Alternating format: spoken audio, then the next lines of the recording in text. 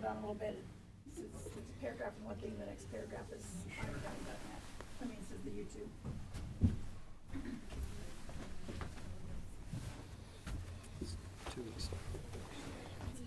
I don't know. Oh, you don't show the holiday time. Okay. See, there's a list across. Looks like we're yeah, doing it goes on. Yeah, I'll go double check. Okay, thank you. I don't see it. Commission. Yeah, let's go down. Yeah, it should be, keep going. Next one, right here. We should put Watch that on, meetings online. we need to put that on the front page. Closer to the top instead of the bottom. Well, just on the, maybe on the whole page. All right, Is well, it going now? We are going now. Okay, perfect. All right, welcome everybody to our Iron County Commission meeting this beautiful 15-degree spring morning.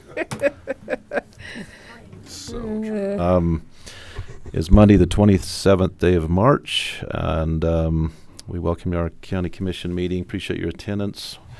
We'll begin today by having an opening prayer given by Jeannie Bartholomew, and following her prayer, it will be led in the Pledge of Allegiance by Luke Little.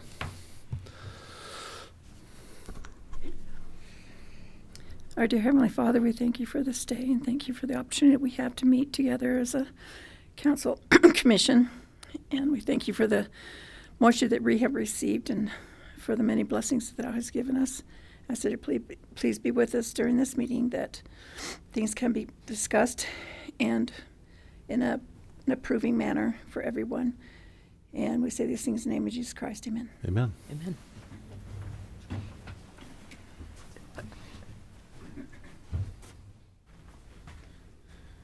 Okay, will you follow me in the Pledge of Allegiance? Ready, begin.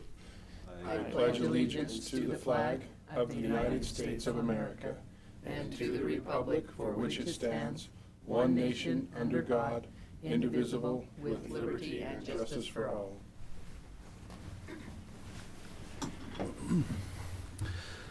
Thank you. We will go ahead and look at approval of our March 13th minutes. I would move to approve the minutes for March 13th, 2023. I'll second that. It's moved and seconded. All in favor? Aye. Motion carries, and then approval of claims.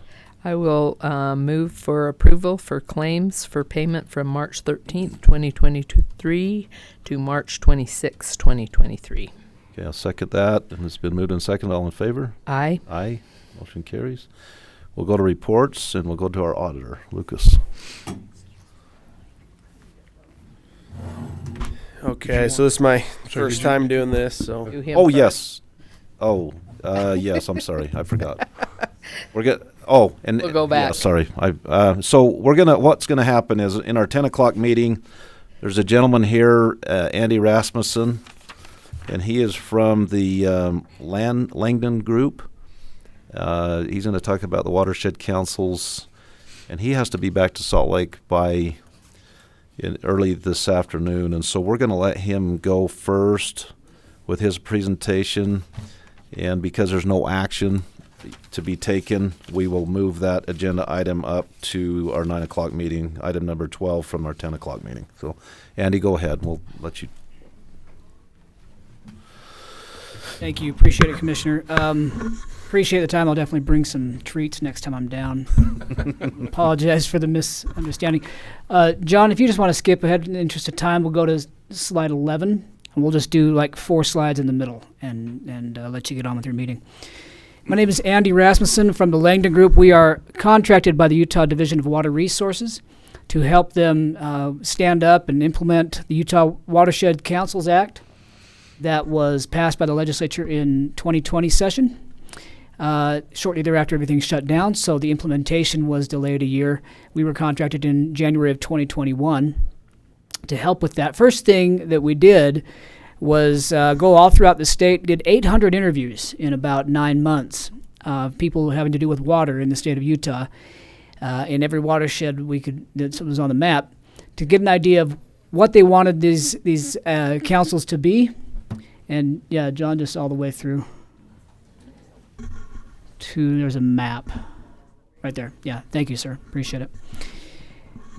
Anyway, now we're into a time frame where we're actually ready to start organizing these councils, and there are a few up in the Great Salt Lake area that are ready to come online, and then we'll do the rest of the state shortly thereafter.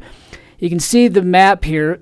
According to the act, the state was divided up into 11 local watershed councils, and then a 12th, which is the Great Salt Lake Watershed Council, which will be the shaded area there. Every local watershed council will send a delegate, not a delegate, but a representative to the statewide watershed council that is already organized and up and running. Their first meetings were last year. They've been going for about a year now.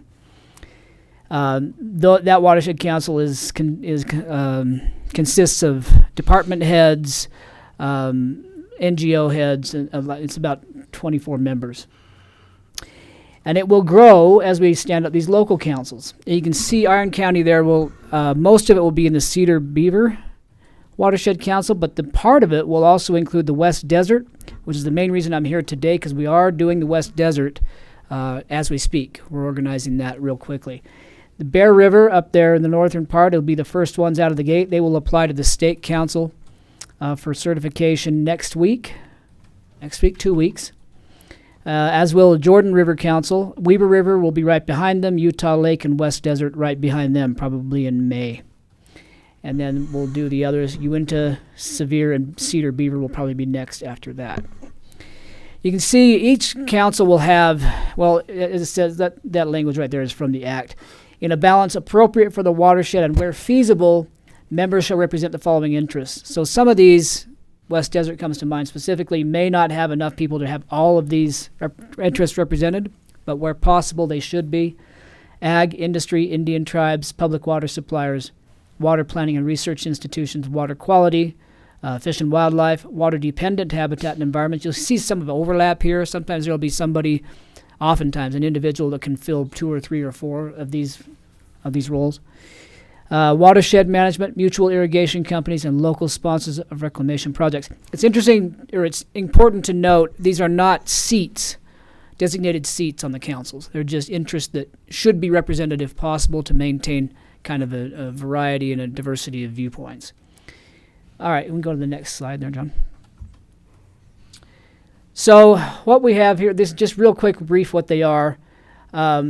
Similar to Utah Watershed Council, that's the state council. They're collaborative bodies. They facilitate discussion. They're meant to be clearinghouses for all things water in that particular watershed. We were going around doing the interviews here a couple years ago. We noticed that in a lot of places, it wasn't really the right hand didn't know what the left hand was doing as much as the right hand didn't know there was a left hand. You know, in the Duchesne one time, there were 2 NRCS projects happening on the same river within 10 miles of each other. They didn't even know the other was happening. A lot of possibilities for funding, where people don't know funding is available, coordination, particularly when dealing with the state and policy levers that might be pulled.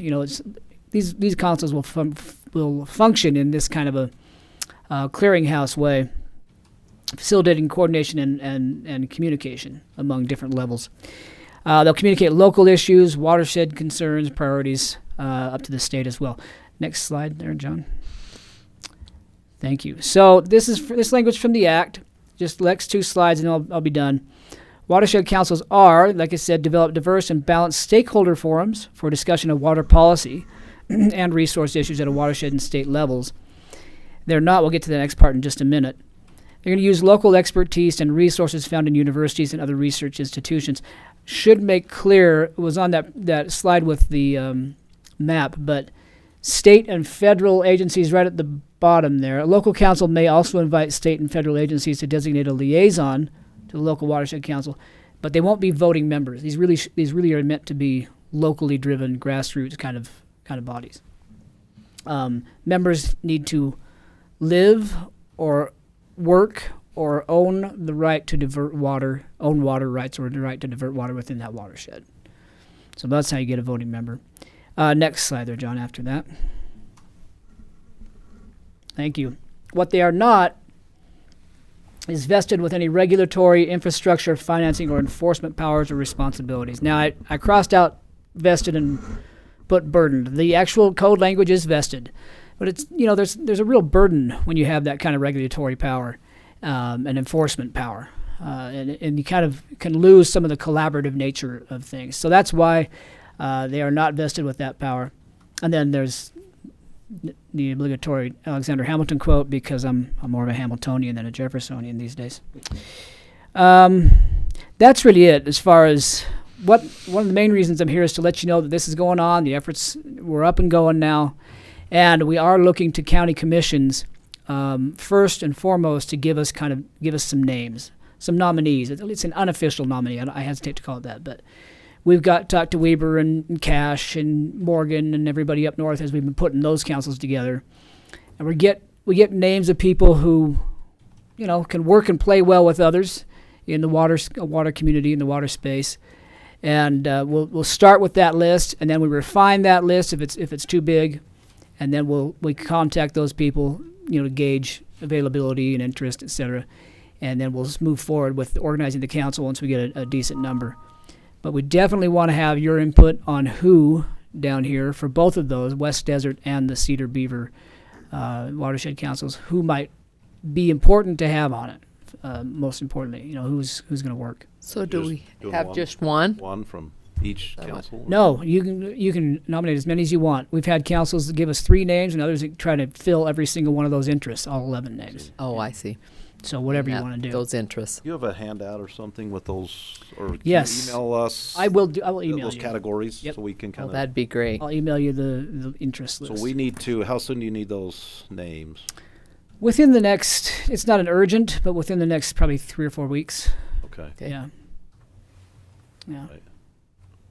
And then we probably need to vote on those here to put those on. No, in our or just yours. We'll take care of it. Yeah. After that, what we'll do is kind of refine the list, and then they will kind of vote on their own members to convene, for sure. So yeah, I'll send you that list, and actually, and John has this presentation now, Yeah. so that's available. And I could actually just print that for you if you'd like. Awesome. That'd be Right. great. And my name should be and contact information should be in the materials for this meeting. Oh, yeah. But I'll follow up with that too. That's really all I have. I really appreciate you letting me take a few minutes. No worries. Yeah. That's great. Appreciate you Appreciate coming all the way that. down for that. That's good. Is there anything else that we didn't want to rush you too much? Is there any Yeah. other critical things? No, not really. I mean, I can explain a little bit more about what the act is and where we are in timeline, but I think I got it all. Okay. Perfect. Yeah. All right. Thank you, Andy. Thank you. Appreciate it. Thank you. Have safe travels home. Okay. Luke, go ahead. Okay, good morning. So, like I said, this is my first time reporting as an elected official. It's been almost 3 months since I took office, and the time has gone by really fast. It's been going by like crazy. But we've had a lot of changes in our office, but we're finally fully staffed, and things are coming together. As you know, August moved into my old position, and then we hired Cherisha to take August's old position. And then we had to hire a new part-time position as well, who's Michaela. So we still have Carrie, who's kind of been the rock at her position, but every other position's been new in our office. So there's been a big, learning process. But everyone's been working together and trying to get everyone trained and up to speed. So it's been going good. We are working on getting everything paid and closed out for last year so that we can get ready for the audit that will be coming up. There are a lot of year-end processes that need to take place. So any extra time that I have is usually spent working on those. We will be using the same accounting firm this year. It's Kimball and Roberts out of Richfield. And our audit is scheduled to take place the first week of May. We also have the tax sale that will be coming up in May. Our office will be working on getting everything ready for that and getting the auction set up. It'll be an online auction again. And then August is going to be the main person over that this year. So we'll be working on that. And then back in January, I was able to go to the Day on the Hill event, and I was able to watch a lot of the meetings online throughout the legislative process. There were a couple of bills that passed that will affect some of the abatement applications that we handle. So there'll be a couple of changes that we have to make, but not too many. I'm also looking forward to the UAC event in April, where we can discuss, with all of the other county auditors, these changes and how specifically they're going to affect our office. Last week, I was able to attend the newly elected officials training that UAC holds. They taught us a lot about the rules to follow as elected officials and just other things to be aware of and look out for. There was an auditor there from an accounting firm that presented, and he talked a lot about internal controls and gave some examples of different fraud cases. So there's a lot of preventative actions and detection steps that I want to look into putting in place in our county in the future. So that was really good. And then I've been working with a lot of the other departments on answering questions about their budgets, setting up new processes. As you know, we started collecting merchant fees in a couple of different departments this year. So we have all that set up, and that's going. And then I met with Southwest Behavioral Health last week after they had presented in the last commission about a grant that we're going to manage. And that's for the Paraguayan Prevention Coalition. So they're working on applying for that grant, and then once it gets approved and set up, then we'll set up everything else on our end and help them manage that. So overall, things are going really well. It's been really busy with a lot of meetings lately, as you guys know, but my staff has been great at keeping the office running, and things are going great. So any questions or anything for me? Good job. Good. Okay, perfect. Thanks. Thanks, Luke. Maria, Tourism and Parks and Rec. Thank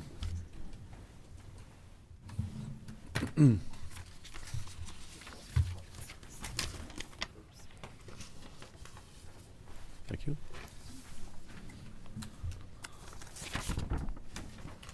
Thank you. All right. Good morning. Morning. Get my glasses on. So things are going good in tourism. We'll start with that first. So today, TRT collections are up about 12.5% over last year, and restaurant is up about 9.6%. Our occupancy has fallen, though, about 5%. But our average daily rate is about 7% over last year. So that's a reflection of inflation. And that's also being reflected in probably in the tax collections as well. So it's going to be an interesting year ahead of us. We are finishing up our grant, our Utah Office of Tourism grant for ski marketing. And thanks to all that snow that Brian Head has had, and we're having a great season. So They extend their season where they've got so much snow? I have not heard that they want to. I think they would have announced it by this time. So I think April 16th to the 14th was their last day. yeah, Probably could ski into June. I probably. So, So when I was a kid, they did that a few times. yes, yeah, we've extended it once It before. was fun. I think a lot of it has to do with staffing. Also, because yeah. part of it is a Forest Service lease where they ski. I don't know if it's worth it for them to extend the season. So trying to keep staff and go through that process. So we hope that they could do that, but we haven't heard anything today. So as I reported, and I've been reporting about our Iron County Economic Workforce Committee. I'm the head of that committee. We're just trying to figure out ways, provide strategies, and trying to help local employers and local employees to get skills and try and fill some of the needs, because we're still seeing the fact that that there are lots of positions open, and they're not being filled here in Iron County. So we received a grant through SUU for a workforce. It's called the Workforce Ready Grant, and it basically put together some skills training for tourism and for computer technology, hoping that we could train about 125 people within the region So 125 in each computer technology and tourism. So they put together a training program, and part of that is a pro skills, which is training that would go across any kind of industry. It doesn't have to pertain to tourism. It's like professionalism, leadership, just being workforce ready. And so I mentioned this in our last department meeting that we had a couple weeks ago, that this would be something that we could make available to county employees. It's 10 hours. It's a podcast, so they can do it on their own time. SU is offering it to us for $10 a person or employee, and I'm willing to pay for that out of my budget. So I would like that to make that available to the county. Nice. There is a flyer about that podcast, those skills, that training program right there in your packet. Okay. Thanks to the efforts of our communications specialist, Kaylee Pickering, we've had 12 media articles and mentions about Iron County in the last month. That equated to almost $300,000 in advertising equivalent. We've been featured in major publications, including Ski Magazine and AOL News and World Atlas. We've just completed our destination development plan with our partner Coraggio Group. This will be the plan that we'll be utilizing for the next 10 years, basically helping us decide what is important, what we should be focusing our efforts on, and creating strategies to build a better destination. We'll focus on activating our tourism brand, strengthening the wayfinding, the signage, supporting tourism small business, expand lodging and dining experiences, expand the county transportation systems and tourism infrastructure, help our communities identify what their brand is, I guess you could say, what their identity is, help them with some local placemaking, safeguard our natural resources, community culture and values, and enhance tourism advocacy and community engagement. If you'd like we'll give you a copy of that plan. We need to make some fine edits to it, but I'll make sure you get a copy of that before we meet again. We've partnered with a technology company called Banwango to launch an online passport program where visitors are invited to check in at locations and attractions across the county. They earn points as they check in, and then ultimately, if they get to a certain point level, they win a prize. The nice thing is this is not a printed document. This is something that people download onto their phone. It's not an app, so they don't have to worry about downloading an app and having that take up all their storage. It's just internet-based. But you see it, they're very, very popular. The Salt Lake City Connect Pass is similar to this. It's the same company. Ours is just one that you don't have to pay for. It's just a way of getting people out into the communities, and it's something that not only visitors can do, but the community can do as well. So we're excited about that. We're going to be launching that in probably May, and You'll we'll have that out on social media. Yeah, it'll be. Okay. We're going to get the word out. So, Okay. the County Tourism Advisory Board met and has made the following recommendations towards marketing funds. You can see that in the report. There's 29. We had 29 requests, and so we will be providing $242,100 towards local events and marketing projects this year. And then last, I believe that's it. Sorry, I'm just making sure. Oh, yeah. And then the last part is we've been designated as a Utah Film Ready Commission, so that we can be part of the Rural Film Incentive Program that was designated in 2021. This allows us to basically go through some training, and then as these film projects come forward, we're able to become part of the lead system through the state office, the Film Commission office, and we can partake of hopefully getting some of those films to come our way. We've already had 2 leads from the Discovery Network So we're thrilled with what's been happening with that. And who knows, we might get a Kevin Costner film at some point. Wouldn't that be something? So, and I expect some of you guys to come out and be part of that. But other than that, that's what I have for tourism. Do you have anything regarding any questions? Do you, on your TRT allocations, when your board votes to how to spend that money, do you usually do a report on that, where that money goes? Or? I've been It's- reporting it through here, so As far as what, like for instance, in 2022, there was $2,285,000 collected in TRT. mhm. Is that in this report somewhere where that money went? I generally, that's how we talk about it when I come and do my department report. I talk about how we're spending the money and stuff like that. But I can give you a really detailed report about. That might be interesting, just so we know. Oh yeah, absolutely, absolutely. A lot to us. Good. So sometimes people are like, oh, that's nice, and they just, Right.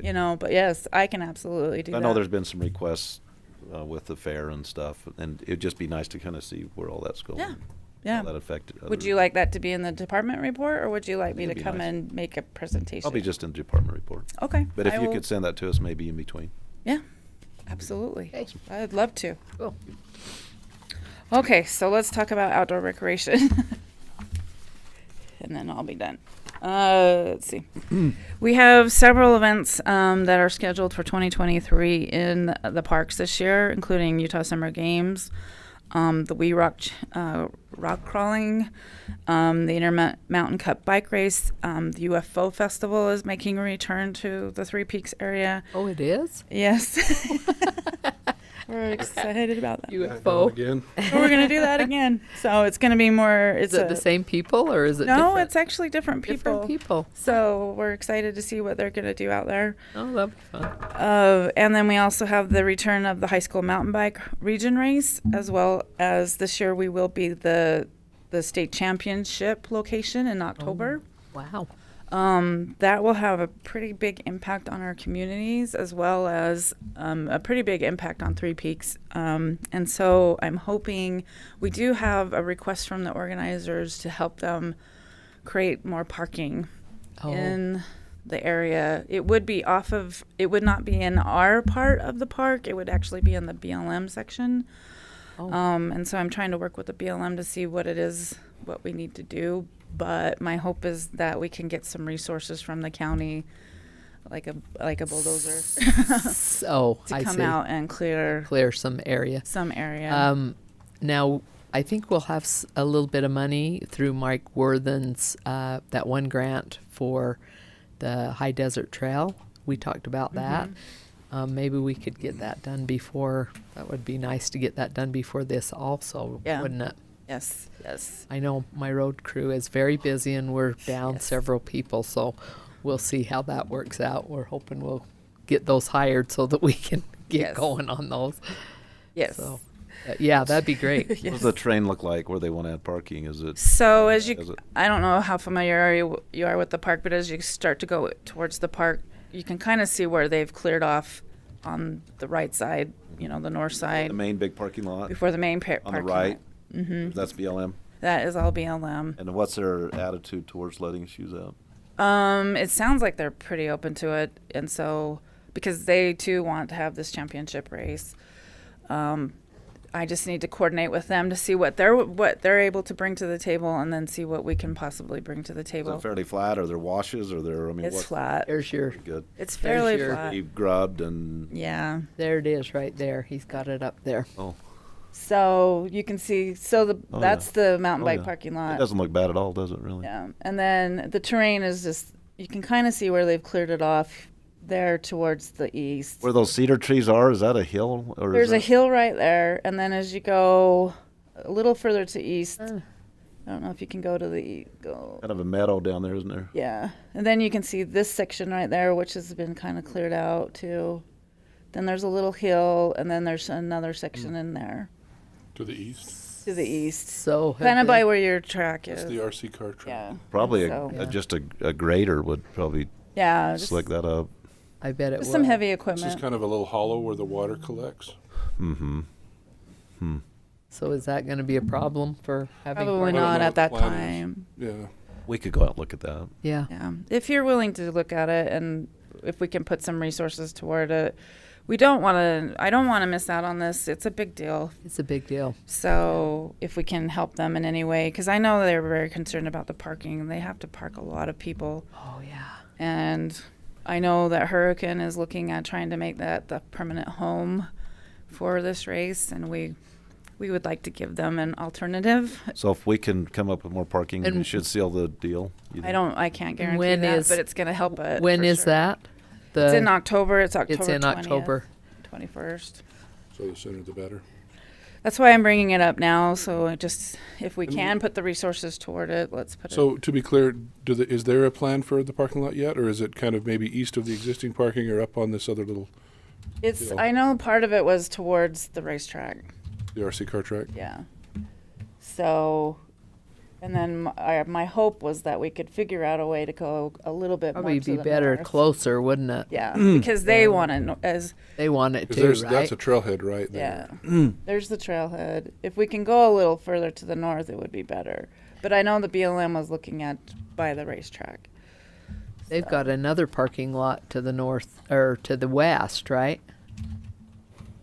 They've got a parking lot, Who? Well, the there's this BLM? over here. the BLM. No, Yeah. Oh, there's. that one. It's a small one, and that is Pretty- actually and going that's to be. pretty far, right? That's actually going to be that's the proposed race start. Is in Oh, it that. is. Yeah. So, and honestly, it's better for us If they're to all keep the parked down public there. down, Oh yeah. but we don't want them walking too far because it's mom and dads and strollers and. Oh yeah. Maria, and why don't we pick a day equipment. this week and let's run out there? Maybe we can, Yeah. several of us can run out. Maybe Bruce can come and we Yeah. can talk about it. Yep. But like Marilyn said, we're pretty short-handed with the road crew right now. I know. But you'd need it done by next October. Yeah. Yeah. And is that? It's probably not very gravelly. There would just be dirt, wouldn't it? It's just dirt. It'd be okay, just dirt, wouldn't it? It would That's have what to we've be. had in the That's past. what you've so had. Yeah. We haven't Unless put it any gravel storms. on it. So, unless it storms. So. Probably still. I think snow this on- parking lot here, it seems like there's a bit of gravel that's been, I don't know if it's brought That's in. gravelled Yeah. because that's a year-round parking lot. The whole Yeah. parking lot's been gravelled. That Yeah. parking lot is gravelled. It's like kind of deep gravel too. Yeah. It's hard to ride a mountain bike through a lot. Oh Yeah. really? Okay. So, all right, I will get with Dave Jacobson and I'll see and I'll get with you to find What a about time. I was going to ask you about that horse trail thing that Dan Fletcher is proposing. It's like a world class horse. So that was so he was proposing and it went to a grant, which the Uh-huh. grant was due last week. So as far as I know, it's just in process. Yeah. So we You wrote don't them know a letter. where they're going to put that. I did not see where he was going to put that. I didn't. I haven't seen a map to Yeah. see where they were. I'm sure it's going to be on the BLM somewhere. Yes. Yeah. It'll be on the BLM side, and I'm guessing it'll be it'll be where the equestrian parking is. Mm-hmm. So, but we wrote them a letter in support. Oh, good. Good. So, all right. Well, I'll try and get with you guys this week to set up a time and see if we can go look at that area. Is there still a lot of snow out there? on the Mm-mm, ground? not a lot. Not too bad. Good. Woods Ranch and 5 lot. Mile or more. I know, it's up a little higher, but I The just. banks at, curious if Yeah. there's- the banks at No, Woods, it's at Wood It's Ranch pretty good. are like 12, 13 feet high. Yeah. It's something else. So we are turning on the water at Three Peaks next week, just to get it ready for the Easter weekend. That's probably our busiest weekend out there that isn't related to an event. Oh wow. Okay with that? If it's 15 degrees. You better be careful. I know. Well, if it's too cold, we won't turn it on, but that's the plan. Yeah. That's the plan. As soon as the snow melts, Woods Ranch water will be turned on, and we'll get that ready. So August? Oh, yeah. I guess. So we're just we're just waiting to see. We've got a couple of projects up there that we need to get done with tables and chairs, benches and stuff like that. So not chairs, but tables and benches. We're still waiting on a burn at 5 Mile, of course, because we can't get in there and it's not dry enough. So, but we do need to burn some piles up there. Ryan's going to do that, isn't he? Yeah. Yeah. So, Very good. as soon as we get in there, we do need to do some road and dirt work around the bathroom just to get the park ready. We are trying to get it ready so that we can open 6 spots this year. They will be 6 spots without water because we do not have a water system yet. We need to have that designed by a water engineer, someone who specializes in that, in actual water systems. So we're still trying to get through NEPA too, right? yeah, and there's still a NEPA. So there will be a day use. Back to Three Peaks, will there have to be an EA on that BLM to do this parking lot, or do you think they'll just let us do it? I don't think so. For whatever reason, I don't remember him. Yeah, I don't saying know that either, we but I need wouldn't to. think so either. Okay. I don't know. I think it's a cleared area. It's an area that's already has a kind of a The cleared NEPA on use, it. Yeah. and I so think they might, if I recall, they may have piggybacked something like that onto that RC car track. mhm. So I kind of remember that conversation Oh, yeah. about the RC car track, which is right there. Yeah. yeah. Maybe. So, But you've been in communication with the BLM to make sure that we are able to do that. yeah. So when I talked to him a couple weeks ago, he said this is the concern that they're going into.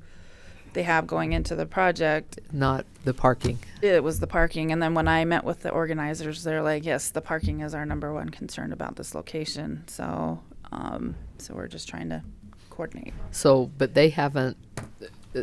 Have we for sure got that event? Right now, we have it. Do they want to take it back? Is that what? Well, St. they George want to is move. fighting for it. They move it every year to different locations. Hurricane is I guess, is wanting to make it a permanent location for that championship. We would like them to think more along the lines of what they've been doing, which is going to other different Yeah. locations, and that way we have an opportunity to get this race. Yeah. Because it's it's a great race. It comes at a time of year when we need people. Yeah. Right. Yeah. So my hope is that we can, Knock their socks off. Knock and their socks let 'em off. want to come back. yeah, because it's a great facility and Yes. it's a great for this particular purpose. So I'm just trying to get it so we can Okay. maybe keep hosting it, Yeah, hosting that'd be such great. a big race. So, that's really all I have right for parks. We're hiring employees for the summer. I do want to get it on your radar though that the BLM did raise their camping fees out at Three Peaks. It's now $12. Ours is $10. We may want to consider, I would think that we should probably be equal. equal or the same. Better. Ours are better. Aren't they? I mean, Well, we have yes. restrooms and we have little shelters and picnic tables. Yeah, they've done Have a they nice done project some more out stuff? there. Yeah. Yeah, it's nice out there for them. But I do like us to be similar in cost and Yeah. the fees because then we're What would that take to change that? we'll probably have to figure out some sort of payment system because right now we're just a cash system and not having $12 is not common. So weird. So give me a little bit, but Yeah. let me figure out a way to Figure see if that we out. can do an online cash, credit payment. Yeah. Because that's what they do at Rocky Point is they have credit. You either do it through recreation.gov, or they have like a QR code, I guess, and you can do it there. It's on the site. Pay. I'm not sure how it works, but they can do it there at the site using a credit card. So, but that is something I would like you to consider. I think it Sounds makes to sense. me like it I makes think it sense. makes sense to equalize those Yeah, rates. me too. Okay. Any other questions? Good. Thank All you. right. Well, I will get back to you this week about Appreciate it. meeting out there. Okay. Thanks, Maria. All right, Shalon.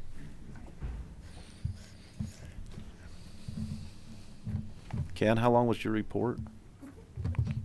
As long as we need You it. want to go? Cut it down or whatever you would like. I mean, You can just take mine and you can talk. Go ahead. No, just go. were you having a hard time being here next time for the report or something? Be next time. I had a meeting today, And he canceled, this morning, but then they moved it till this afternoon. so then he was okay to do it. Let's do it if we can. Because you weren't on the agenda, but that's, Yeah, that's why. Because has to be couldn't pulled. Be here. I was on He the has to agenda, be but pulled. they took me off because I wasn't gonna be here. okay. I didn't realize that. Oh. Okay. Because we had a huge meeting. Go now, ahead. so. Hi. Can we just do it next week or next time? Is that okay? Or is there something pressing we need to, okay, let's just do it next time. Let's do that. Like, I don't really have anything that cool either. All right, so our culinary costs have been about 110, which has been, it stayed pretty steady. We had the big incline, but it's been pretty steady. Our budget, my most recent budget report is the end of January, so I left it off because I felt like we're 2 months behind in that one.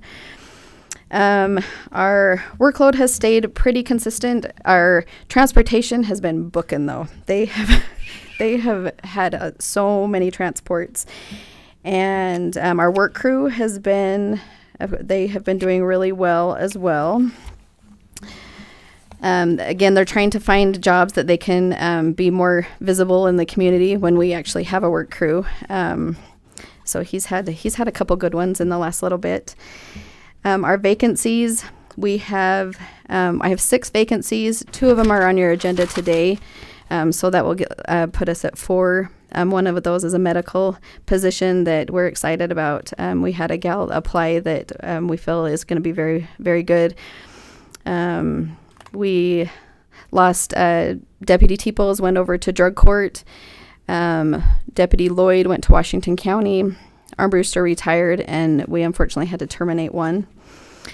We hired Ross. She went to the academy as Ross, and she's coming back with the last name Ward, so that's exciting for her. We did hire our first under 21-year-old that will start the academy in the middle of next month. So that's been kind of a different thing for us. Interesting. Yeah, it's been, I mean, it's pretty challenging, you know, that 19, 20-year-old age group, they require a little bit different things than our older ones, but it'll be good. Kind of see what obstacles we'll need to go through, because I'm sure that we'll need quite a few more under 21-year-olds. I told the sheriff that I was good with 2 right now, and we'll see what obstacles we run into. But and Monty Fielding requested to come back as a part-time deputy, so that's exciting. I told him as long as he picks up some hours, that we'll keep him. What's awesome about that is the fact that he can come back and share all of his 20 years of knowledge with our younger deputies, which Awesome. we're a lot of new right now. So, and he likes to talk, so it's Be good. invaluable. That'd be good. Yeah, Be it's really good. so he's picked up 2 shifts so far. Hopefully he's been working over at the hospital as well. But So. then he won't be able to get his retirement.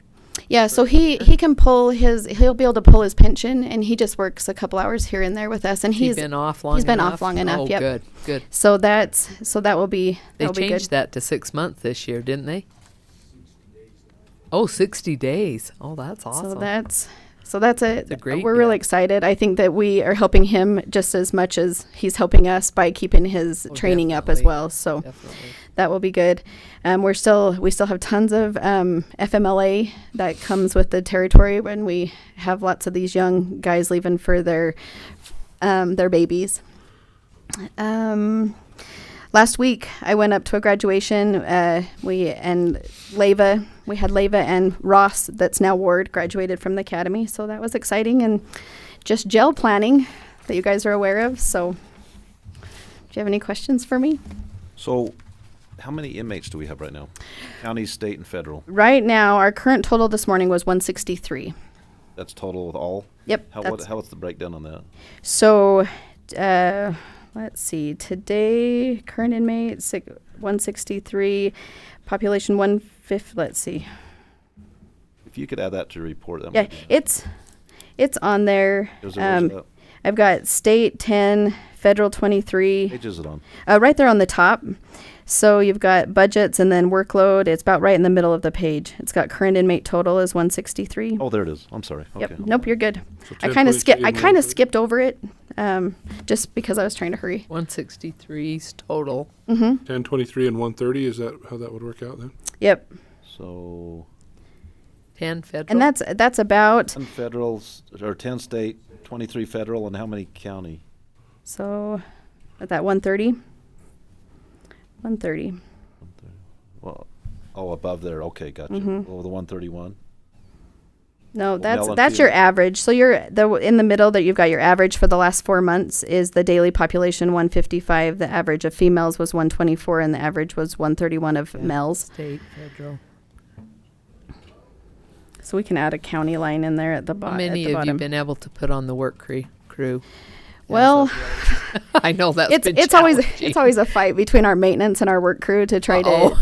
I to try know. to take whatever Sundance County inmates that we have. Yeah. But we do have one on there right now. Okay. Thank you. Thank you, Shalom. Appreciate it. All right. Let's see, the school commission reports, Marilyn. Commission reports. I'll kind of hurry since we're kind of short on time. I did want to, I've had several calls on flooding and roads because of the moisture. We are challenged.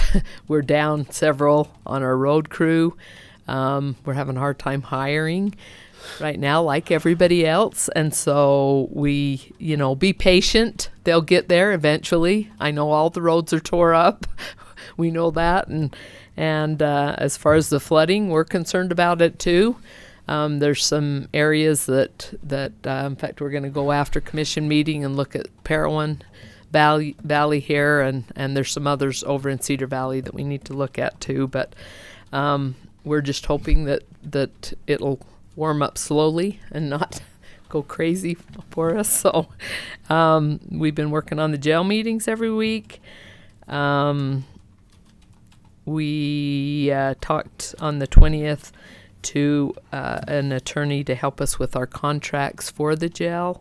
Paul will probably talk about that more. We went down to Staley Farms in Washington Fields on the 20th.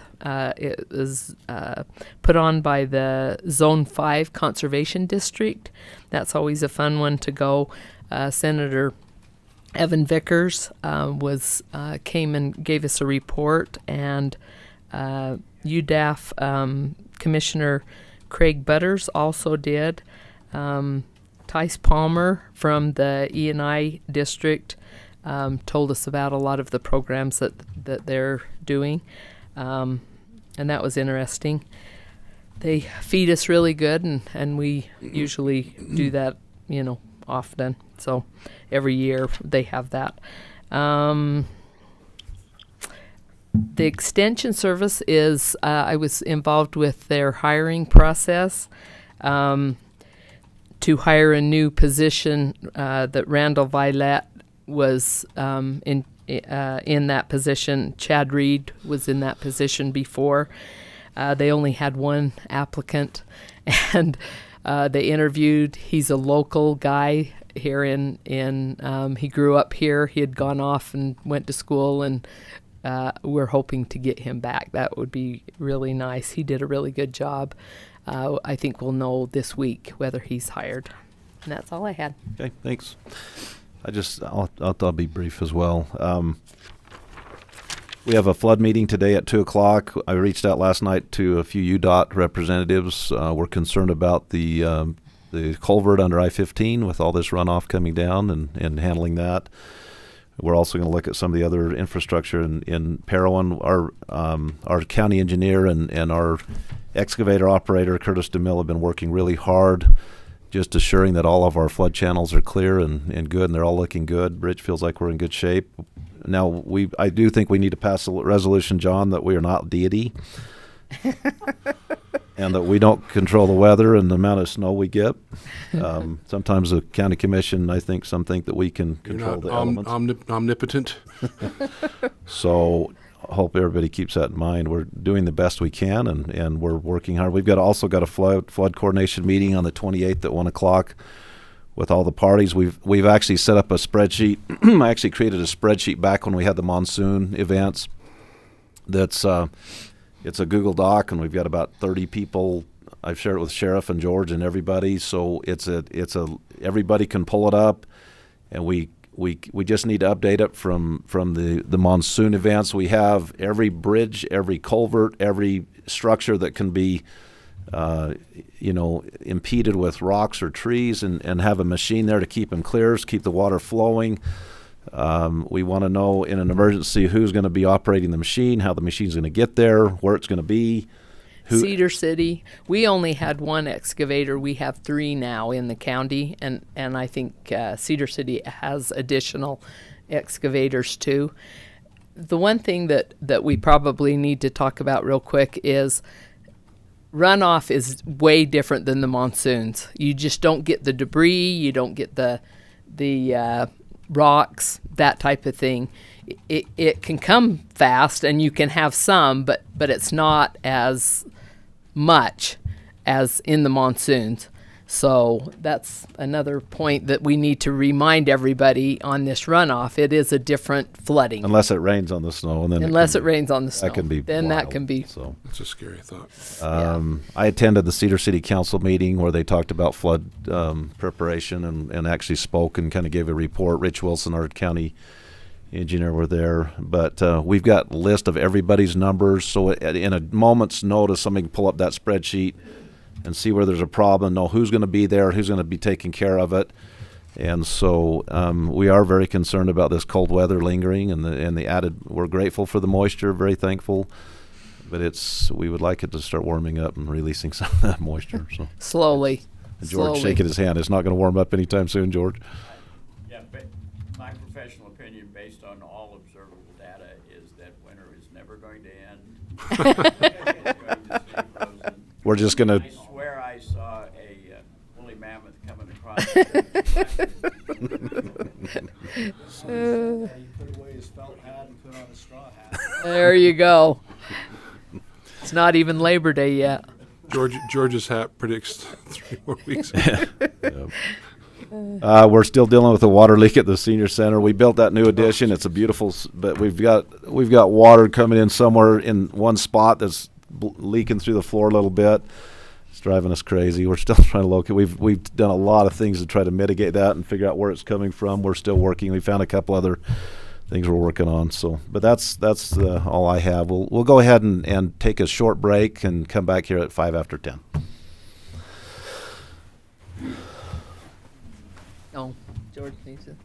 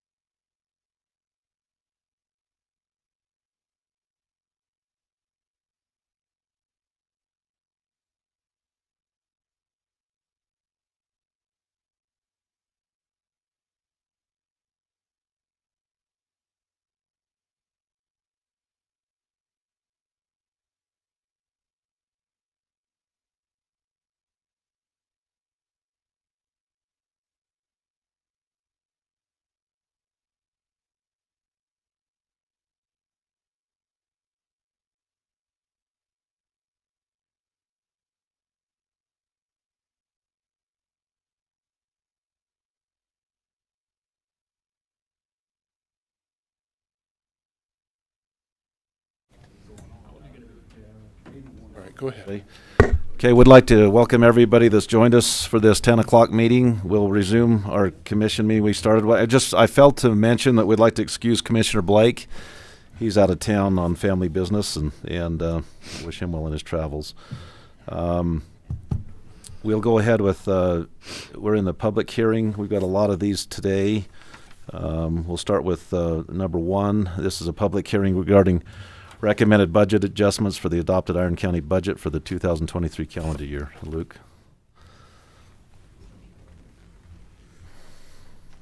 And then just a reminder, too, those that joined us, if you can please sign in if you haven't, and Okay. we'd like to keep that for our record. I thought so. Oh, okay. Okay, so we are planning on doing a budget adjustment, and this is for the purchase of the land for the jail site. So when we had originally budgeted last fall, Dan had budgeted 1.1 million, not knowing where the location would be, for sure how much the land would cost. So we do have that total now. It's around 2.5 million. So we are doing a budget adjustment up to 2,530,000 to pay for that land, and that extra amount is coming out of that fund balance that we have saved up for the jail site. So that's the explanation there. Okay, Need to- thank you. We'll go ahead and Chair will declare to open a public hearing regarding this issue, if anyone would like to address it. Seeing none, we'll close the public hearing, and we need to motion this.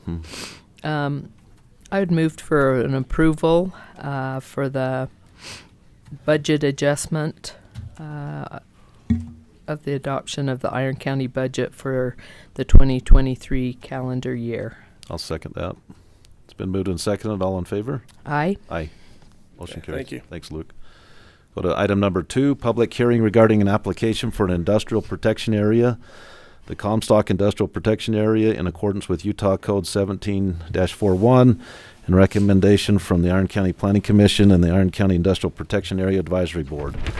Approximately 23,000 acres located within section 19-21 and 28 and 32, and then as the agenda outlines the property description. Reed? Good morning, Commissioners. Morning. Outlined on the slide, we have just some of the meetings, kind of the process of an industrial protection zone. Appreciate the opportunity to take a few minutes this morning and try to explain what this is and what it does and what it isn't.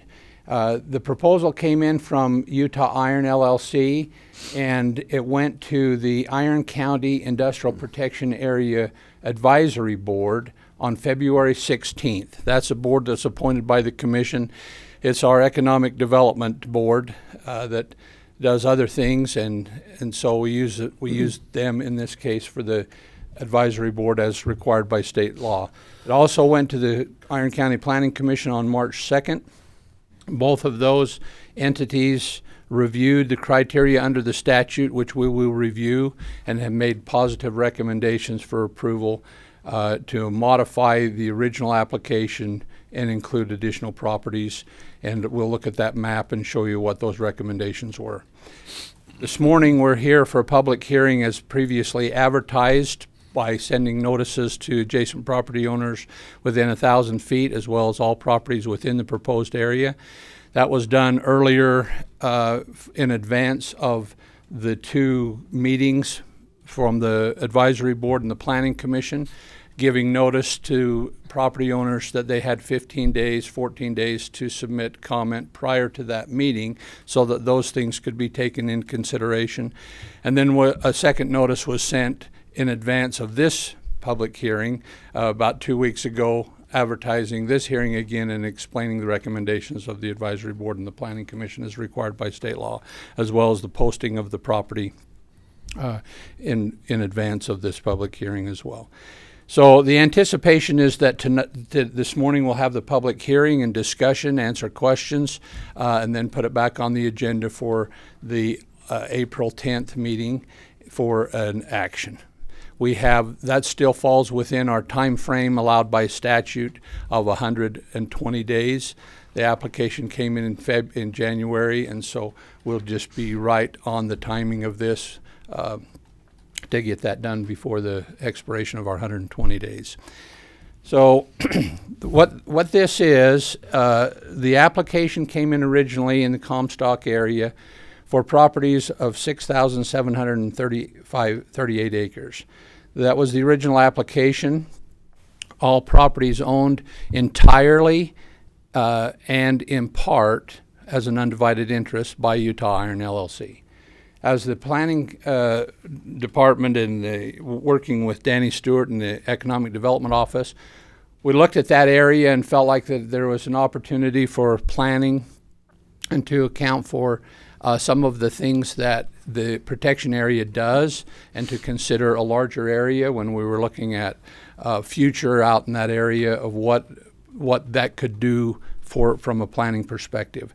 And so we looked at that and added infill properties. So as you're aware, and when we look at the map, you'll see the applicant properties are interspersed with old mining claims all over, and so we just tried to block that property up and include the properties in between, and then were adjacent to the application to make sense from a planning perspective and a consistent land use perspective.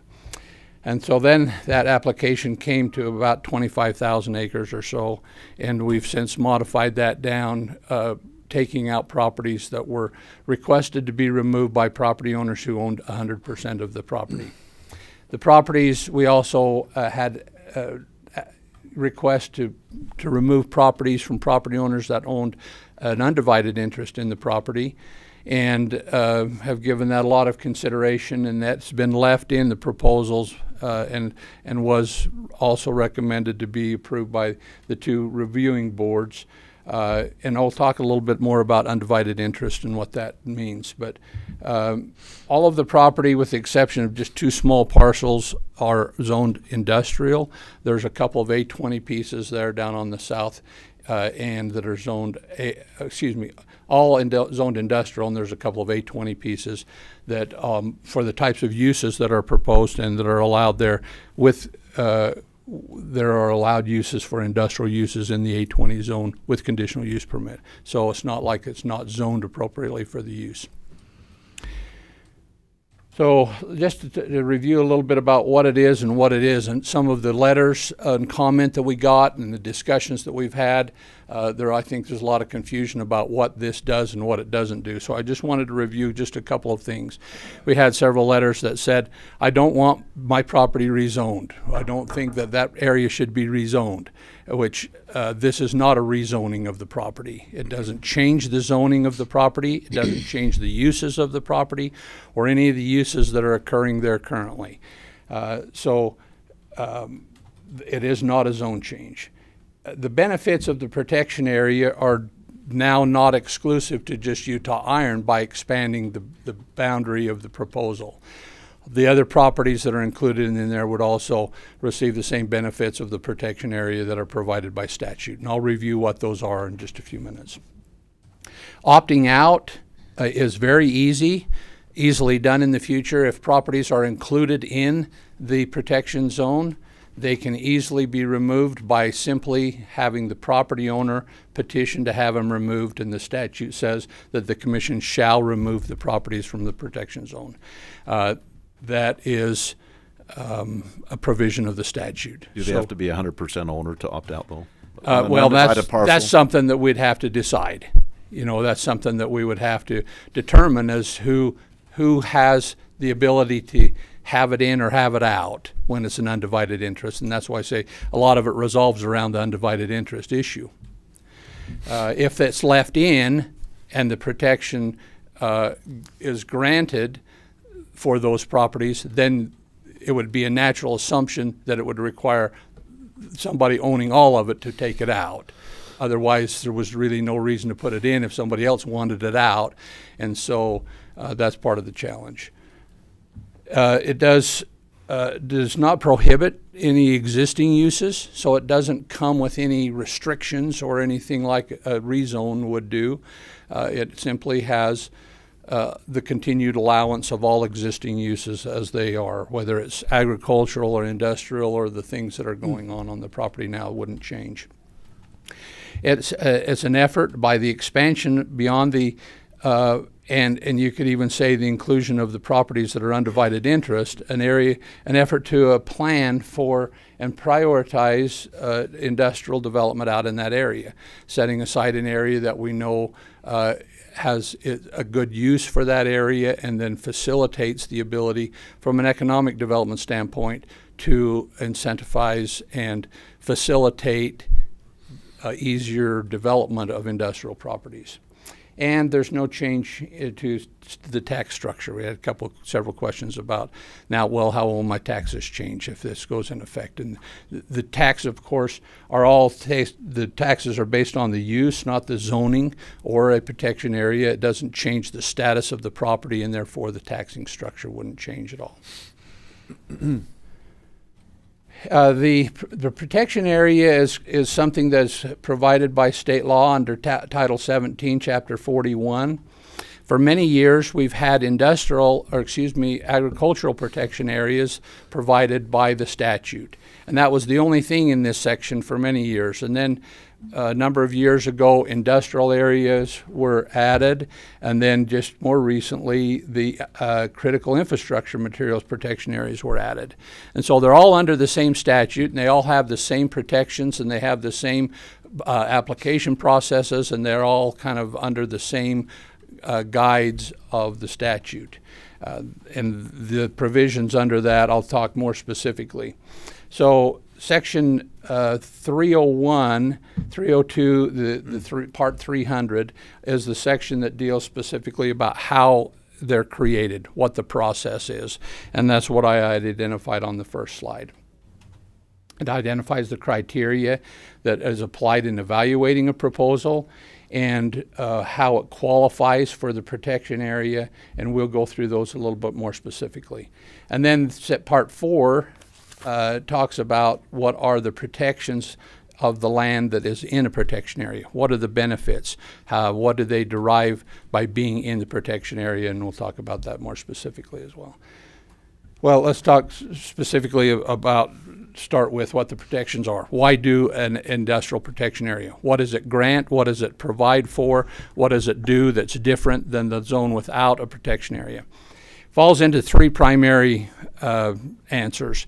And I got the whole statute listed there. I know you can't read that. It's a little confusing. But the first one, under number 1, is that it prohibits the local government from being able to rezone the property without the consent of the applicant.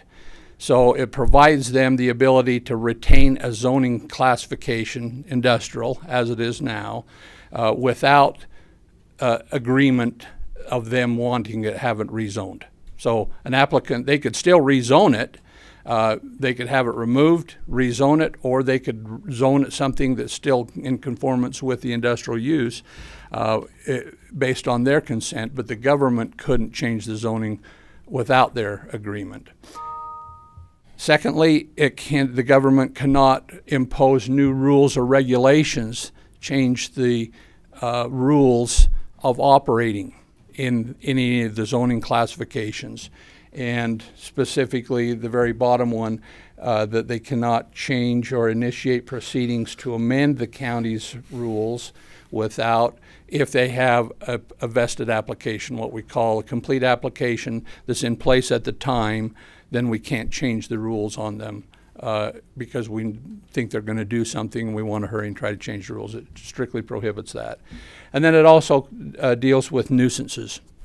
It recognizes that the existing use, as long as it's done in accordance with industry standard, then it would not be classified as a nuisance on its face. It receives some protection from nuisance claims by people who may move into the area and start complaining about the noise or the dust or something.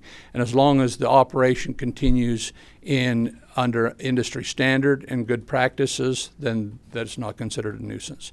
This is, of course, the main reason that we have a lot of the agricultural protection areas that we have.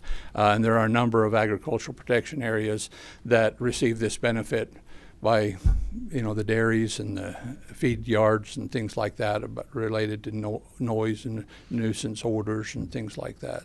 But as long as it's operated under standard industry practice, then it's not considered a nuisance. So those are the main things: not rezoning the property, not changing the rules, and the nuisance provision. This is just a little more detail on that. I don't know that we need to go in through that. Oh, the other thing that it does do under number 4 is that it provides notice, provides the ability for any property that develops within 1,000 feet of the protection area to have required notice on the subdivision plat that it's within 1,000 feet of a protection area. So it puts people on notice and makes them aware, which I think is another good thing as they're developing and as property owners buy and sell properties. It's recorded on the plat and therefore makes them aware and puts them on notice that they are within that protection area. So, and that they're Reed? not so much that they're within the protection area, but that there are industrial uses in that area that would have an impact. So to clarify, this is a note on the recorded plat. That's correct. Not necessarily, is it part of covenants or closing notifications or emailing or anything? Okay. Just a recording on the plat.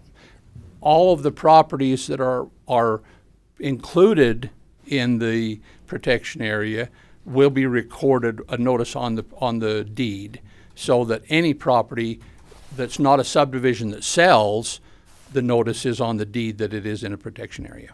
And that's a requirement. So that's a under requirement of the 1741. statute, is that all properties have a notice recorded that they're in a protection area. So the idea and the concern about the undivided interest is, I just took this off of a couple of different websites that talk about ownership and interest and undivided interest and common ownership. And the challenge with these types of properties is, and I've heard several people refer to them as useless properties. It's really hard to try to determine what you can and can't do with the properties, because it doesn't require everyone's consent to do something on the property. It allows, and what it says is it provides for, every owner has an equal right to enjoy the entire property. However, despite having an equal right to enjoy the property, each owner only owns a percentage interest in the property, not a specific area of the property. But let's just, for simple math, say that you have 100 acres of undivided interest and two owners each own 50%. 50% interest doesn't mean that one person owns half of that, 50 acres, and it doesn't designate where his 50 acres is. It means he owns 100 acres and the other party owns 100 acres, and they both have equal right to use the property, but Does that apply to 1% versus 99? it does. Okay. Yep, the same distribution. It doesn't really matter. Every property owner has the same right to use the entire property as any other property owner. And the only difference would be, in terms of percentage interest, is if a court were to determine and it were taken to court and a judge would divide the property out and say, look, nobody can really benefit from this. So the judge would say, okay, here's your 50 acres and here's your 50 acres and divide it. Until that happens, everybody still has equal right. Whether they own 1%, we've had, and part of the properties that I'll have marked here and identified are people who want their property removed and they own 0.04%. That 0.04%, I suppose, has as much access and right to use the entire property as somebody who owns 95%. The law doesn't designate or differentiate between a percentage interest in terms of what right they have or what right they don't have to use the property. To sell it, it also would be. To sell, You would you would have a A consent. divided, yes. You'd have to have everyone in agreement in order to sell it, or to buy each other out. You know, you could sell your interest in it to another property owner who also has common interest in it, or someone who doesn't have common interest in it. So they could buy and sell their interest, and there's a value that way, and as a percent of the percentage, value, yeah. but not in terms of determining the ultimate use of the property. Nobody can go out and build on that, you know, Right. without the agreement of the entire group. So that's what creates a lot of challenge in this is, does the applicant as a undivided interest have a right to petition it to be in the protection area? Or does someone who also owns an undivided interest have a right to determine that it shouldn't be in there? It's a challenge, and it makes it difficult. The simple answer from our perspectives, as we've evaluated at both the Planning Commission and the Industrial Area Advisory Board, is that putting it in is a right to apply for by anyone who owns an undivided interest. We would determine then what are the impacts to anyone else who has an undivided interest. Are there negative or drawbacks for that going in that they would suffer any loss from that? And that's what we would have to decide, is if one person or property owner says, I want in, but someone else doesn't, we say, well, what do you gain and what do you lose? What are the drawbacks? What are the, difficulties with it? What problems does it create? And so really, until someone owns 100% of it, from what we've evaluated so far, there really isn't a downside to it, because they can still continue to do all of the things that they're currently doing. Doesn't change the taxing structure, doesn't change any use, doesn't prohibit them from doing anything on the property that they can currently do. And so there's really not a downside. If they gain 100% interest and don't want it in, they can then take it out. And so you've got to decide which one gets to decide and which one doesn't to start with. So that's the component of the undivided interest. This is where we started with the map. All of the properties that are marked in green are the properties that the applicant owns 100%. All of the properties that are marked in blue, that are outlined in blue, are the properties that the applicant, Utah Iron LLC, owns an undivided interest in. Some of those properties they own 90+%, some of them they own, less than 5%. So it varies across the board. And those properties that are marked in purple with a dot, the little purple dot, those are the properties where other property owners who have an undivided interest has requested that it be removed. So there's a lot of the blue marked properties that the applicant applied to have in, and no one has petitioned that it not be in, or no one opposed that. The red dots are properties that were requested to be removed and someone owned 100%. Okay, so so this was the map that went out with the first notice, and then after that we took this map, and you can see that all of the red dot properties from the prior map were removed. So down in the bottom left-hand corner, you can see that there was 6 properties there. Now they're no longer in the proposal because they owned 100% and requested it to be removed. Even since this map, then we've had further review and requests and found that somebody owned 100%, and we've removed those as well. And so that's the map that we're looking at here. Reed, is there any requirement that a protection area be contiguous? No,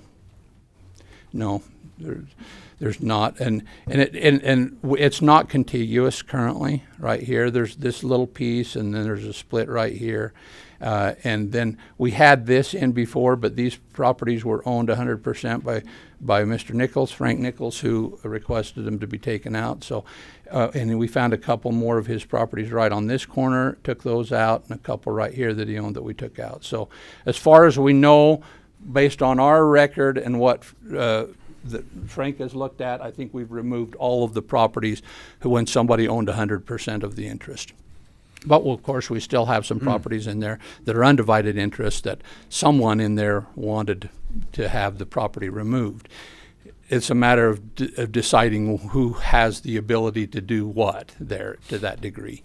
And I think it really depends on, and what we would want to evaluate is what are the impacts by doing that, by putting it in or taking it out. And whose rights trump someone else's rights. It's a real hard, difficult decision. So that's the proposal as of last week on the 22nd, when I made the last amendments to the map. So the way that the application proceeds, we've talked a little bit about that. I don't think we need to spend more time on that. This is the criteria by statute that has to be applied in order to determine whether it's qualified, whether it's a qualifying project. Part of how we're looking at this application also, all land use falls into generally two major categories of decision, an administrative decision or a legislative decision. And that really determines how much discretion what they call the land use authority has in making the decision. A land use authority is the one that may be the planning commission in some decisions, may be the appeals authority, it may be the county commission. Whoever has the final say in the land use is the land use authority.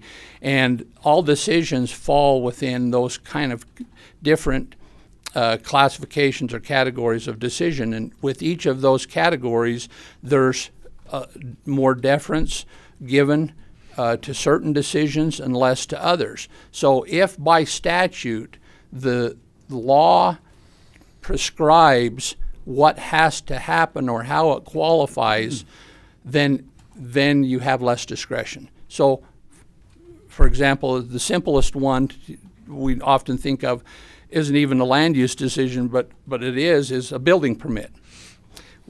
You never get involved with building permits because they're administrative decisions.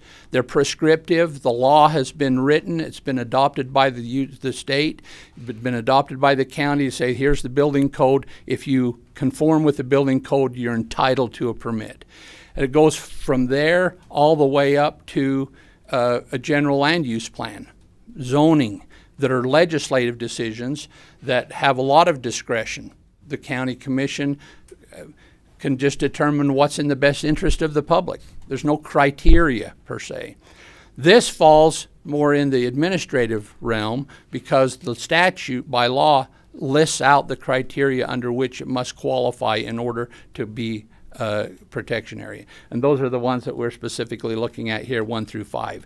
Whether or not the land is currently being used for an industrial use, whether or not the land is zoned for industrial use, whether or not the land is viable for industrial use, the extent and nature of existing or proposed improvements to an expansion of the industrial use, and number 5, in the case of an industrial protection area, anticipated trends in technology conditions applicable to the industrial use of the land in question. Those are the 5 criteria under which the Industrial Protection Area Board and the Planning Commission reviewed this application and made a recommendation to be granted or to be approved in an industrial protection area because they felt that it qualified.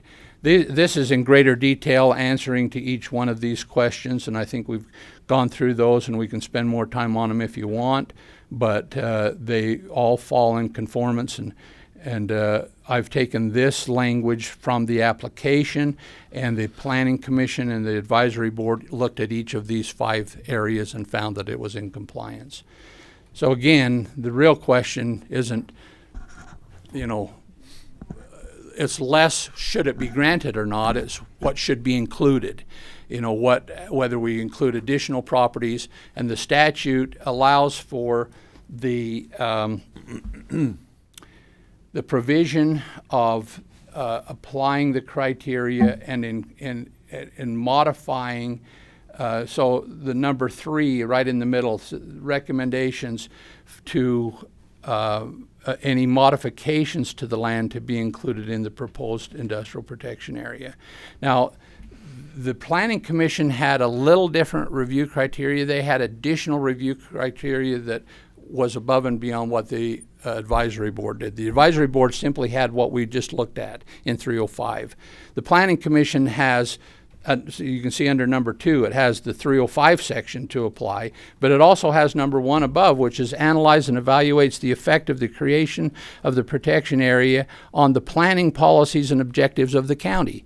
So it goes a little beyond just the criteria. It's whether or not that makes sense from a planning perspective. Is that an area that seems to make sense to have protections for industry in the future and to provide for that kind of notification, and provisions of protection that are granted under the statute. And so that's the reason that, the expansion was considered. Some of the fill-in property. As we look at the map again, it might be helpful to just consider that as we look at areas like this around here where there's such a high density of ownership either in part or in common, and then little pieces in between that would be hard to do anything else with, and that it makes it difficult to try to have mixed uses in there that would be in contradiction with each other. Again, up around here. This is the landfill area that we felt, made sense to have in the industrial protection area. Here are properties owned 100%. Here are properties owned by no one in the protection area, undivided interest by the applicant. And so this is BLM, state trust, BLM.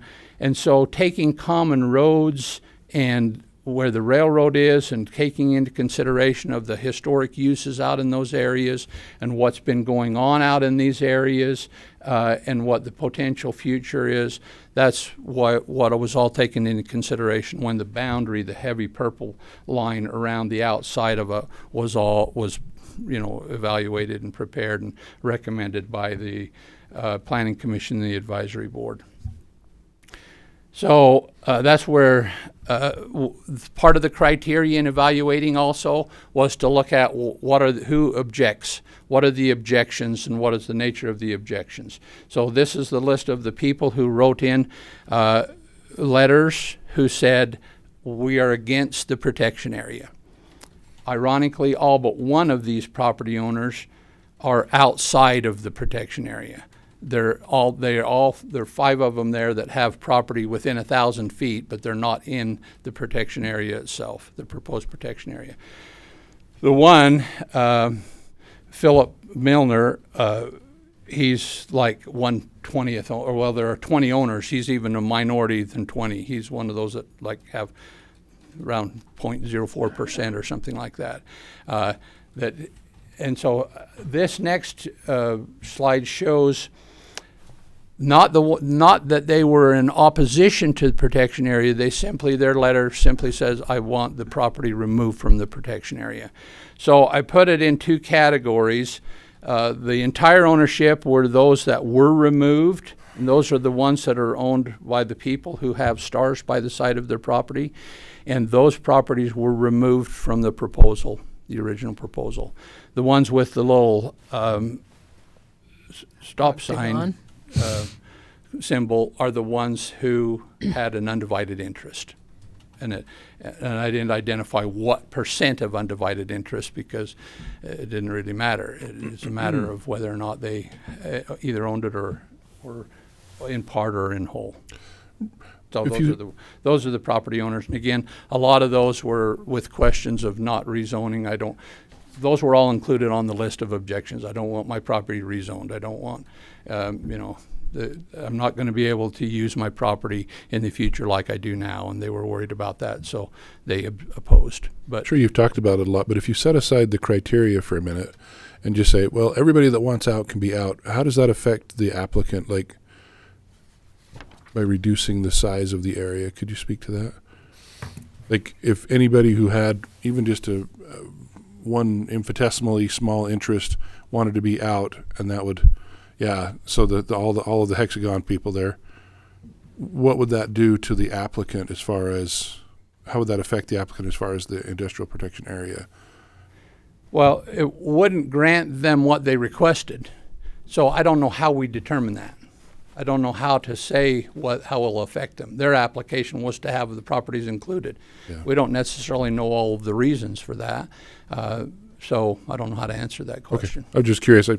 They're in process of trying. All I know is that they're, trying to acquire some of those. Some of the other property owners who have undivided interest are trying to acquire certain portions of that. When anybody owns 100%, they can leave it in or take it out. Yeah. Whichever, what direction they want to go. So that's an introduction, an explanation of it. Unless you have specific questions, I think we could hold the public hearing, and then we can continue to discuss at your direction. All right, thanks for that introduction, Reed. We'll go ahead and open a public hearing, and if you could state your name for the record, we'd appreciate it. So anybody like to speak to this issue? Just out of curiosity, though, before we start, the Planning Commission, we try to go, as commissioners, we try to go as often as we can to try to get a feel for this stuff before we have to talk about it in this meeting. But just out of curiosity, how many in this room that want to speak to this issue were at the Planning Commission by raise of hands? Okay, so we have one out of everybody. Two? Was there, yeah, Rob and yeah, Adam. 3. Okay, very good, thank you. Okay, go ahead.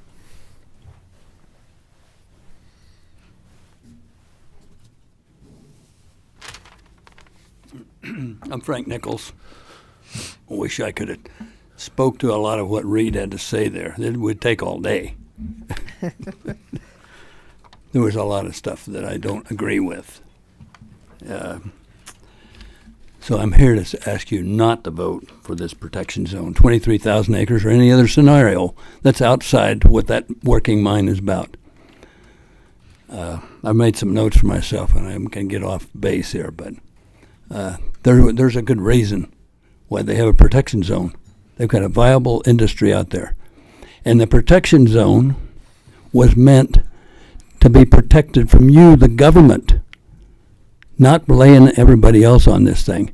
So this is a protection from you to do stuff in this area that would stop people from doing what they legally can do. So I totally support the industrial protection for the mine that's operating. They have a legitimate reason. There's no other legitimate reason to have a protection zone outside that. The county does not need to be protected from themselves. They do not need to be in this because you're not going to make a rule against the county doing the landfill. Would that be smart for you?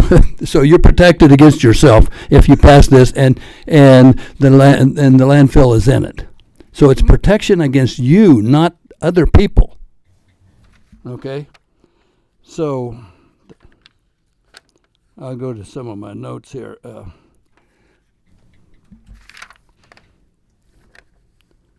There's unintended consequences of rules and regulations. There always did. We got prairie dog letters that have to be done because you got legitimate property. I got to go out and get a prairie dog letter no matter where I am in Iron County if I want to do anything. That's just a little thing.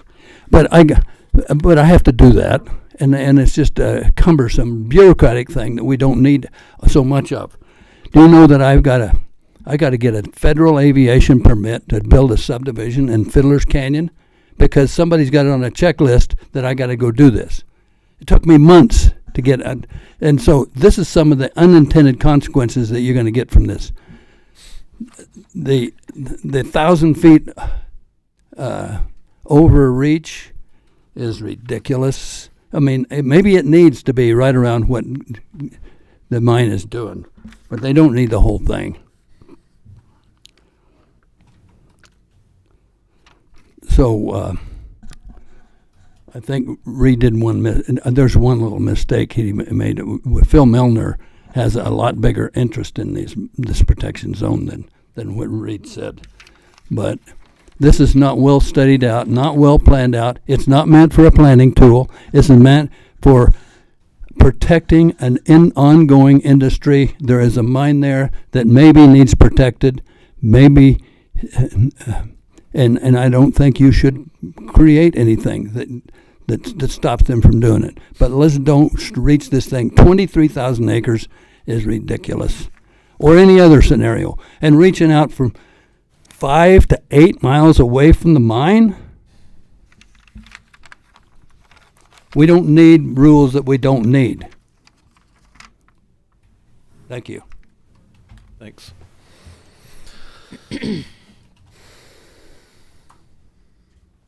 Mel Clark. I have land in that area. I also have some undivided acres. You want to pull there, that too. down? Pull your mic that down. mic down a little. Thanks. There you go. I have land in the area that I own 100% of. I have some undivided shares there too. The undivided, I own the controlling interest in it. I don't own just a small piece. I own at least 60%. He stated that it isn't going to change anything. Oh, well, if it isn't going to change anything, why are we doing it? You know, we're wasting our time. And I agree with Frank. If he wants it protected up around the mine, that's fine. Leave the neck of the desert where everybody's running cows and doing whatever. Leave it alone. You've got that 1,000 foot from that, which that would take in a lot of my property if you take the 1,000 foot from what they're doing. So I'm totally against it, and I'll just say one more time. If it isn't going to change anything, why are we doing it? Stated 3 or 4 times, it isn't changing anything. Then leave it alone. That's all. Thank you. Anyone else? Come on up. Come up.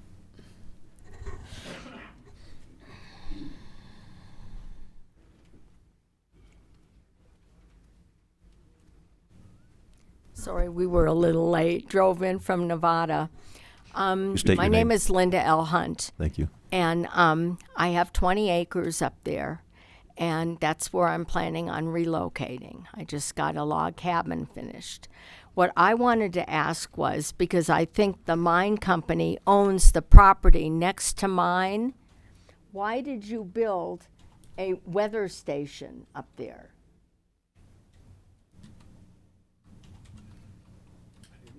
There's a tower. There's a tower with a light on it, and I was told Is that that it just was, recently? Something recently? probably in the last 6 months, Know anything about it? and nobody knows. Your I mean, the trees were Those things. you know, and the reason I ask is because I have to share the road, the dirt road, with all the other people that use that road. And so I asked the iron ore company if they could help me put the big barrels in underneath the road, because every time it rained bad, every time we had flooding, the road washed out. So I needed to be able to get up to the top of my property. So I called the iron ore mine company and I asked them if they would help me pay for some of the road. I mean, it was like thousands of dollars. And she wouldn't answer me, the woman I talked to. She didn't say yes, she didn't say no. That was the end of the conversation. And then she had the nerve 3 days later to call me up and tell me that the road needed to be graded.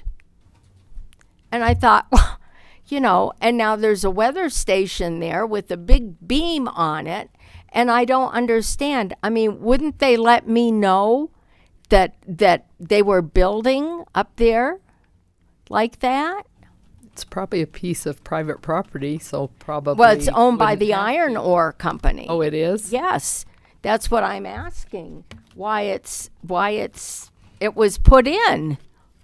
It's crazy. My neighbor said that the light, you know, shines into her cabin house, you know. So I was just curious, and we went up there last week and saw it. So. Well, Well, anyway. If they have to access that, they probably will grade it at some point, I would think. Well, that's okay. I'm going to take care of the road because I go up the road to get to the top part of my property. Mm-hmm. So, and I am against this. I am totally against this. I live near Las Vegas. I hate Las Vegas. I'm a Vermonter, and it's beautiful up there. There's beautiful wildlife. There's trees, and it's beautiful. Utah is a beautiful state. That's it. Thank you. Any other comments?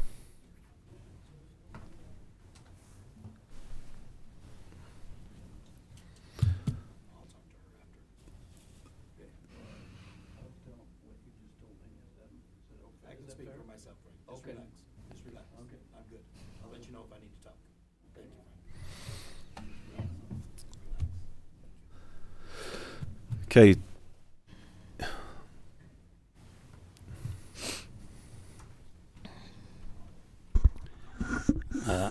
I'm Frank again, and I know I've talked to the people from the mine, and I'm not supposed to speak and say who they are, but they've told me that all they want is protection for the mine that's operating.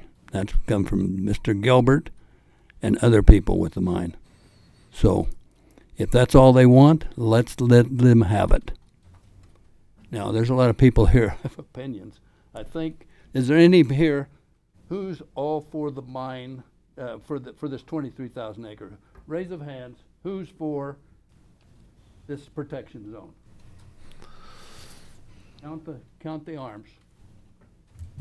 How many you get? Okay, thank you. Thanks, Frank. Any other comments? Seeing none, we'll close this public hearing. And do you want to do any recap, Reed, or? Unless you have any questions. Okay, I have some comments. I don't know if you want to go first, Marilyn, or if you have go some. first, and then Okay. I'll follow up if. I've always had a philosophy in government, and I've applied it to a lot of different situations, is we need to cut the bandage to fit the wound. And I personally, this is me speaking just as one commissioner, and I've talked to Reed about this a couple different times. I've thought a lot about it. I've heard input from both sides. One thing I've thought of is I'll just say it, I'm opposed to somebody that's got an undivided interest to be forced, because the whole narrative of the Planning Commission and here and everywhere else is it's easy to get out. Well, it's not, because if you don't, you can be put in if you have a percentage, but you can't get out unless you have 100%, and I have a problem with that. I think it's a betrayal of private property rights, and I don't think somebody should be forced to do anything. Now, one thought I had, I'm totally in favor of the protection zone for the mine, totally, 100% for that area. One thought I had was I was on the Cedar City Council for 8 years, and when we talked about the student housing district overlay, we created an overlay in the middle of Cedar City for the student housing district, and then and that was approved, and then when somebody came in to build or do a zone change within that SHD zone or overlay, the zoning was very simple for them. It was just a quick meeting, and it was approved.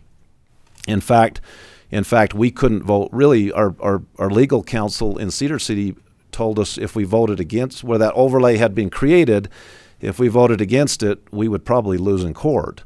And so that made it very easy for those that wanted to come and do a zone change within that overlay to do what the project they wanted to do. And as I've talked to Reed, initially I asked Reed, I said, I'd like to have 3 choices, one choice to vote, three areas to vote on, and I'd like to actually add 4. The first was to have the whole 23 acres as proposed as one opportunity to vote on. The other would be to just have the area around the mine, just the Utah Iron only, to be considered in that zone around the mine, and then also in the same area to include the undivided interest. But I'd like to add another option, and Reed, and maybe you can talk to this, is what if we just did an industrial protection overlay over that area around the mine only, and those that want somebody, and I know you've been concerned about the process and how cumbersome it would be to come back and go through the Planning Commission, County Commission to modify this, and that's what you kind of wanted to do, a big swath in that, but if I remember correctly. But what if we just did an overlay in that area so that when somebody, which would include all of Utah Iron's properties automatically, because they'd opt in, obviously, because they're applying for this. But when another parcel of undivided interest became 100% owner, they could just opt in. It would be very simple. They could just come in. And that's another option I would like to see us be able to vote on. So kind of those 4 things, when we come back to take action, that's what I would like Is to that see. something that could happen? Is it in the statute? I haven't really contemplated that. My short answer would be no, because the statute specifically identifies the process for creating it. It doesn't anticipate creating a precursory area that could then just be in. It'd have to go through this whole process each Again. time. There's not a simplified process, so I don't think that would be an option. Could you look into it? Yeah, I sure will, but Because it seems like that simplify the Doesn't seem- process of it just does. And I've told you this, Reed. I've told you this a couple of times. I just don't agree with somebody that owns a portion of their property to be forced into something, but then have to own 100% of it to opt out. It just doesn't seem fair no, to me. I understand that. Yeah, it's just does someone who owns a minority interest that to not want it in preclude someone who owns a majority interest to put it in? You're saying no. They don't have any more rights. So I see the dichotomy. It goes both ways. Why does someone also be able to keep it out when someone owns a part that wants in? You're saying the same thing, Because they but don't only want because they going don't one 100 direction. Because they don't 100%. Well, exactly. Yeah. And that Either way, it does. Either way. It goes either way. Yeah, it goes I both understand ways. that. So that's the challenge, and I recognize that. I'm not saying it's right or wrong. That's the challenge in this evaluation of this application: is who has a right to apply for that and to put it in. Do they have to own 100% to do that? And I don't think they do. So I will look at the options, and we'll look at the map and the overlay. There's just no, in the statute, it's very clear as to how it's created. There's not an option to do an overlay and then opt in, but I'll evaluate it more closely. Let's just take this example, and I've thought of this in my own mind, and I haven't spoken to Mr. Clark personally, Mel, but let's just say there's a parcel that's not contiguous to the mine area that's put in an industrial protection zone, and he wants to do a subdivision right next to that. But it's deemed an industrial protection zone, and he does a subdivision right next to that. And as say I want to come in and buy a lot in that subdivision and build a $2 or $3 million home, but then I find out that there's a piece of property right next to it that's an industrial protection zone that could be a mine or a gravel pit. I think that's going to affect that property, that adjacent property owner's values to some degree. And so that's another issue in my mind. Now, that there I would thought be of. several processes before he could put a subdivision there. He'd have to rezone the property. There would be the public hearing notice and notification. There would be notices. It's not going to just wake up and here's a $2 million home and it's next to an industrial protection area. There's a lot of notices through processes of changing zoning and everything else that would have to happen. So those would all be considered. Hey, Paul, can I jump up there? Yes, absolutely. Yep. Mhm. So I think I just want to make sure that I'm sorry, could you tell us your name? Adam Eukitis, representing Ute-Iron. I think the biggest thing I want to represent or make sure everybody understands is that I respect everything that this county's done from the whole area, and I see where the industrial, from Reed's point of view, it makes sense in certain factors. But when Ute-Iron came, we only asked for 6,700 acres, which is on our property, right? That's what we're looking at. That's just your parcels, Right. Just yours that you own. None of the undivided. There's a few of them that The undivided interest. that is undivided. So with that being said, I have no problem doing an overlay like you said, and let's work through that. Like I think we're making to go the whole 23,000 acres.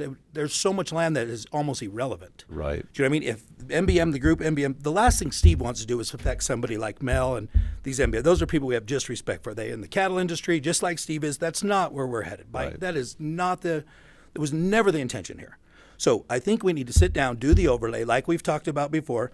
You guys put it together. We'll sit down. You bring in MBM, bring in Mel Clark, bring out in Frank, and let's discuss these areas and decide what we need to do in those areas. But there's a lot of things that we're talking about that really have no relevancy on what we had in mind going into this. That's good to know. Do you know what I mean? Sure. That area that you see that the mine, the 6,700 acres, that was all that was ever talked about in the beginning. And I right? told you, and I spoke with you at the planning commission and told you I thought it was a no-brainer to do that. Yeah. It's So, I've but always if- supported that concept. Right. But if there is some of that area that does involve MBM and Mel and those which I believe there is a couple parcels that do, we are definitely willing to look at that. That's not what our intention is. Definitely somebody who does what we do in other businesses that we own, why would we want to affect them? That is not our intentions. Yeah, and that's why I thought an overlay would be good, because if you have if Utah Iron owns all these pieces around it and there's an undivided right in the middle, by default that's going to be in the zone. Right. I mean, it's It is what it because they're surrounded by But I think until we properties lay that it are- out, it's hard to tell that. You know what I mean? So I think we do need to do an overlay and go from there. And as far as yours, ma'am, just so you know, I don't know. I apologize to the female you spoke as if she was a female that you spoke to on the phone, ma'am. Yes, at the mine. Okay. I don't know who you spoke to. I apologize. I don't have a female that makes any kind of decisions based on what we'll fix and. She was the CEO. Okay, well, maybe that was off that day and she was doing my job. But, before we leave, I'll get your contact, and you're not the only person that we've done roads with. There's a lot of things the county can't do because their hands are tied, and we've made a point to crush gravel and bigger material to fill in some of these roads. So we're willing to help you on that. And as far as the weather station you're talking about, weather station was put in from a permitting factor. There's other facilities going in out to the mine. Now, in order to get permitting for those, we had to put in the weather stations so that we can show what the weather patterns look like. So that's why the weather station is there. So it's gathering data. It'll be there for 18 months gathering data, and then from there it will be no longer in use. So that's what it's doing right now, is gathering Are data. you gonna replace the trees that you pulled out? Well, but we own the property. Right. Yeah. Well, yeah. Actually, where the weather station is, there'll probably be a facility built there in the long run. Yeah. So there's a lot of that area that the Utah Iron owns that will eventually, Utah Iron owns it 100%. That mine is only gonna grow. And that's what, it's been there for, well, Mel could answer that. How long has the mine been there, Mel? All my life. Yeah. I wasn't going there, Mel, by any means. But Our ancestors came here that's why for we're the here. mine. That's why we're here. So the mine has been there for a long time. The mine has no intentions of going anywhere, but also the mine has no intentions of harming anybody's land, property. So I think for today, where we stand, Utah Iron is, I think we need to do the overlay, and we need to sit down and make sure the people who are, if there is any that are in that area, the 6,700, which Reed says there is, let's discuss it and take theirs, whatever we got to do. Okay. Do you know what I mean? But we have by no means any intentions of putting any kind of thing in place that will harm such people as Mel or MBM, especially in the cattle industry. So that's where we're at. Okay. I just want to make sure we were clear on our stance. Thank you. Okay.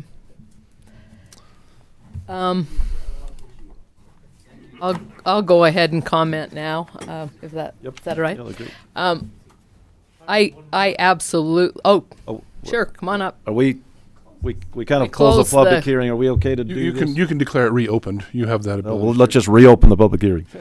So, go ahead, sir. My name's Charles Reeve, and I just own some undivided property, and my only comment is I want to put I never got a notification as to lots 1 and 2, section 1,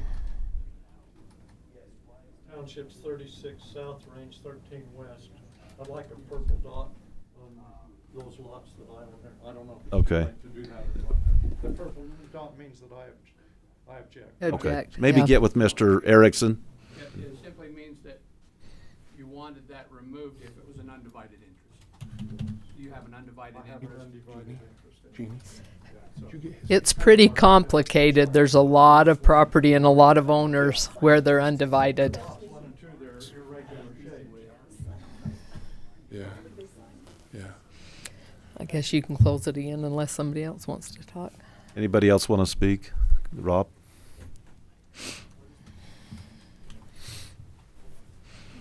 Thanks, Commissioners. Rob Behunin with Utah Iron. Maybe just a little context. Adam mentioned that this mine is going to grow, and for some of the residents here who are maybe from out of town or otherwise, the mine is one of our greatest assets in Iron County. I mean, as Mel pointed out, it's been here forever, and Gilberts have made some significant investment in that. I think it really will be a shining star for us in Iron County. And as a hometown boy who's lived away but would love to come back at some point, and Paul, we've talked about some plans for a center for mining excellence out there that would involve our university, that would involve our tech college, to be able to really put forth some new mining technologies. And that's part of the reason for this protection area. It's one of the things that Reed mentioned at Planning Commission but didn't get to mention here, and that is this designation encourages that investment. So when we have that zoning and that protection around the mine, then Steve and others can come in and make investment. We can go work with the legislature to get the grants that we need for the education, for the training. This mine is going to continue to employ a lot of people. Is it an undivided interest now that you want to put that on? Is that confidential, or is it an undivided parcel that you want to put this? Oh, no, it's not. Okay. Privately It owned. would that- be part okay, of the mine. got it. It would Because actually be part of the because mine. if it Sit was, on you'd the have to mine. own 100% Yeah. of it to build that on there, Yeah, no, right? that's right. And Rob, you've been involved in legislature a long time. You know a lot of this stuff. I mean, is an overlay a possibility? Well, where it creates an overlay where it's very easy. Once an entity owns 100%, they can just pull it in real easy. Is that possible? I think what Reed is saying, it's not part of the statute, Right. right? It's not written in the code. But could we do that as a county? But I don't know what would prohibit you from doing that as a county, right? I don't. I think that instrument would have to be explored. I think it's a novel idea, and yeah, it's good Sound. county attorneys. That's what they're with He's a good one. cool-looking glasses, and I'll take my hat off to you. I lost all my hair at the legislature, everywhere else. But yes, and I think it's an interesting instrument, and I do think it provides the dialogue and opportunity to go in and negotiate that. And I'll just echo what Adam said is, we want to work with the community. We've got some real opportunities here, some great opportunities. So, And that's exciting. and It it's really is. I think might be a good tool. And we appreciate Reed and staff. They have been so great to work with. I do think, contrary, I know Frank's going to beat me up when I walk out of here. That's okay. He's beat me up before. Just don't break my legs. And from where I stand and sit, looking at it largely, more broadly, as a planning tool, it's really fairly wise. When you take this statute and you apply it to bigger places like Utah County, even Cache Valley, where I am right now, right, and Salt Lake County, you have areas where you've had, gravel pits and mining and critical infrastructure and industrial, that growth has come in around it. And now we have people who are protesting that what's been there for 100 years, telling gravel pits that you can't mine anymore, right? Because we moved in on top of the hill, right? And now we don't want it. But it doesn't make sense to move that critical infrastructure material 100 miles away just to truck it in and those sorts of things. So protecting the mine is really, really critical for us as an iron ore, as a critical infrastructure material, because it's only going to get more prevalent. We're just going to do more with the resource. And we want to keep it here. We want to keep it in Iron County. We want to mill it. We want to extract it. We want to mill it. We want to finish it, right? Right here. It's the only place it is. You're absolutely right. You can't take it to Washington County or Cache County. No, we're not. No, 'cause we no have plans. it here. No plans. We got to have it here. So Yeah. again, thank you. I appreciate the time, and any way we can be of help, we're here to help. Appreciate it. Paul, Yes. Close the. can I Oh, want to make a public comment? Sure. Okay. okay. Do you want to go up down there? I'll go down there. Yeah, go down there. Can I make a comment based on what he Come up to the mic, ma'am. They have to hear it so they can put it in the minutes. State your name again, too. Linda L. Hunt. I don't have a problem with the mine that's here now. It was there when I bought the property. I have a problem with the expansion. That's what I have a problem with. I don't know which property there is mine. I'm the second property off of Comstock. I don't know which one is mine. I mean, I guess I'm. Huh? In that area there. Right in here, I think it's where it was. Oh, I'm up there. Okay, because Comstock is here, so I thought maybe I was here. You're closer to not where they pointed out in the desert, didn't they? Out in the flat, that's where MBM's. Yeah, you're right where the So I'm right up here. we're right out. Right, you're right off of 56 where Comstock makes the wide right there to cross Down the here. railroad Right. tracks. Oh, down there. You're way down there, yeah. Oh, wow. Yeah, that's what I thought. Okay.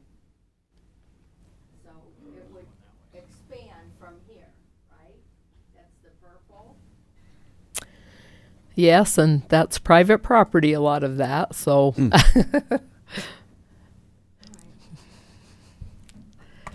Go ahead, John. Thank you. Thank you. These are the things I really would rather stay out of, but I just want to express a couple of things, and this is me individually. My name is John Whitaker. Thank you. You owed me that one. Our county clerk. Who always has to ask people to state their name.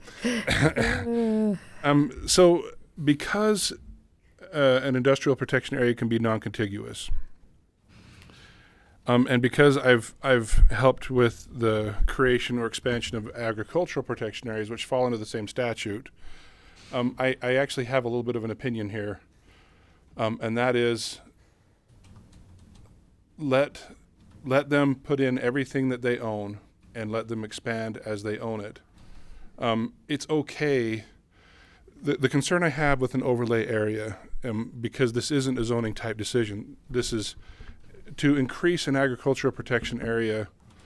One that I was involved with was the expansion of the pig farm in northern Iron County out by the railroad tracks, and there was some concern about the expansion because of what it meant. And I think Bingham is a great example. With that mine growing, and the neighbors encroaching, and the protections are important. But I think having complete ownership does matter, and I think I have concern about forcing people in when there is this undivided interest. Anyway, that's my concern. That's all I had to say. Thank you. Any other comments? Okay, we'll close the second public hearing. And Then do I. Marilyn, would you like to go?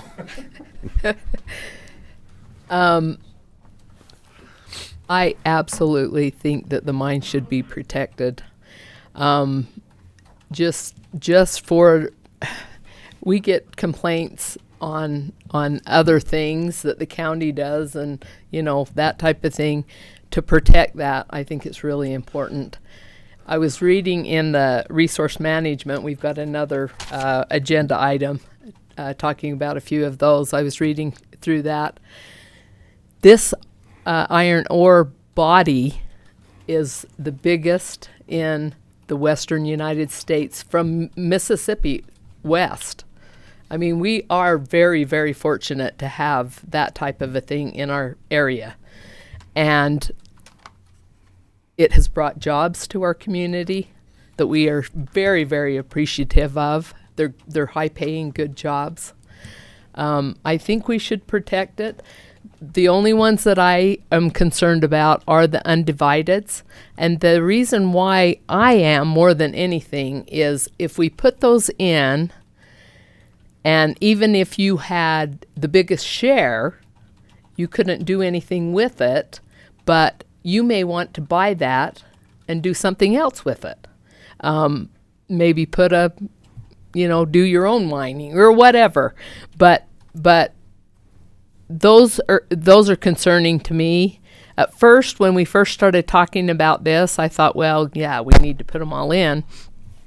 But the more I thought about it, I would hate to put those in and then someone be strong-armed to say, well, that's really not worth that much. It's not worth it for another type industry because it should only be worth $200 an acre or something like that. I would not want somebody with a private property right, even if it's a small percentage, they should have the opportunity to make money on that just like any of the other folks.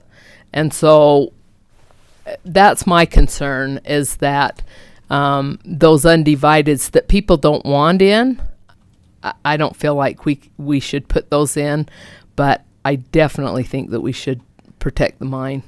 I really, really do. It's a great resource in our area, and I definitely do think we need to protect it. Yep.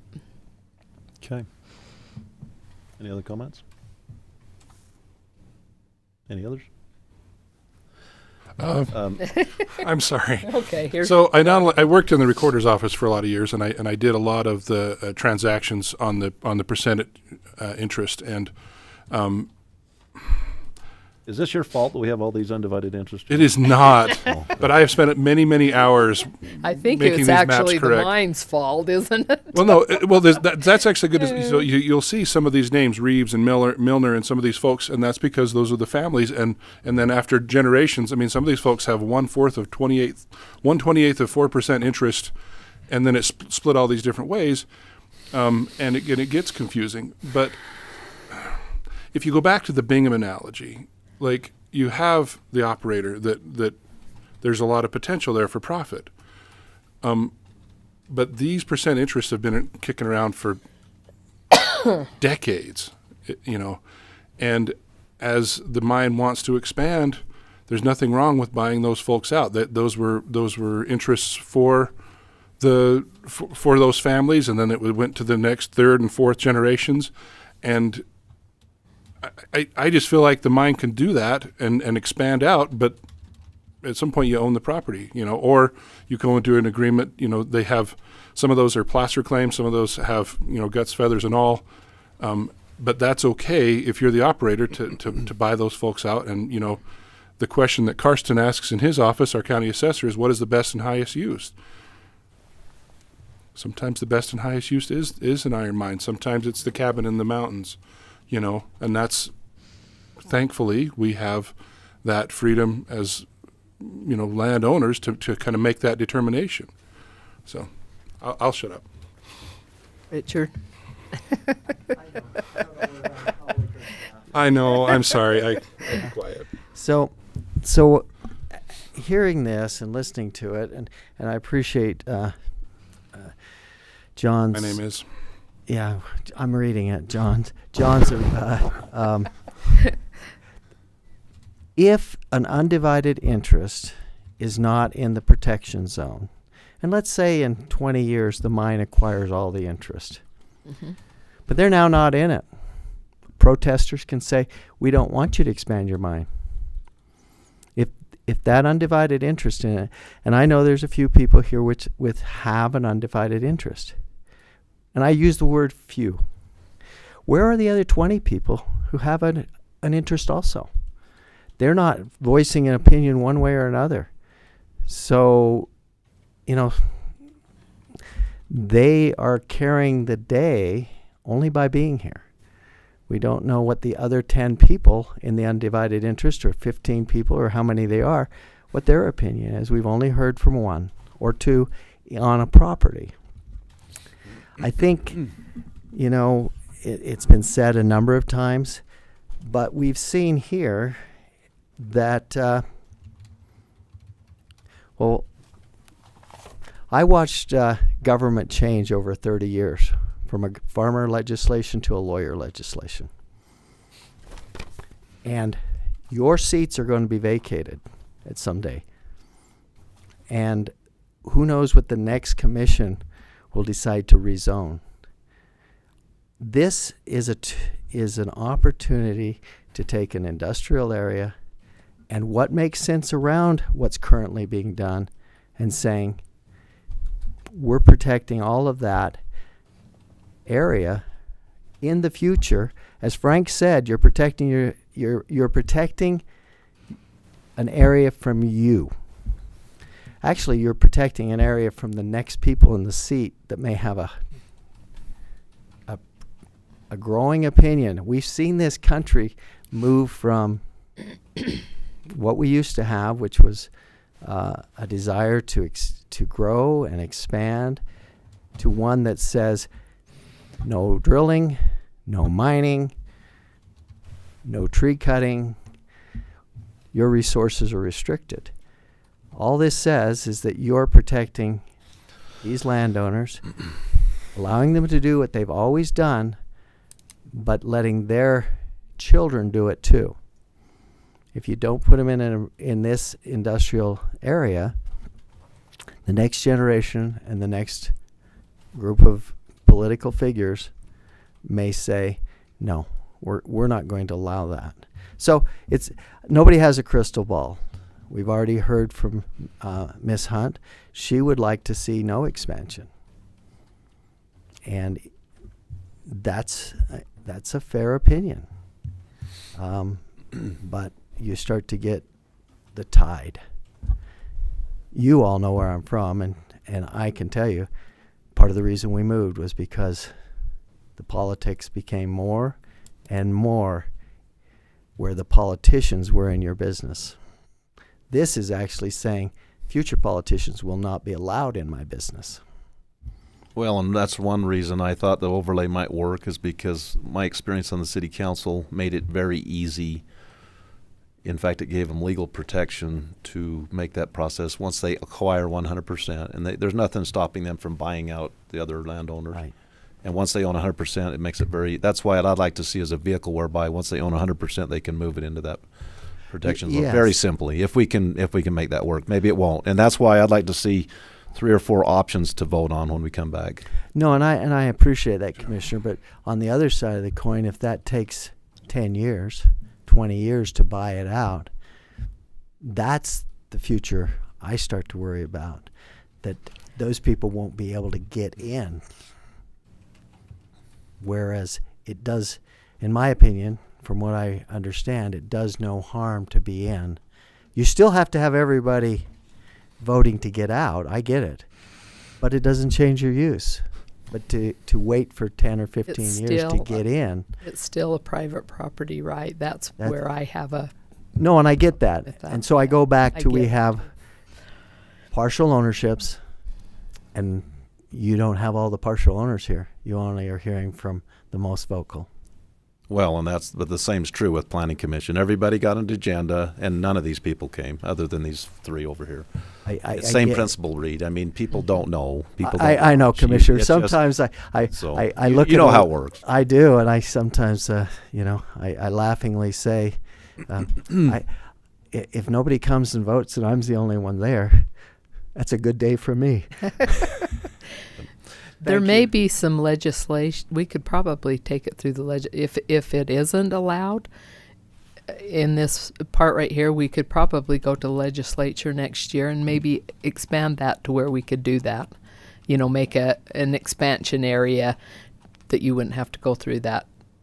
Right. It's been a big process, and I understand that. With an overlay. Yeah. So I agree with you too, Commissioner. It is a fine line to discuss. And my philosophy is always, if I'm going to err, I'm going to err on the side of property rights. Yes. That's been my philosophy in public office. Me too. and I normally would agree with that, except I've seen the politics change. And when they change, the next guy next door says, hey, but we don't want that anymore. So thank you for your Thank you so much. Yep. All right. Well, we beat that horse to death. Any more, Reed, from your... Okay. Very good. We'll thank you for all the comments and discussion. We'll go ahead and we'll bring that back in the next meeting. Is that what we're planning? We'll go to number 3, public hearing discussion, possible approval of proposed amendments modifying the Iron County Resource Management Plan related to public land access, renewable energy, mining, pipeline infrastructure, and utility corridors, and to be incorporated in the Iron County General Plan. Reed. I'll do a brief introduction and then turn it over to Mike. He's the author of these changes. As you're aware, this is a requirement of the legislature to update our county resource management plan in these 5 areas. 3 of these areas we've had in our general plan previously, and 2 are new. The pipeline and transmission line infrastructure and the utility corridors are new sections to be added. The others are simply revisions of existing provisions that we already had in our our general plan under the county resource management plan. Karsten, could you shut those doors, please? I will just defer to Mike and let him explain and answer any questions. And Mike, I'll just leave this and you can advance it when you want. Okay? You want me to do it?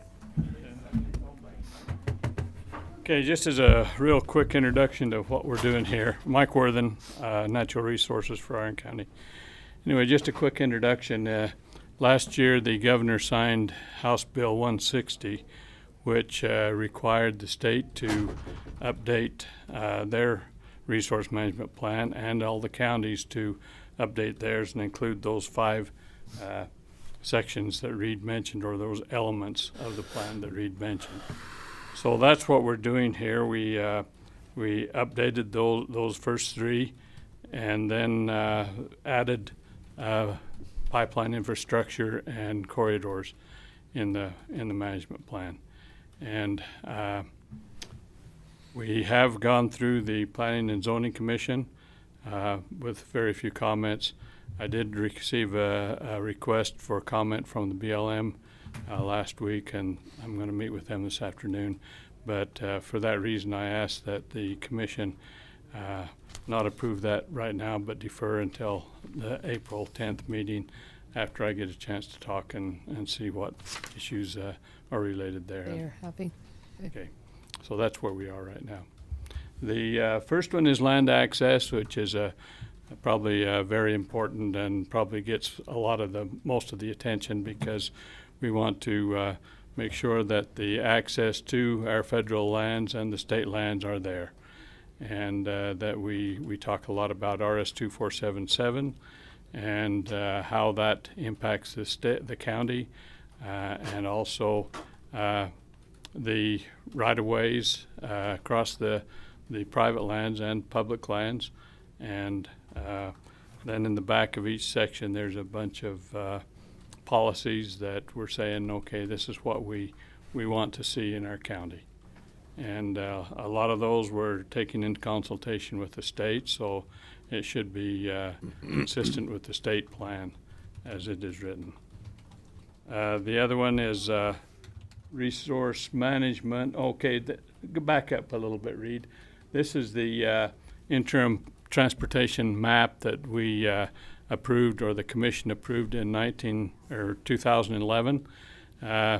It was a map to say this is what roads we want. It was right in the middle of the RS 2477 issues that were bringing forth by the environmental groups, and an effort to get things together and consolidate them.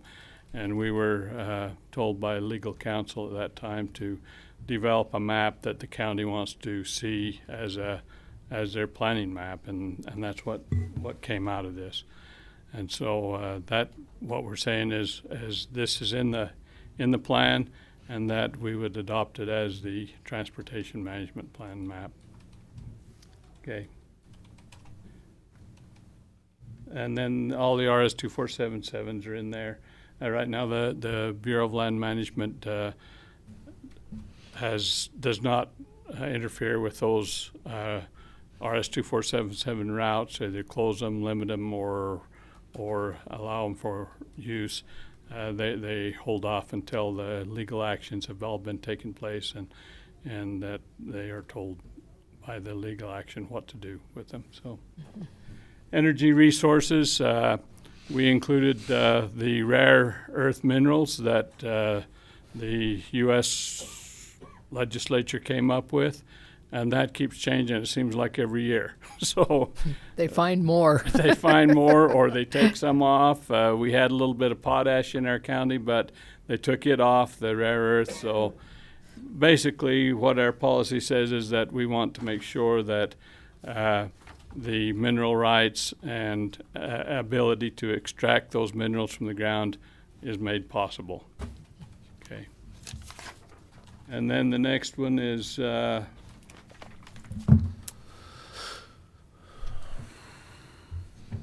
power transmission lines, or mining and minerals, as the energy resources with solar. And we added a lot of the energy, renewable energy that's going on, and the push, and which includes solar, geothermal, and things like that. So the pipeline infrastructure is a new one. We identified those pipelines that are important: the irrigation lines, livestock watering lines, gas lines, whatever lines that were in pipes that made access to our county. We wanted to make sure we had policies that protected those and encouraged the use of those.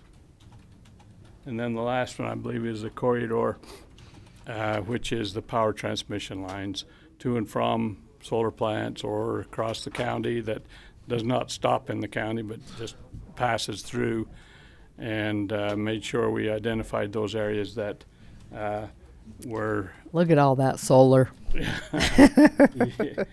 and a lot of that is those that, like the Trans-West Express that is going to go out through through Lund to Modena and out through Caliente. That's a kind of a new route when the one in near Newcastle was getting so congested and creating a fire hazard or a extreme hazard if something went through there and knocked them out. And so There's been folks out by our ranch that have been marking and doing some and that's work the out there to Trans-West get Express. yep, that new one. And so that one, and feel like that probably should be the route that anything that comes through the county going to Las Vegas or Los Angeles goes through that area. And that's basically all of them right now. If there is any significant changes, I'll bring it back to the commission on the 10th and we can discuss. But I've got a couple of typos that I found. I've seen them too. Did you? I've seen some. On the geothermal, it was on page 25. It said hearing instead of heating purposes. And then on 27, you talked about wind, and it said no interest. I had a call from a wind guy. You probably did too, didn't you? Somebody that wanted to put in towers in. Oh. Yeah, they said on private property. He called and talked to me. Oh, it's been a few months ago. So, yeah, and so maybe I addressed I don't wind in know. there, and we don't have any. We had some attempts to put some in Harmony Mountain and then out on the Black Mountains, and that kind of fell through. I think this was on the Beaver Iron County line on some private property. So yeah, and they did look at with anemometer meters, look at the wind velocity and frequency out on the Black Mountain ridge between Minersville and probably Lund would be the best explanation. And yeah, and that might be where that was, these folks 10 were years from. ago or so. So I don't know what happened down there. So anyway, there is a little interest, maybe. Yeah. I don't know. Okay. So we'll bring this back Yeah. to vote on it later at the Yes. 10th. You say the 10th. 10th of April. Okay. Yeah. All right. Okay. Thank you. Very good. Mike, appreciate Thanks, that. Mike. So we'll go We ahead. need a public hearing. Yeah, right. So we'll go ahead and open a public hearing on this issue. If there's any comments from the public. Seeing none, we'll close the public hearing. And is there any recap, or are we good? We good? Okay, we'll go to item number 4, public hearing, discussion, possible approval of proposed zone change from agriculture 20 acres, A20, to light industrial, LI, for approximately 28.52 acres within the description that is listed on the agenda. Just before I start this clarification, you'd sent an email out, John, that the next meeting, there was a conflict there. Will you clarify that? Because you said the second. Did you mean So- the second week? No, It yes. was So April 2nd, you said. I apologize. So we had rescheduled for April 3rd, and I wrote the 2nd, which is a Sunday. Because but- of spring break. yeah. Rescheduled, which But meeting? basically, 10th? so for the annual schedule, we put it down as April 3rd. But we're going to not hold a meeting on the 3rd, and I'll actually cancel That'll that be meeting. on the 10th. And then we'll hold a special meeting on the 10th, which actually would have been the normal day anyway. Okay. Is that clear as mud? Well, I just need to know when the next meeting is. The 10th. The 10th. There April won't be 10th. one on the 2nd or the 3rd. Okay. The kids are out for spring break, so we didn't want to interfere with their plans for those that have kids. It didn't matter to me, but So April 10th is the next meeting. Yes, That's when we'll have yes. this back on the agenda. That's the takeaway. Okay, thank you. This zone change request is for property located off of Old Highway 91 on a property that is between Old Highway 91 and 400 West. I can't remember the property is situated right in between the Rainbow Rancho subdivision, and Old Highway 91, where the Cumberland Shed manufacturer is currently. They have a conditional use permit in the A20 zone to do light industrial. This zone change request is to rezone the entire property outlined in yellow. There's a single parcel there that actually applied for splitting the property, and because the entire property is 28 acres, in zoned A20, they couldn't split it because there wasn't enough property. And so they've asked for a zone change on the property because there's no minimum lot size in the light industrial zone, and they could create a 16-acre parcel and a 12-acre parcel. So that's their interest. The activity would occur there, of course, would be the same as what they're doing now. They want to build another shed. She wants to sell the property to the people who are operating out of there currently, because it's currently being leased, and then go to the north and build another similar property. Even though zone change, of course, would be any use allowed in light industrial, they could do there. It's interesting, though, that light industrial is actually less of a impact area than A20. A20 can have a lot heavier uses than light industrial does. A lot of the agricultural uses, for example, in a surface mine, you can do with a conditional use permit in A20, but you cannot do in light industrial. Mm-hmm. And so everything in light industrial has to be within a building. And so some of the concerns that we heard from the Planning Commission wasn't so much from neighbors about going to light industrial, it was the activities that are occurring on that particular piece of property specific to their conditional use permit. And so we've been evaluating the conditions on the conditional use permit and enforcing those. There were some access and road maintenance issues and concerns about water. And as they come back in to subdivide after a zone change, then we'll address the water requirements and fire flow and the neighbors' concerns about them using their hydrants and things like that. But the feasibility, again, what we look at when we look at a zone change is the property able to do the types of uses that would normally be allowed in light industrial? Does it have adequate access? Does it have the availability of sewer and infrastructure, water, things like that? And so we went through the list. The property is just located again here right next to the Rainbow Rancho subdivision, zoned A20, and it is has the current building on that you're familiar with. They access it here. Part of the challenge for these neighbors was the access off of this road. Sometimes, when Google, you put that site in and Google sends a big truck down Right. 5100 West and they can't get through, then they stay there all night until the company opens in the morning. And the neighbors complain about a big truck being in their residential neighborhood. And we've talked about doing some restrictions on 5100 West because it's a chip seal road and it can't handle that kind of traffic. We can put some restrictions on that, and Rich is in process of doing that. Our interest in we can require in the subdivision and in any uses going forward is that they would have their access off of Old Highway 91 and not heavy truck traffic off of 5100. They could have employees coming in off 5100 because it's just light truck residential traffic. And so Rich is on top of that, and we're working through that as part of this. So how would they access?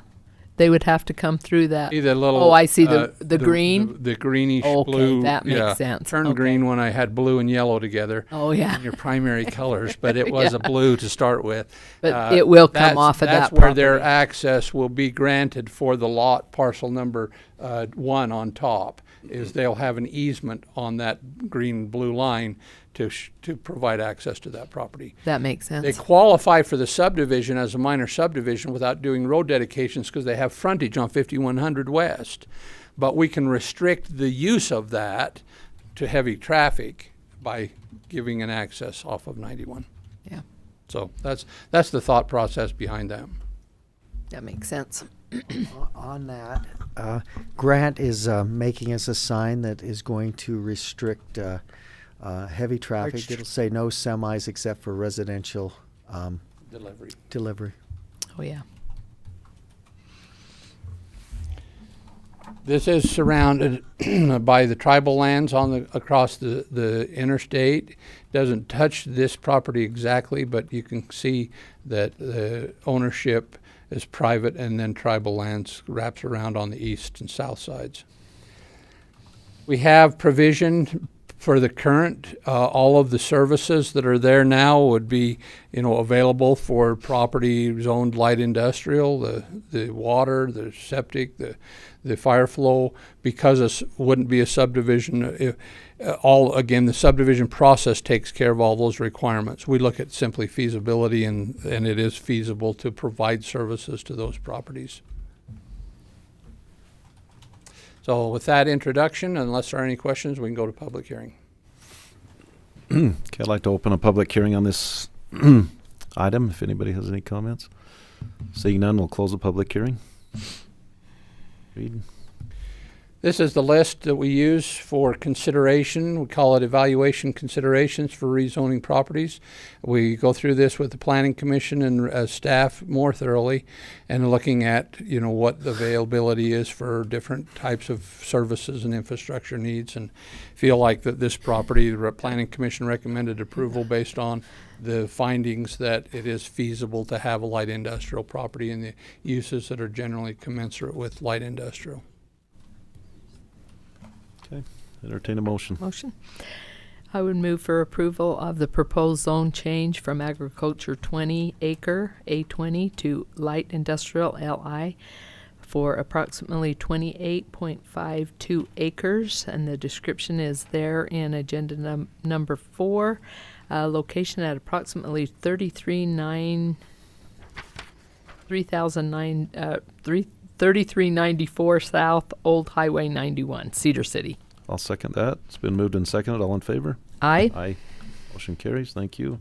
Yep.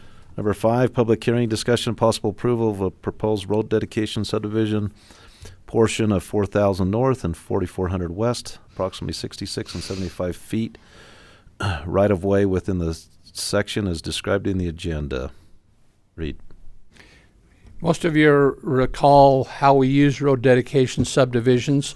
This really is an opportunity to do one of two things: clean up old title on properties that have had prescriptive roads or public roads by use over time, and to define what the widths of those are.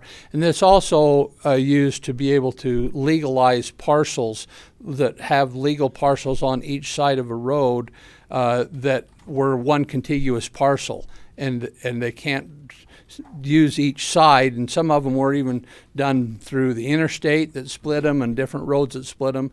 And so in this case, we created this number of years ago, this provision that allows the road to be dedicated to the public and the land divided for future development tracts of land to be developed or subdivided and configured with available subdivision options in the future. In other words, it's the only provision of subdivision we have that defers any infrastructure requirement to the future.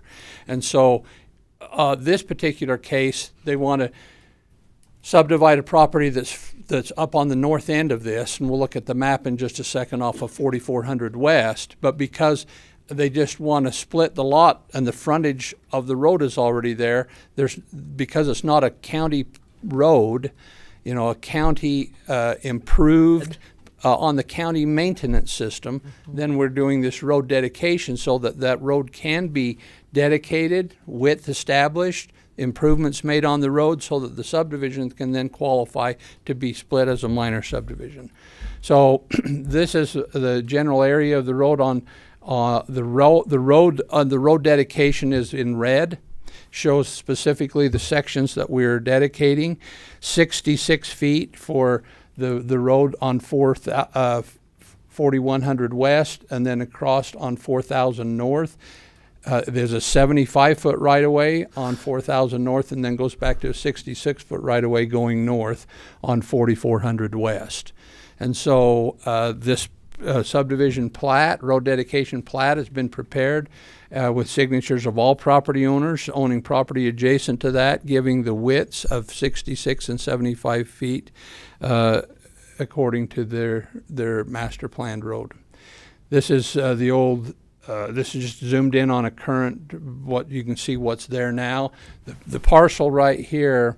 This is the parcel that they're interested in splitting, and the next item on the agenda is to do that.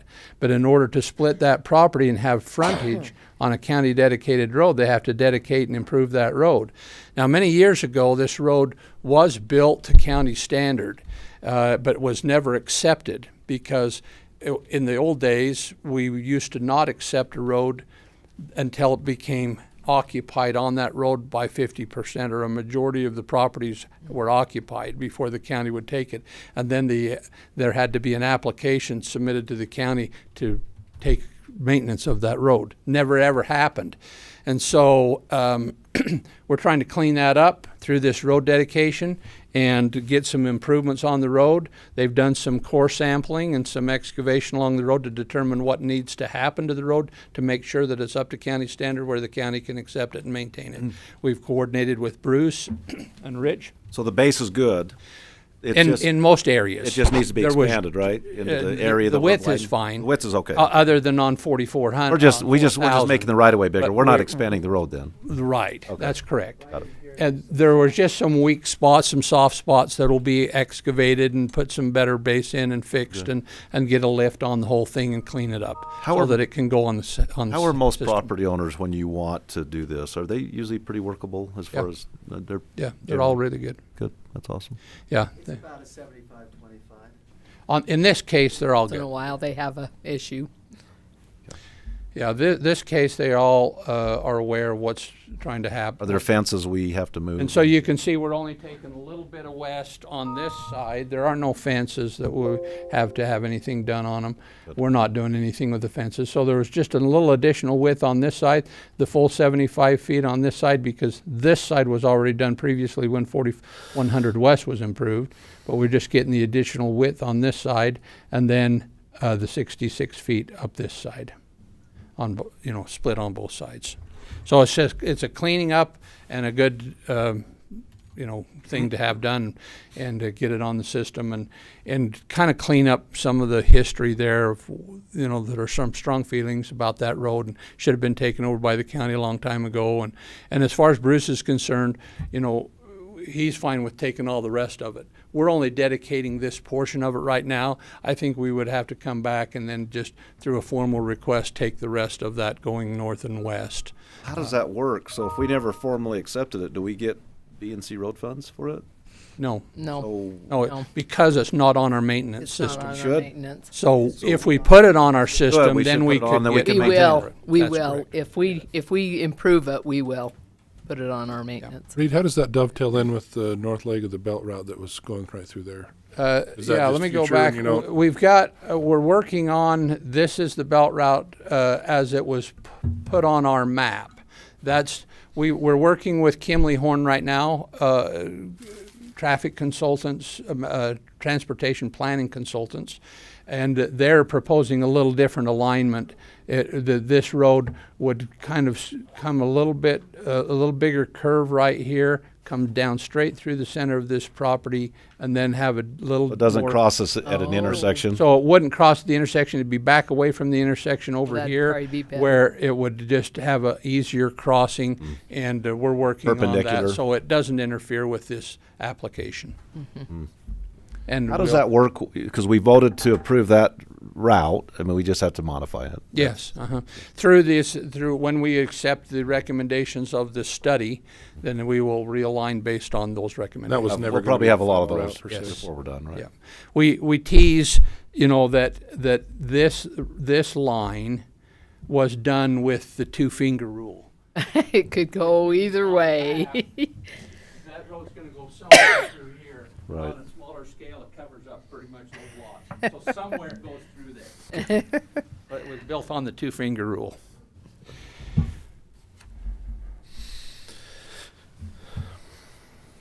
Any questions? We're ready to go to plan of the public hearing. Public Good. hearing. Okay, we'll go ahead and open the public hearing for item number 5, if there's any comments. Wake up, Karsten. Seeing none, we'll go back for a recap and a vote. Okay, one of the provisions that are allowed in these road dedication subdivisions sometimes is to defer. The Planning Commission may recommend approval of road dedication subdivision as presented, and the Planning Commission will recommend any deferral for improvements, because sometimes you can just do the road dedication and not do the improvement. In this case, we're requiring the improvement because it needs to be done to qualify for the subdivision. So there are no deferrals on this. The rest of the standards are all met. Just wanted to clarify that. Okay. All right, we'll entertain a motion. I'll move for approval of the proposed road dedication subdivision portion of 4,000 North and 4,400 West. And there's the description, and located near 4,100 West on 4,000 North to approximately 2,300 North on 4,400 West, Cedar City, Utah. That seems a little confusing. 4,300. Yeah. Oh, 4,400 West. Well, 43. 23 North on 4,400 West. Right. On the I'll second that. bottom. And that, so it's been moved and seconded. All in favor? Aye. Aye. Motion carries. 6. Public hearing, discussion, and possible approval of a proposed minor subdivision, Lot 5, Block C, Cedars View Estates, minor subdivision, 2 lots, approximately 43.43 acres within the location as outlined, located near 4,200 North, 4,400 West. Applicant is James Barlow. So this is a follow-up to what we just did, that then would qualify this property to be able to have a minor subdivision and to be split into a north half and a south half. It's because now they have a county-improved road in front of the property. Nice. And all of the improvements are there. The Water Conservancy District can provide water, have fire flow, all of the conditions. It's pretty straightforward. This, we have had no comment from surrounding property owners. They're all, because they all signed the letter to get the road on the county maintenance system, so they're all good with that and recognize that the creation of one more lot is not detrimental up in that area, and so they're in favor of doing that. And I don't know that I need to go through a lot of this stuff on this. We kind of talked about it, and I don't, unless you have any questions. Go ahead and open the public hearing on item number 6. Seeing no comments, we'll close the public hearing. Go back to reading. Again, for a minor subdivision under the ordinance, the Planning Commission made a recommendation as required in the very bottom sentence there to approve based on findings that the items A through E were addressed and were accommodated for, and that there were everything else was taken care of to qualify for a minor subdivision. In the RA20 zone, these are the improvements that are required, and so they're all there. And staff and Planning Commission recommended approval. I'd move for approval of the proposed minor subdivision, Lot 5. Does that say Clock C? Is that what? Block C, did I get a Oh, spelling block. error on that? Sorry about Yep. that. I saw that earlier. Sorry. It's blocked. That's My all right. fault. Okay, Cedar West Estate minor subdivision, 2 lots, approximately 43.43 acres. And there's the description, located near 4,200 North, 4,400 West, Cedar City, Utah. Okay, second that. So it's been moved and seconded. All in favor? Aye. Aye. Motion carries. Number 7, public hearing, discussion, and possible approval of a proposed preliminary subdivision, Lakeside Industrial Subdivision, 2 lots, approximately 38.89 acres within the north. Description is in the agenda. This is located near 6,500 West, 200 South, Cedar City. Applicant is James Harker. This property is located just off of Highway 56 at 200 South. The new road coming in off of this property is on 200 South. So if you go out here just on the outside of the Tier 2 area on Highway 56, we recently rezoned this property to light industrial. There's a 40-acre parcel here and an 80-acre 80-acre parcel here. And the interest is to just take the first 40 right here and do a subdivision of this parcel and do the road improvement. So this would be a new road dedicated as part of this subdivision. Right now it's just a gravel that they've improved over a 2-track through a prescriptive easement. And now this road would be dedicated and improved with the creation of just 2 lots. The belt route, you can see where it is in relation to the belt route. It's just out a little bit further west. Here is a master planned road that we would look at coming out and tying in up here with the new Silver Hills. It's called Silver Hills Road. That would come in to Highway 56. So the master plan roading out in that area would utilize 200 South across there. You'll recall, and we have discussed at the Planning Commission, this is Silver Hills SPA zone proposal and how that area could be developed, and it ties in with this 200. So in the light industrial zone, the qualification for the road improvement is, or the requirement for road improvement is asphalt pavement. So this road would be improved with asphalt pavement out across to the edge of the subdivision. So the subdivision is these 2 lots, would have a temporary cul-de-sac off of this lot, but would be a remainder parcel. So the road, until this 40 is subdivided, the road wouldn't need to be extended any further west than that, because these are the only 2 lots that are being created, but it does require the improvement of the road over to Highway 56. And we've worked with UDOT on the design and the use of that road currently, and at what point when increased traffic and increased number of lots would warrant a deceleration lane off of here in order to get onto there. Because of the level of traffic, UDOT is aware of that and says we're fine to go ahead with it at this level, and then subsequent subdivisions and further development would require improvement on Highway 56. So this is a preliminary plat. Again, preliminary plat meaning that they'll have a year to come back and either do the improvements or to do a financial guarantee for the improvements before final plat, when they could then sell the lots and do any kind of building permit or anything like that on it.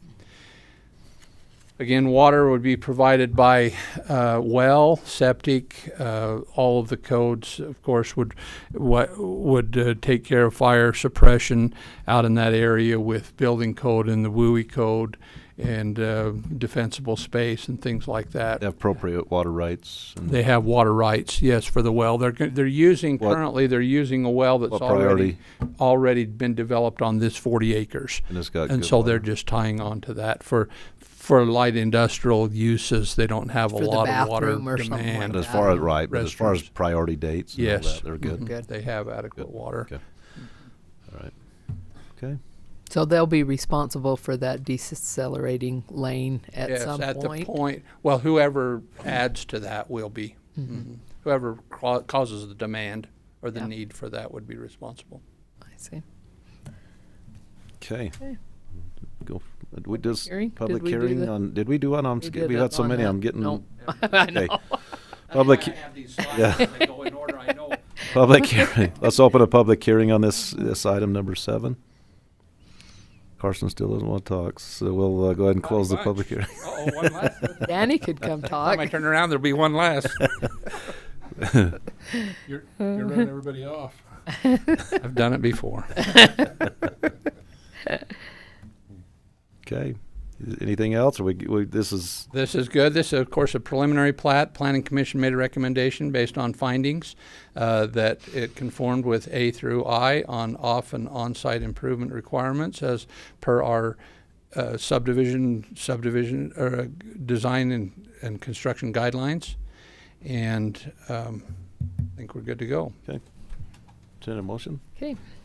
I'll move for approval of the proposed preliminary subdivision, Lakeside Industrial Subdivision, 2 lots, approximately 38.89 acres.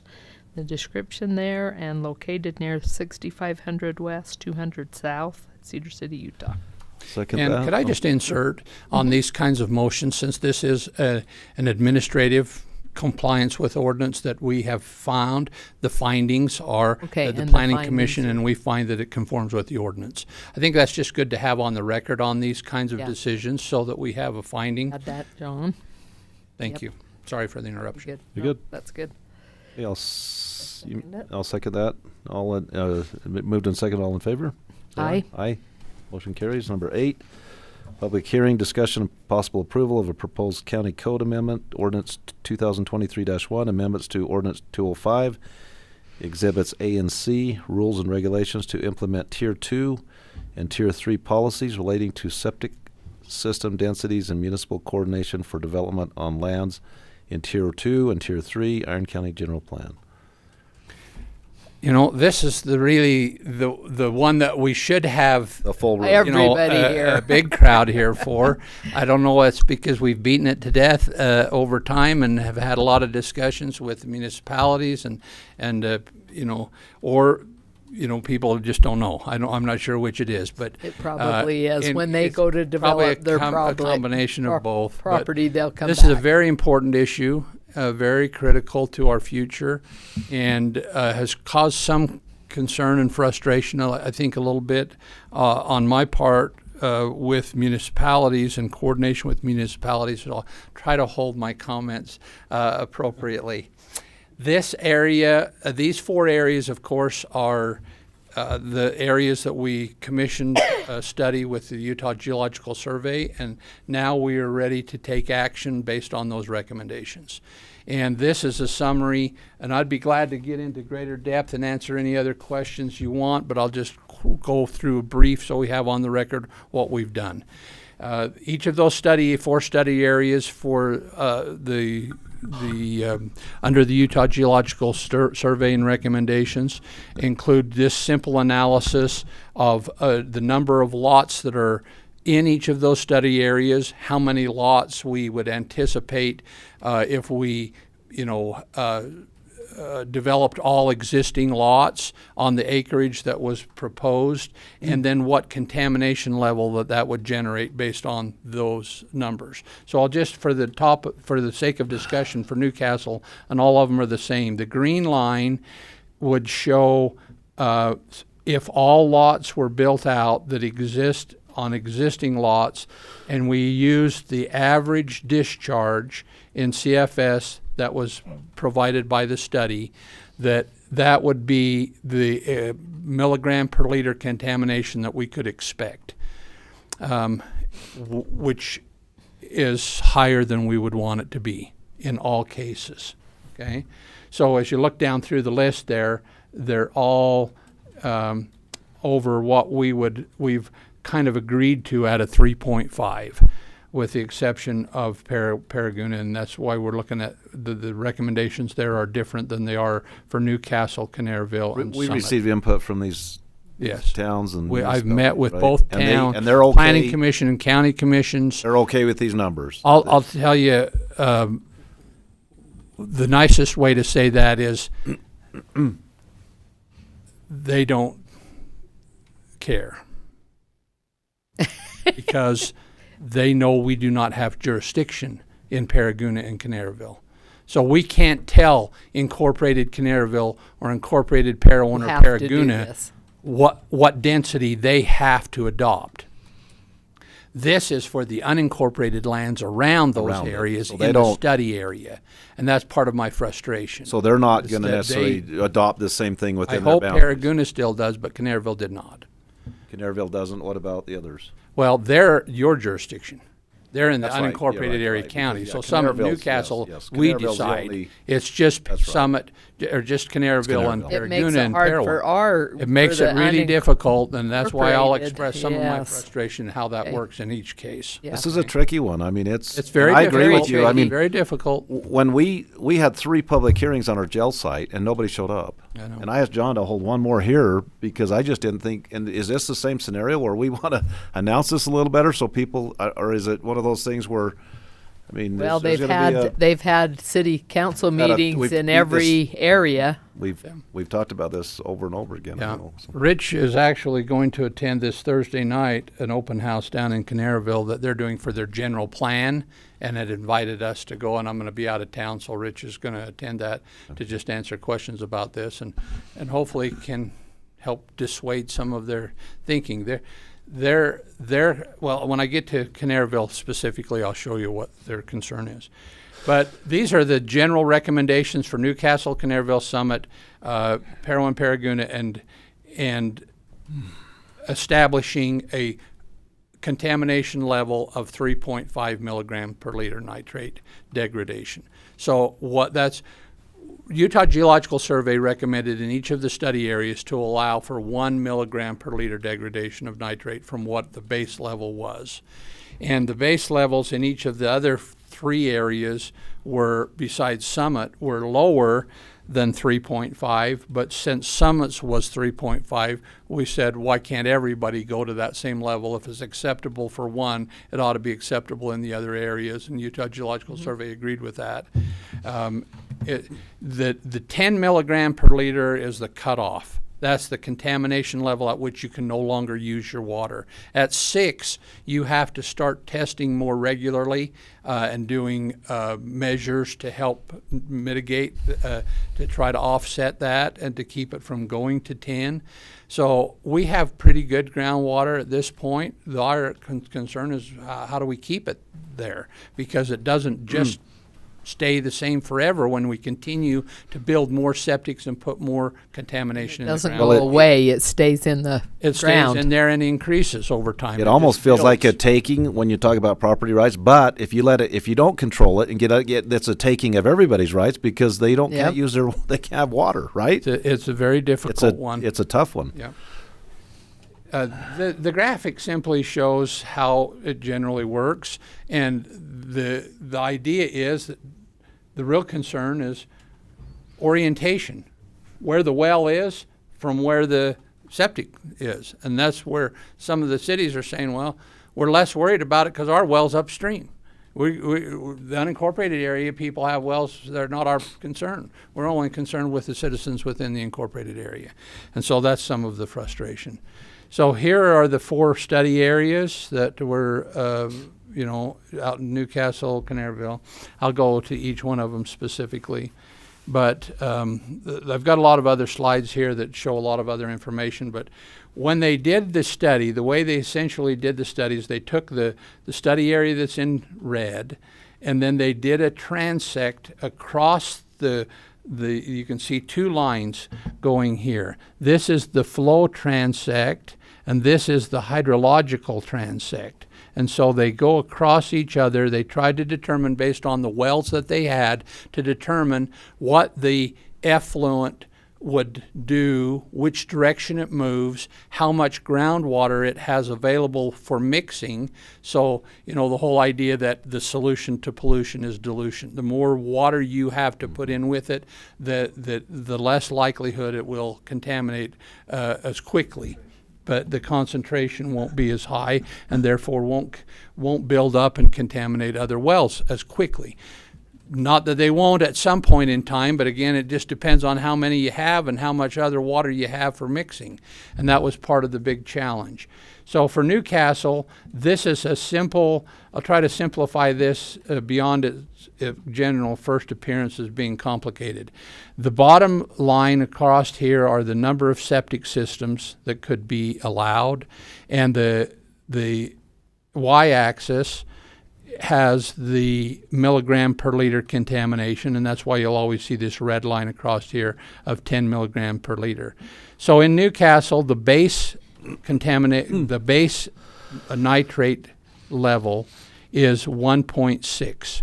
So that's this line right across the bottom. That's the background or the base level. If they contaminate 1 milligram per liter and go to 2.6, then this is where you're at with the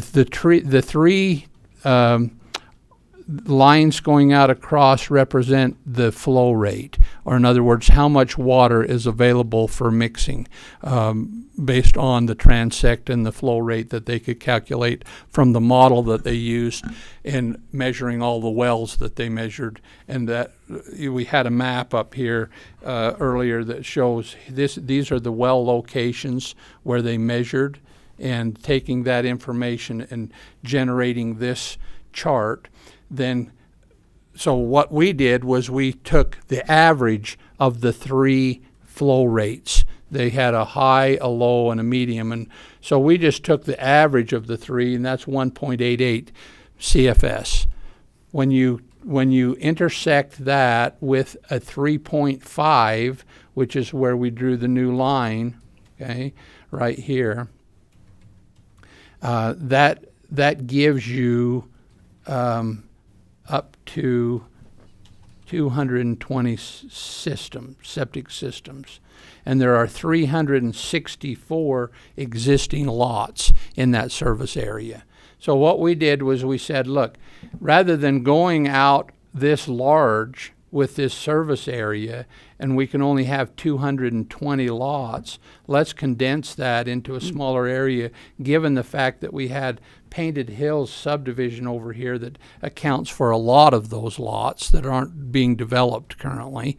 And to just say, we're going to shrink that area back and come up with a new maybe tier 3 area that would be on this blue line, and let the development occur within that area on existing lots and 10-acre lots.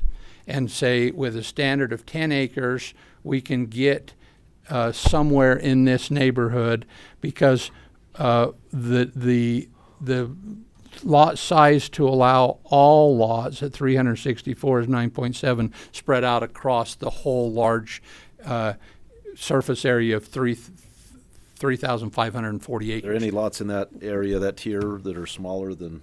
Yes, there are half-acre lots in there. So then, but we're going to allow everybody to build on an existing subdivided lot, but then not allow anybody else to divide unless it's at least 10 acres.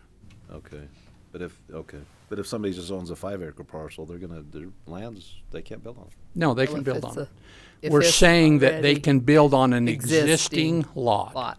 And if it's not developed, just an existing lot in that tier, Yep. they can build on it. Yes. Okay, got it. Every lot, we wanted to make it available, and that's why we have to go for the larger acreage for new ones, because we got a lot of them that are smaller.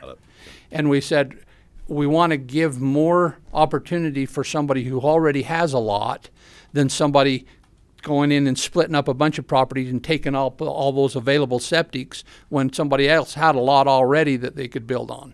That was kind of the planning commission's thought in the end, is that we're better, we should give more deference and higher priority to people who have existing lots than allow somebody to come in and subdivide and take up all those available septics. I just didn't understand. When you said lot, I didn't know if it was parcel or a lot, just any any existing parcel of property, what we call a legal lot of record, which means that whatever size it was, that if it existed legally prior to August of 2000 when our subdivision ordinance went into place, it's eligible for a building permit. It's still eligible for a building permit and by getting a septic system, because we wanted to recognize those. Okay, so that's Newcastle.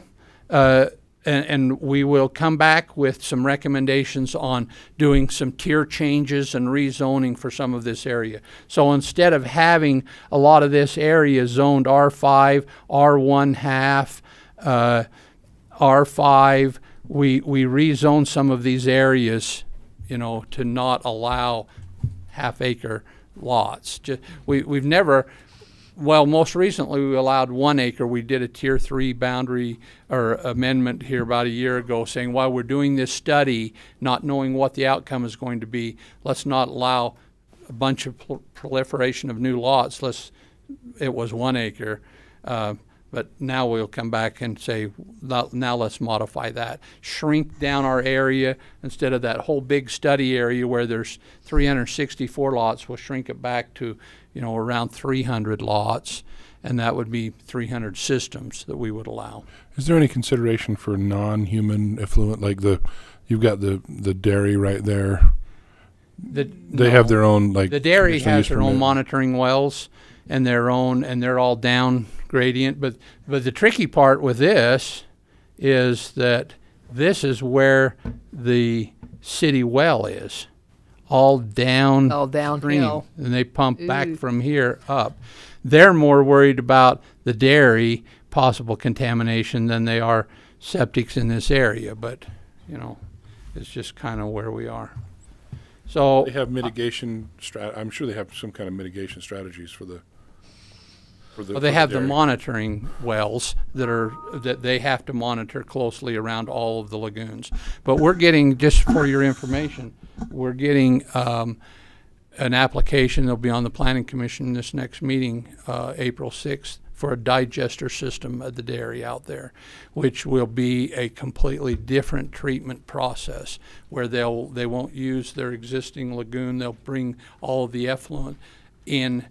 They can settle out some of the solids in the first one, but it'll go into this new one that's all concrete and with a cap on it, and they'll pull off all the gases, and they'll use that to turn turbines to generate electricity to put back in the grid. And then it takes away most of the odors, and it takes away Should a help lot. with the flies? Pardon? Should it help with the flies down there? Yeah, bet it does. yeah, it will help with a lot of the problems that they're having there. But they'll still they're run it through talking their- $7 million system. They'll still screen it and run it through their system, right, Yeah. for fertilizer? Yeah. Yes. But the effluent coming off of that will go out into the sprinkler system will be a lot better because a lot of those gases have been taken off of it. Oh, yeah. So it should be reduce the odor significantly. And that's one of the main reasons they're doing it. They've got a couple of other reasons, but we'll get into that at the Planning Commission meeting and go through all that. And so it's an exciting prospect for that area. So we did the same thing in Canaryville. Here's their study area. I don't belabor each one of these separately, but their total number of septic systems that are, existing legal lots are 498, and we're saying that you could really only do 425 systems at a contamination of going to a 3.5 contamination level with an average flow rate. So that made them each 12 acres per lot. So we said if we go with 10, we shrink down the area, and that's what we've done in all cases. We've shrink back the study area so there's less acreage, less existing lots, and tried to stay with the average density that would be close to having all of the lots. And so the problem here is that Canaryville, so it's a fairly large study area. If we cut it off on this side right here and not take anything west of I-80 or I-15, and then just go, and we've even looked at the possibility of coming to a much smaller area and just taking this part around Canaryville, rezone that to a 10-acre density, and then leave the rest at 20 acres. Then we'd be closer to letting everybody who has an existing lot be able to build on it. The challenge is, of course, that Canaryville has said, that's great, we love it. Keep them at 10 acres. We're just going to let everybody within town build on half acre because that's what we've always had. And we don't think that it's going to be a problem for us because our well is up here. Our well is up the canyon and up over on this side, and the effluent all runs out this way. And so they're just saying, look, our interests are our citizens. This is what we're going to do. So, we've pleaded and said, look, groundwater knows no boundary. It doesn't stop contaminating at that level and, automatically clean up as it leaves your town and things like that. So some of the other recommendations we'll get to will help address some of that concern, I think. So did you end up with the requirement of 12.1 or 10.7? 10 acres. 10, just 10. Just 10. I'll come back to that on all of the areas with the recommendation. Of course, Summit was a little different. We did a similar thing there. Their average flow rate here to get to 3.5 allows 285 systems. They have 348 possible lots in that area. So this is what their study area was. This is what we could recommend as a reduction of that, so they would have this new map and only take away a lot of this and rezone a lot of this property from R1/2 to, you know, a 10-acre or 5-acre density or What something. do you do with that other area that you've taken out when people go to? Well, we would What rezone those- that, take it out of the Tier Yeah. 3 and rezone it to A20. A20. Yeah. Yeah. Paragon and Parowan are in a little different situation because when you look at their flow rate, they've got an average of 4.43. That makes a huge difference. Even though they have an existing 733 lots, they're still only at 3.2 with that at a 10-acre, 11-acre density. So we felt like because that's this whole service area, Parowan and Paraguna. So if we tailor that back to have just this area for Paraguna and this area for Parowan based on the blue and shrink that back to where people can subdivide down to 5 acres in these areas rather than 10, that we would still be in pretty good shape. And so since that's what Cedar Valley is, with what they have for availability and the type of soils they have over there, the Utah Geological Survey, I've sent these recommendations to them and they've reviewed them and say that it's reasonable. If you're willing to accept 3.5 contamination instead of 2.6 or whatever, then and you spread it over a smaller area instead of having such a large service area where people can divide down and put those back to 20-acre parcels or existing lots, then you'll be fine. So that's what we've done in each of those areas. So the recommendations would come down to a change. Let me come down to the recommendations and then come back to that other in just a minute. So this is essentially what we're looking at. So we would amend our ordinance so that, because where this is regulated currently is in Ordinance 205, which was a 2005 general plan amendment that was specific to our tiers, and it had rules and regulations associated with each tier. And so what we would say then in the new rule is that Tier A, the Exhibit A that talks about Tier 2 rules and regulations, would require a 10-acre minimum for any new lot in the Canaryville, and they're the only ones that are Tier 2. The Parowan Paraguna Tier 2 is 5 acres, and we would just leave it the same with any new lots for Cedar City, Enoch, and Bryan Head, because that's the way it has been, okay, for 5 acres. In the Tier 3, which is Summit and Newcastle, we would go to 10 acres so that it would be the same as what Canaryville area around it is. So those are the recommendations of the Planning Commission, and as we've reviewed it with staff. We would also recognize each existing legal lot of record to be eligible for a legal septic system within the Tier 2 or the Tier 3 areas, regardless of size. So whatever it exists currently, we just recognize that and try to give as many people opportunity as possible to develop what's already there. The other recommendation, I didn't get listed here, is that we would move forward with the evaluation and consideration of creating a sewer district. Whether we do it countywide or whether we do a couple of different ones, maybe one for Parowan Valley, maybe one for Cedar Valley, Newcastle area and the West Desert, or it's all countywide one. And we've talked with Cedar City? Seems like for economy of scale, it'd be better just do one. Yeah, for the county. In many respects, it's like the they water can district. handle the difference. We've- Washington County has a couple, and the issues are a little different in Parowan Valley than they are in Canaryville. But I think one who has the general understanding of what septics and sewering is, it would be better handled That's with one reason, like when you take the water district, for instance, I mean, Parowan really, in my opinion, needs to create a water conservancy district, because the Parowan pumpers is great, but they're assessing. They have a different agenda. They're assessing monies to be paid, and it would just be, but it seems like they would be better off with some MOUs to join with Cedar City, or the one in Cedar City, the Iron County, Central Iron County Water Conservancy District already, because the little bit of tax you could impose, you would gobble all that up, hiring somebody to run the thing.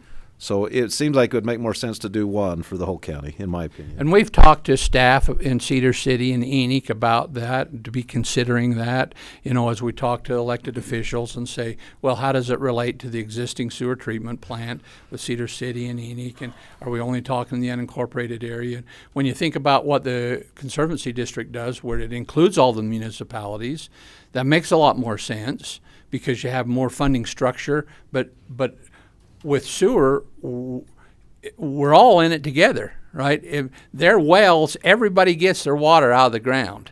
And we're concerned about contamination, and everyone should be, because it affects our drinking water. So septic and sewage is related to drinking water, and it makes sense to do that countywide, in my thought, but we'll hear a lot of different ideas. I've had thoughts on other things that not the whole world doesn't see things like I do. So, big surprise. The idea is that we try to work towards the only good solution for the future. This septic tank density things that we're recommending are only short-term measures. I think that's how we have to look at this. This is a stopgap measure until we can really fix the problem, which is with sewer. Central sewer is the only way that this is ever going to be solved long-term. And long-term is what we're after. Contaminating the groundwater, you don't go back. You can't go in and clean it up. And so I think that's what we've got to sell to everybody and make sure that that's what everybody's working towards, knowing that that's going to be really difficult. And the first thing that everybody says, whoa, we can't afford that. We can't afford a sewer treatment plant. We can't do that. We can't put the infrastructure in. And you'll never get it unless you start. Have to assess You've type of You've got to start somewhere. Yeah, and a district is taxing. what can really Great work way to on do that. figuring that out. Mhm. Getting grants and figuring out, different opportunities and becoming experts on different septic system technologies and Is alternate there some systems. small? There's some small that Package plants and Yeah. different things that are, no one in our staff right now has time or knowledge or expertise to do that. So we need, somebody's got to do that. Yes, yeah, I think about where we absolutely. would be today if the Water Conservancy District hadn't formed 30 years ago, 25 years ago. Oh, man. We wouldn't want to think about that. No. But that's where we're going to be in 30 years if we don't think about this. Yeah. We're going to be saying, wow, they were asleep at the wheel. And that I think personally would be irresponsible for us to kick that can down the road. So that's what this is all about. So in Ordinance 205, there are two primary changes that we're making. One is associated with the septic tank density, okay, which is what the study was, and this is the section that we make that rule change in. But because we're in this section making a rule change, there's another rule change that I want to make while we've got this open. Okay, and that relates to the annexation requirements that we are currently doing in Tier 2 when somebody wants to come in and subdivide. This rule change would supersede. It would make it simpler for. It would take away some of the regulation that we currently have in place and the timelines that a developer confronts now when they want to annex and they're trying to work something out with the city, or the city, we have to rely on the city saying yes or no. It's always been a challenge when developers saying, why are you letting the city decide what you do in the unincorporated area? And we've said, well, our whole tiering system is set up based on that we have the tiers where we emphasize and encourage annexation, and the state statutes are set up that way. So we're replacing what we had in our ordinance, which is the strikeout. So it says if a subject property is eligible, this is what we're crossing off. For annexation, the applicant must obtain a refusal to annex by the municipality prior to submitting an application with the county. So that's what we've had in the past. We've said the city has got to decide not to annex you before you can annex or develop in the county.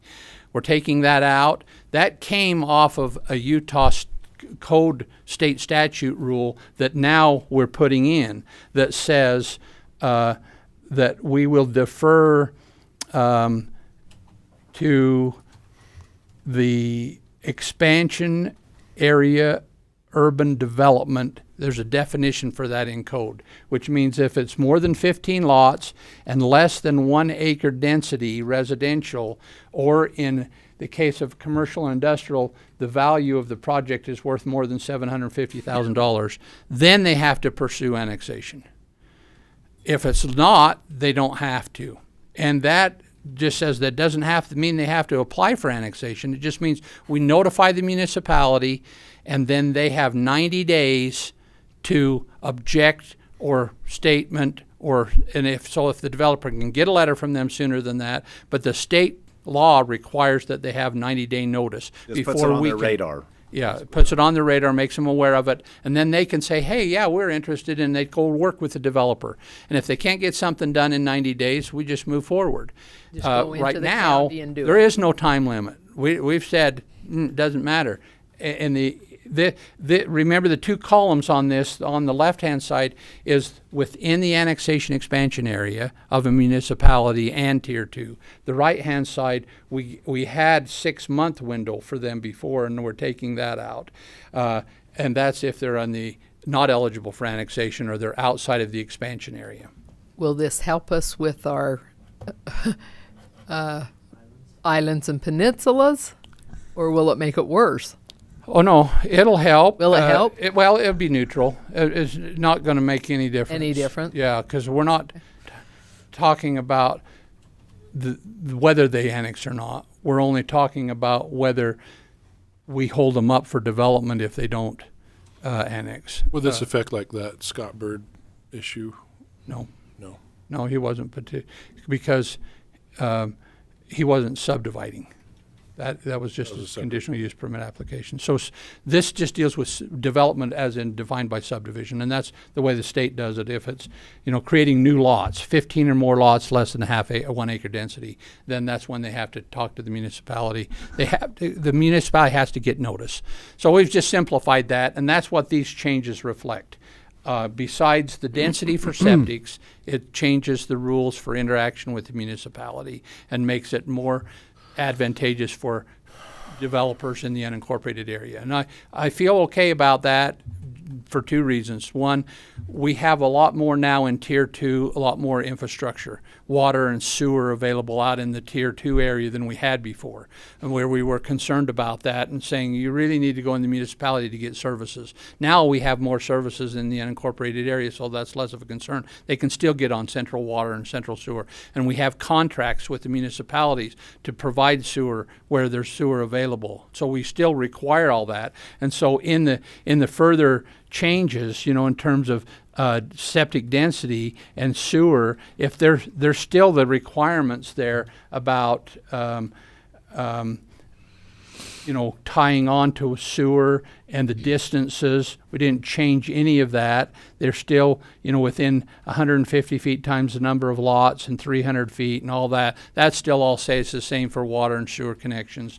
And all we did was just change, the density here for 10-acre minimum size required for septic in the Canaryville area. So this is the Tier 2 rules, and then down in Tier 3, this is where we say 10-acre minimum lot size for anything in the Summit and Newcastle Tier 3 areas. So those are the changes that we made in the rules for Tier 2 and Tier 3 regarding septics. So I was just trying to get this right. So you felt good about removing the barriers to development in Tier 2 for two reasons. The one was there's more infrastructure present, and what was the other? Yeah, I didn't explain that. I just thought maybe I didn't catch it. The contracts that we have with the municipalities to provide those services, and the way that the state law reads in regard to notification requirements, that those changed since these rules have been in place since 2005 when we adopted those, and the state law has changed in regards to annexation, and then the water and sewer infrastructure availability. So there's more infrastructure, Plus- and we have plus- contracts with municipalities. And we have more zoning options for development now than we had before at higher densities. We've incorporated the R4K zone, the performance subdivision. You know, we have several other subdivision options, maximum density subdivision, all of the things that make good development that we didn't have in place in 2005 when we said, look, development really needs to go into the town. Yeah. You know, and so I think we've just learned over that time that we can do good development in the unincorporated area as well, provide more options, infrastructure is available. We don't need to make it so difficult for development, especially for commercial and industrial I'm type gonna put stuff. 3 reasons. It's out on the periphery. Put as many as you want. Okay. Okay? All right. Hey, public hearing. All right. I'd like to open the public hearing. Oh, Carson's gonna gonna speak. get up here. Finally, we got some. Peer pressure works. Peer pressure finally got to me. No, I actually do have a honest question. So we have 40 acres right where you did the study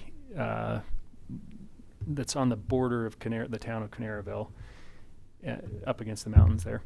So if we wanted to, it's kind of like Scott Bird was doing, if we were going to apply for a conditional use permit to do a Glamping? Not glamping, RV park. Oh, RV there, park. for example, I'm curious what, if anything, how that would affect. So even though the amount of or the size of the scope of the septic system, yeah.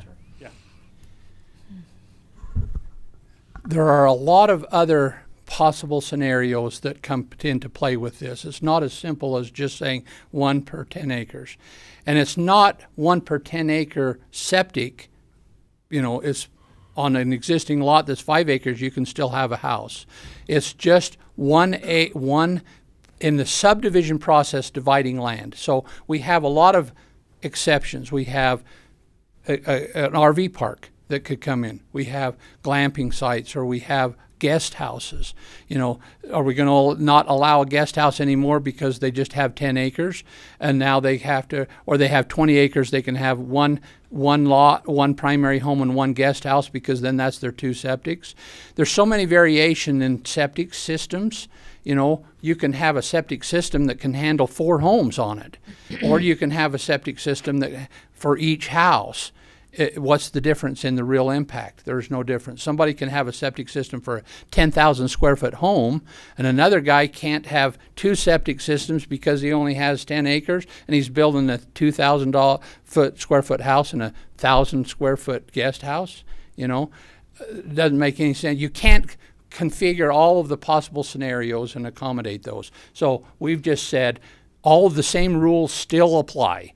If they can qualify for a RV park and can get a design on a septic system that can handle the RV park, similar to the one that's down there now, the new one, Orchard, can't think of the name of it, Orchard Resort, on that new one down at the Canary exit, they can do that.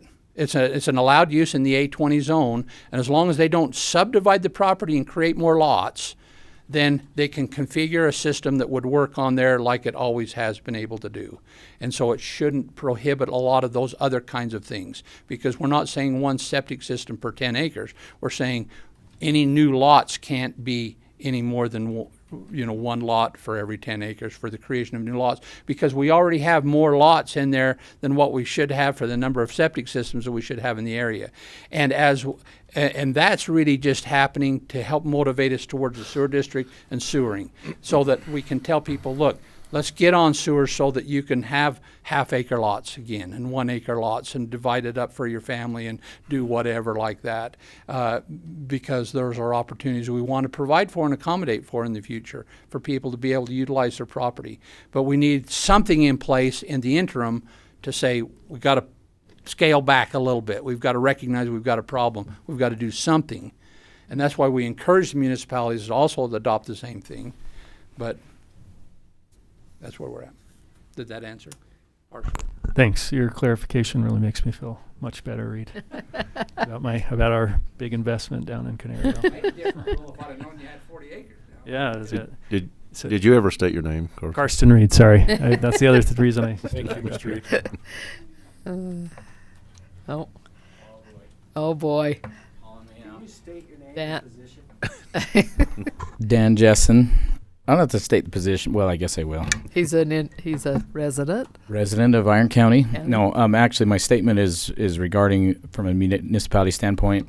Of all of these municipalities that you talk about, it's a little different when you have a city that has a sewer system, because our goal is already to get them into the sewer system as it is.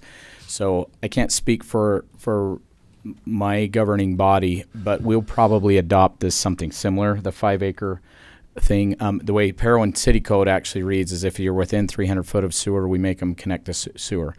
If they are not, then it's an administrative decision made by the zoning administrator whether they're allowed to have septic. So I've just been telling people until this study gets done that the county is doing, don't come and apply for a septic, and we rarely ever have it happen. So I don't see really this being the same thing as it could be like for Summit or Canaryville or something where they don't have the option of a sewer to get people in. But I do think it's a good idea. The zone change, the update to the county's code, I think it's good. I think a sewer district is a great idea. And when you start talking about a subdivision that's within the annexation area, I think it's all good. In fact, but one thing I wanted to add, paint a little bit of color on this. The Parowan City would rather, just look like, for example, and I'm sure it's the same thing in Cedar City or in any of these valleys that have, well, I guess there's only two, that have an active sewer. We would much rather work with a developer and get them into our sewer system rather than have them develop in the county. For example, Alex Meisner's subdivision is hanging out there. Yep. Whether this is a perfect test case for what we're talking about. If he comes, he's essentially waiting for Parowan City to finish the water and sewer master plan, so we have an idea of what it looks like for him to come on board. Let's say he does come on board, then he will have to do a lift station, tie into our sewer system, either through impact fees, pay the impact on the system, or we'll have him on the front end pay for some of the impact on our treatment facility, right? Let's say we can't come to an agreement with him and he does not annex. Now he's going to want to build in the county. And what is he going to want to probably do? He's going to want to do probably some sewer lagoons, which are going to be the same problem. This is like, sewer lagoons are like a septic tank on steroids, because unless you make them line the ponds, there's seepage and all of that. It really makes sense to have one set of either sewer lagoons or a mechanical plant in the valley where everybody can tie into it. Paraguna, Summit, unincorporated county, and Parowan, and of course Bryan Head ties into ours. Would rather see that than another set of sewer lagoons out by the airport. Now you have a problem with foul. You know what I'm saying? Or the scenario that really haunts me is this Aspen Meadows up in Bryan Head. Let's say that they don't come to an agreement with Bryan Head, and now they need to build their own sewer lagoons up on the mountain above our springs that come out of 5 Mile and Main Canyon. I really don't want to have sewer lagoons sitting up on the mountain right above our watershed that feeds our springs, which tie into our city's culinary water system. So I think it works for everybody. It makes sense to try to get as much of this stuff into a functioning sewer plant, and in a perfect world that the sewer district is able to run if there's a sewer district. So I just wanted to kind of say those things. Thank you, Dan. I will say, big picture is, no matter how it plays out, you're going to lose kind of what was there when I first moved here, just because of growth. You'll have higher fees because you got to pay for that sewer and you got to maintain that sewer. But that's the world we live in, and otherwise we're going to... I grew up, there was the really cool well, and our grass was really green until they realized the well that they were drawing from had a lot of nitrates in it, and that was in Enid. So, yeah. Uh-huh. Good water pressure, too. Well, for the record, I'm too concerned this room isn't clear full of people talking about this, but because it's a big decision. So I don't know what we've heard this presentation. Many times. How long have you been working on this, Reed? 2 years. 2 years. Yep. Since we engaged the Utah Geological Survey and sent out the surveys to all the wells and Tom monitored the wells and talked to the coordinating council numerous times about it. And unfortunately, it's like our last meeting. People just don't show up unless they affects them. Unless it affects them personally, they don't So, show up, and unless- then until it does, and and then then they're it's mad gonna be- when they see what we have to do. But we have to do We've this. had a lot of calls, what's it gonna be, what am I gonna be able to subdivide, you know, and it'll affect people and. We have to do it Yes, though. sir, somewhere. I mean, we have to do it. Yeah. Yep. Any other comments from the public? If not, I'll close the public hearing and any discussion amongst the commission. Nope. No, I was just going to move with the slide here to remind of what the action actually does, and in amending this ordinance 205, and you have the ordinance 2023-1 that amends ordinance 205 to do the red line stuff that you saw on your copy of that. Those are the language changes that we would be making, and I do want to take Dan left, but that's a good partner. Idea of working together and recognizing that. And that's the way that most of the municipalities have talked about it until it got right down to the council making the decision sometimes, and they just represent different people. We know you've worked really hard on this, Reed, and we appreciate you on this. we It's do. been a heavy lift. It's been a lot. Yep. Okay. I would move for approval of the proposed county code amendment, ordinance 2023-1, amendments to ordinance 205, exhibits A and C, rules and regulations to implement tier 2 and tier 3 policies related to septic system density and municipal coordination for development on lands in Tier 1 and Tier 2, Iron 2 and County. 3. Oh, Tier 2 and Tier 3, sorry. Iron County General Plan. I'll second that. It's been moved and seconded. All in favor? Aye. Aye. Motion carries. Thank you very much. Thank you. Appreciate that. This next item, are you ready for the Well, next? we got public comments next, right? Oh, I'm sorry. So Yep. I don't know. But I don't think we're going to have any. Yeah. Oh. Okay. We've done so many. It's so we'll now go to public appointments. This is a portion of our meeting for public comments, up to 3 minutes. If you can please state your name and I assume you folks may be here for that. Nope. Nope. They're in for the next one. Okay. 10. Okay, seeing none, we will go to number 10, discussion regarding flood water in Iron County Valley, requested by Bob Ray. I knew that was coming up, so I just didn't know if you guys had another comment. Okay, thanks. Well, I'm sure you've not had anybody talk about their flooding. Flooding? before. No, nobody. My name's Bob Ray. My wife and I, Carolyn, live down on 200. I'm sorry, can you Yeah, pull up can a you map bring of that this? up? John, Yeah, would you that'd be mind so we great. can just see where it's at? That'd help me kind of see. It's on the west side of the freeway, correct? It is. Okay. And where in the world are you? If Just out. We're west of exit 75 on 200. Yeah.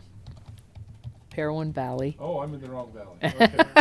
I noticed Yeah, that. that's I saw the airport. There is.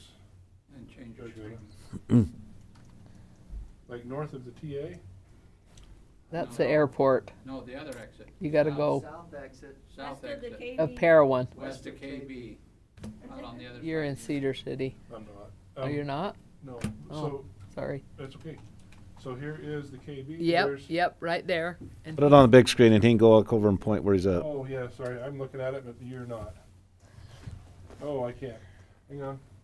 We gotta tilt the other computer.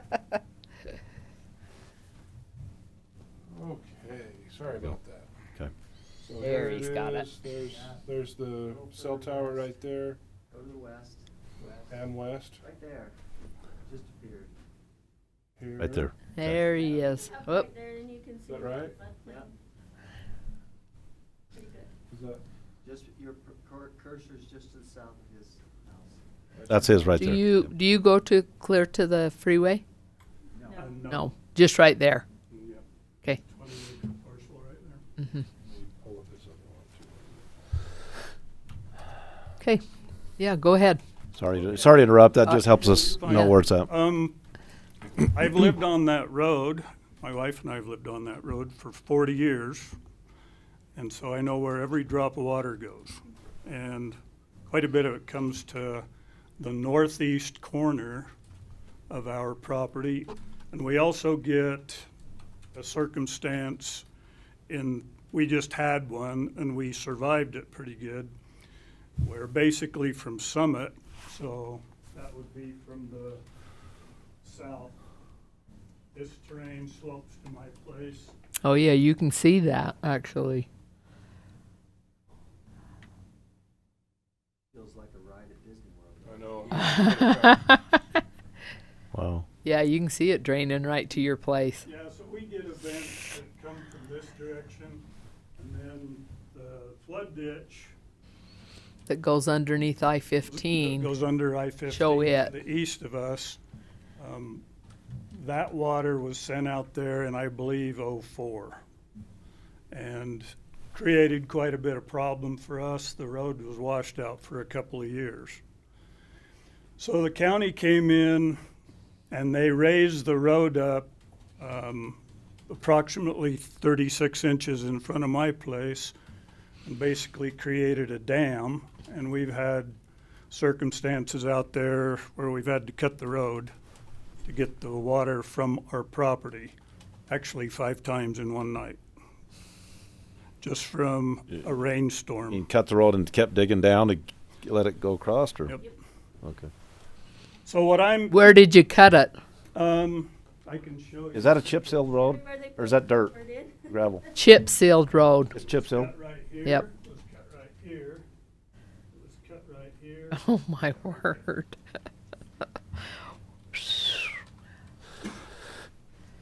And So- what happens when that water goes across to the north side? Then where does it go? Um, Does it affect anybody else downstream? Or? Doesn't look Yeah, like there's much. all of the property going down through there is private property, so all of the flood water it's all on private property.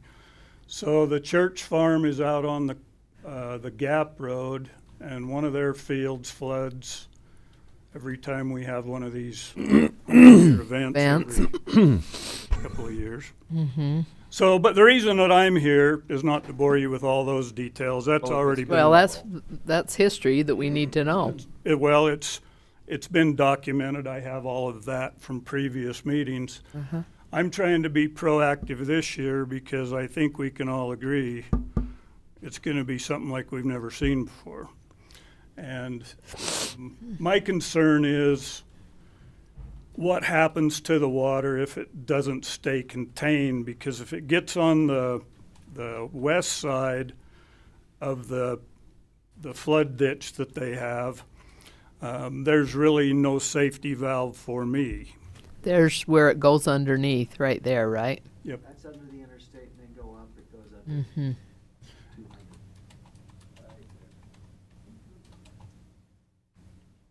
Where does it go? It goes down below that, right? So there's this one. Right there, right. Crosses here under 3.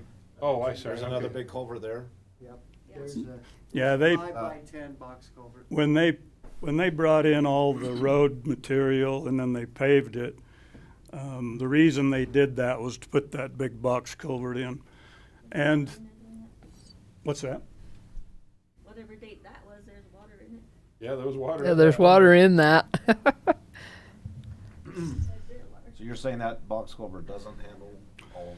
Well, so far, there's been probably 3 instances when the previous county engineer, Steve Platt, was, I was in a relationship with him. I had his phone number and could talk to him. Uh-huh. And he'd give me permission to cut the road Yeah. on a couple of occasions, which at 2 o'clock in the morning with the county guys out there, I decided to leave it to be their choice. I was going to go to bed.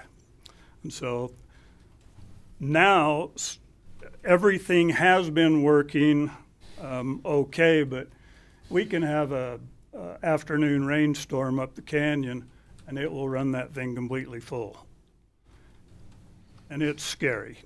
But aside from that, what I want to do, I'm trying to go through the proper channels and do the proactive measures and maybe get the county engineer and the road department out there to see if a low water crossing might be a feasible safety valve for me. As long as Mother Nature cooperates and we don't have issues, but if the road needs to be cut, because that probably would be the only thing that would keep me from Flooding. Then I would. Would it slow down that road too? It would slow down the road. That's another thing.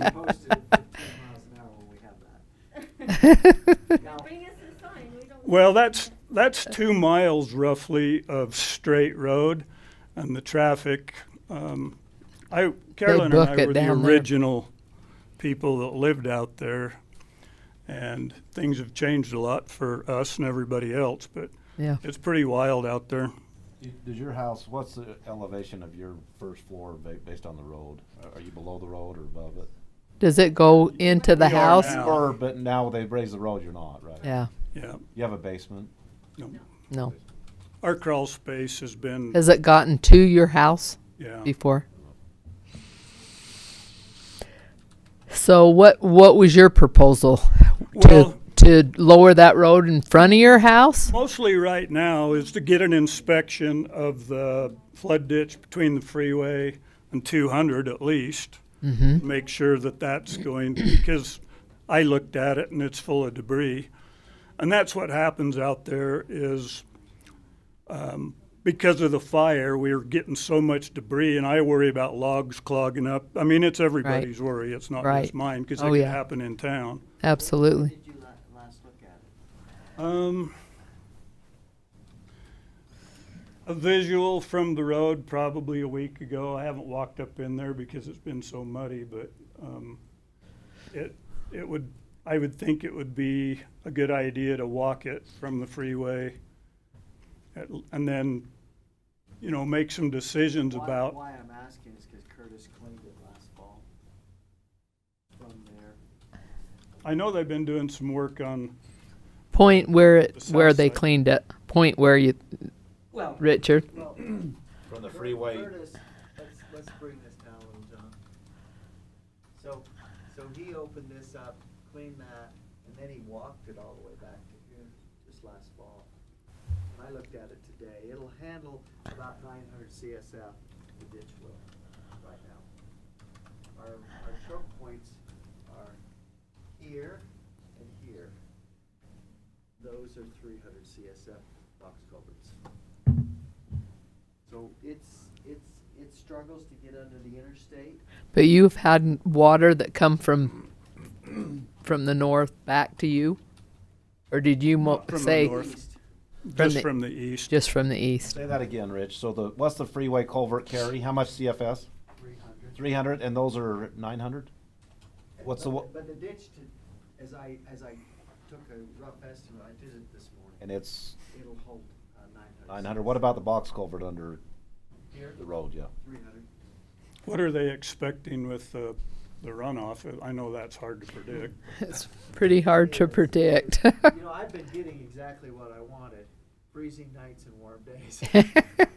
So far. That mountain slow. But the problem is Just guarantee that till July 1st will be great. we're getting closer to the warm temperatures.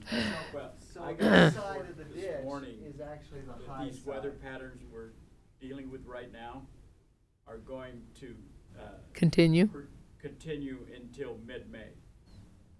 So we're looking around the 15th of May to see a current weather pattern break For warmer weather. And So that means more snow. And Less more melting. freezing weather. That's a similar situation that happened when we really got flooded and it washed that road out. because then it will be real warm. So Dan, you walked this Saturday because you certainly texted some of us. I saw some pictures. Thank you. So you walked this last Saturday, and That's good. From 2200 out to the freeway is good. And the freeway culvert is wide open. It's not sediment at all. The 200 culvert needs a little. Well, Curtis has done a bunch of work, but the culvert itself on the north Right. side, south side is oh, I plugged. just moved on. Oh, that was me, This, trying to keep up with you. this here, right here, the problem is you've got two box culverts. Two box culverts already present their own issue, and they're at different elevations. Not by much, but here's what happens, when you have one box culvert, and I'll bet it's no more than 4 to 6 inches difference. Right. But as the water flow decreases, it stays in the low one, and starts to drop sediment. Sediment. So this southern culvert actually about is half full. what, yeah, on the outlet side, it's about half full of dirt. Because On the it slows inlet down side, there but the and only way drops to it. blow that out is when the water begins to rise, it'll start to take that southern It'll clean that out. Well, and you can see the way that it's kind of aligned because they are on an angle to the road. So like the northern one kind of gets a straight shot, so it's like it probably has higher velocity of water. And the southern one is the one, but Curtis has cleaned the bottom of it out. Yeah, and it's lower, and it's lower. So the slowdown is on the inside of the curve. All the things work against it. It would have been better if this had been the high one, but it's not, and it's not very much. I mean, it's if you look at it, you're going, wait, that's not a lot, but it's enough to let the dirt start to pile up. To pile up. And it's piling up on the outflow side more than the inflow side, because that's just what happens. As we saw elsewhere, it backs into the culvert as it starts to slow down. We can't do anything. It's just, there's nothing we could reach into a 5-foot culvert with. Curtis Of can our get down there. equipment. He's done all he can with, but without damaging the culvert, he can't push his bucket in. The only thing we do is hire a vacuum. So let me point out something. It's 10 feet wide and 5 feet. Right, but they have those vacuum pumps that you can. Well, or Blows turn it out? Have the fire department go out there and blast it out with a fire hose. Curtis's trick, they said they'd get 2 track hose with a chain, and they'd put some sort of a medium, and then they'd just push it back and forth, Like a bottle cleaner. floss it. I think They floss it with a tire. But so let me point out. So under the freeway is 300 cubic feet per second, right? And then so is that one on 200 south. The problem is when it really backs up, and I think it's probably only happened once, but I'm guessing that's when you saw water. It eventually flows over the freeway, and then you get more water going past that point than now your next culvert can handle. We're hoping to get the UDOT to upsize that culvert under the freeway. I've been really starting to put the screws to Tracy Munson, and eventually UDOT will. But then the next bottleneck is the one on 200, which if you don't upsize, you're going to continue to have problems there too. So. What if we did a cross cut like we did on 800 South Bridge on that road? Would that help? That would be the question I'd ask. I'm sorry. My name's Bob. Bob. So coming this way, so does it bother you most from Summit or coming this way? Because you're actually, from appearances, you're uphill. We are, and it will push. Yeah, it will push clear to our place. I think we're Sure, 4 but I'm feet. saying you're uphill a little bit. Yep. Yeah. So does this bother you more when Summit's getting rain and it's coming this way? Well, in years past, before the changes came to our little world, the water from snow melt, just the snow on the ground. Our property slopes away from the sunshine, so it hangs on our property, and when it goes all at once. And it used to run across the road, Yeah. and never And caused us any historically, problems. This is an ancient trend. You can see it. Oh yeah. Past there. Oh yeah. Boy, you sure can see So, it. Commissioner, back to your question, where would the best place to put a cross channel? To the west or to the east? Right there where your finger. To the east. Just because back in the day, and for the record, Carolyn Ray. Yeah, thank you. You're not on the agenda. I know. I was gonna let Bob do all the talking, but you know how wives are. You're done talking. When it was Alan Stone's, and I mean, we're aging ourselves here, but he was with the road department for many years. That was the low water mark, and that's where it would just flow. It was where it would puddle up and settle. And then since then, So right there is where you think it would be a good yeah, place. and it, you know, historically, because I don't know how much you So know, that- the I commissioners would agree understand. that They that's used to about just as low run as it down gets. Highway 91 on the south side of Parowan City until the state road said, well, we don't want your water on our road What if we anymore. cut that now and just gravelled it for now for this year until it warmed up Well, enough to chip seal that? The arrow, I think the arrow was actually in the wrong spot, but one of the things to consider. Tell us where you think it should go. Yeah. Right there. Oh, right One there. of the things to consider about a low water crossing, and I brought this up, And we did, oh, sorry, I'm interrupting like wives do. You're good. The property owner to the north, right there of your arrow, he has indicated to us that he wouldn't be opposed. he brought it up to me. He actually brought it up. He thought it would be fine to do that. It wouldn't affect Well, him. there's the old channel. Yeah, Yeah, that's where it used to go. So are you talking about putting in? So they call it officially. It's called a ford. Like that. Yeah. So that's Yeah, called a by ford. Henderson. An unimproved ford is just literally it's dirt or gravel. An improved ford usually is made out of like Cement. We did it with and then you can cement. have a vented ford, which is a low water crossing that's meant to, that has like some culverts that most of the water flows under until it floods, and then it's designed to go over the top. So in Parowan, we have like in the city, like on our master plan, like 8 planned crossings of the flood channel. You know, here we are trying to figure out how to put a $5 million bridge in that we're finding is underfunded. So we're really looking hard at coming up with a policy where we do these improved fords everywhere we need to do one of these crossings. So And it can go over. So it can just also. go over it.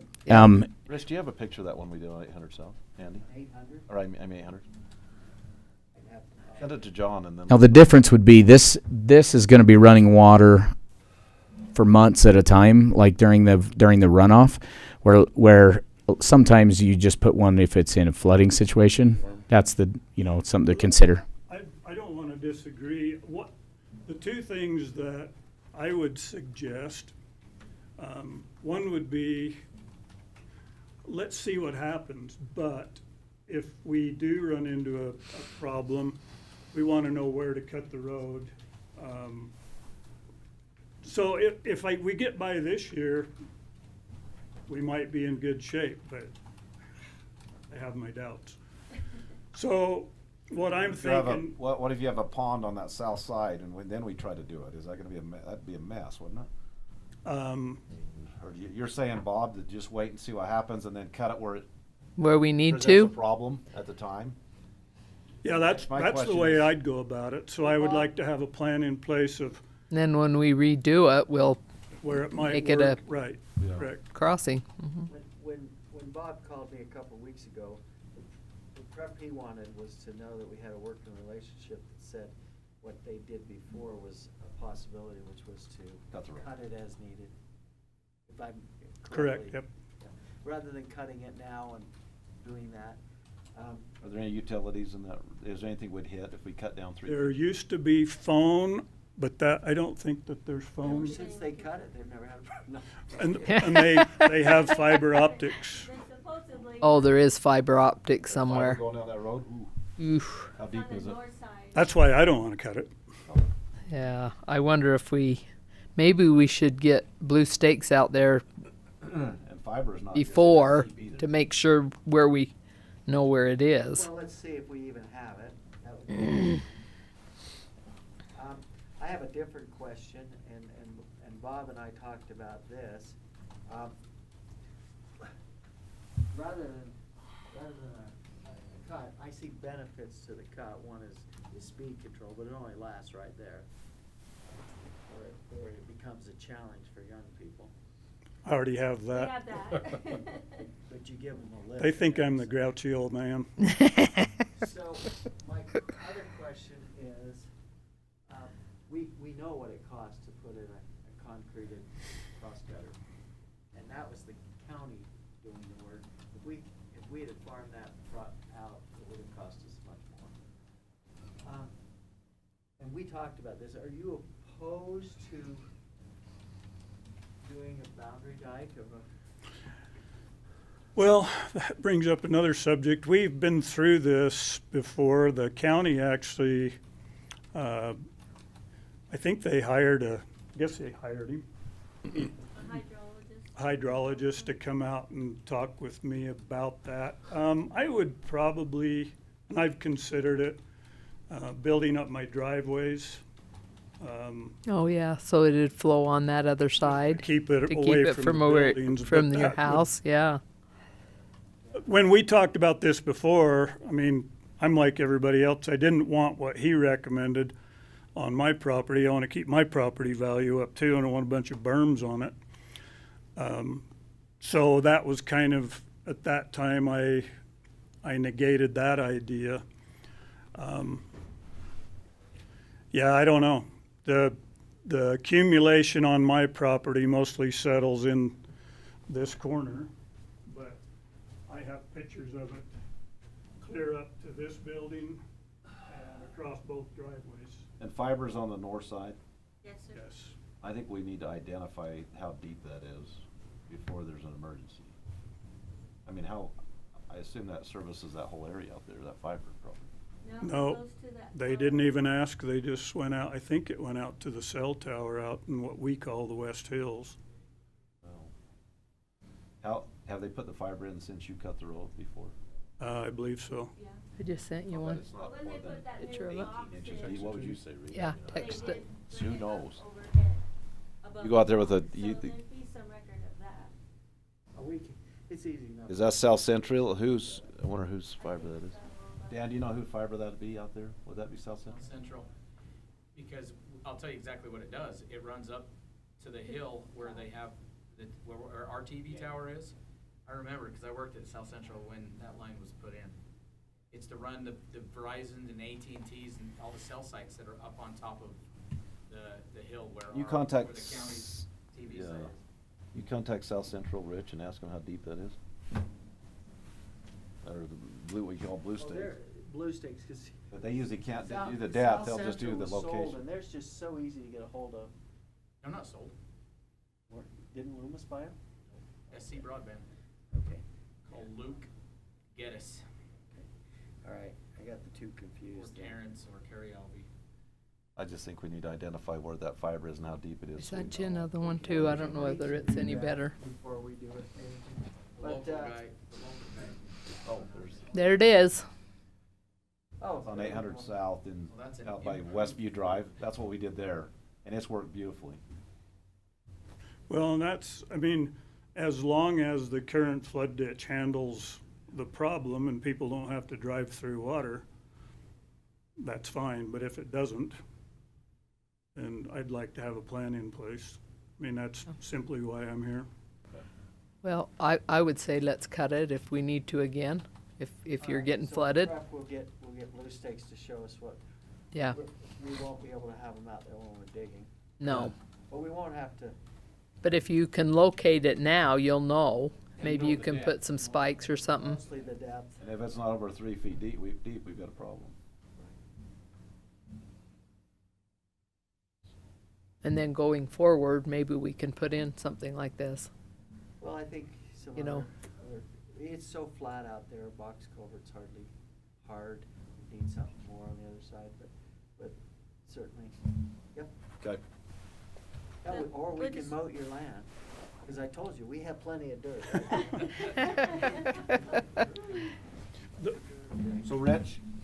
We almost wish you didn't chip seal it, because now it is a drag strip on weekends. Yeah, that is a problem.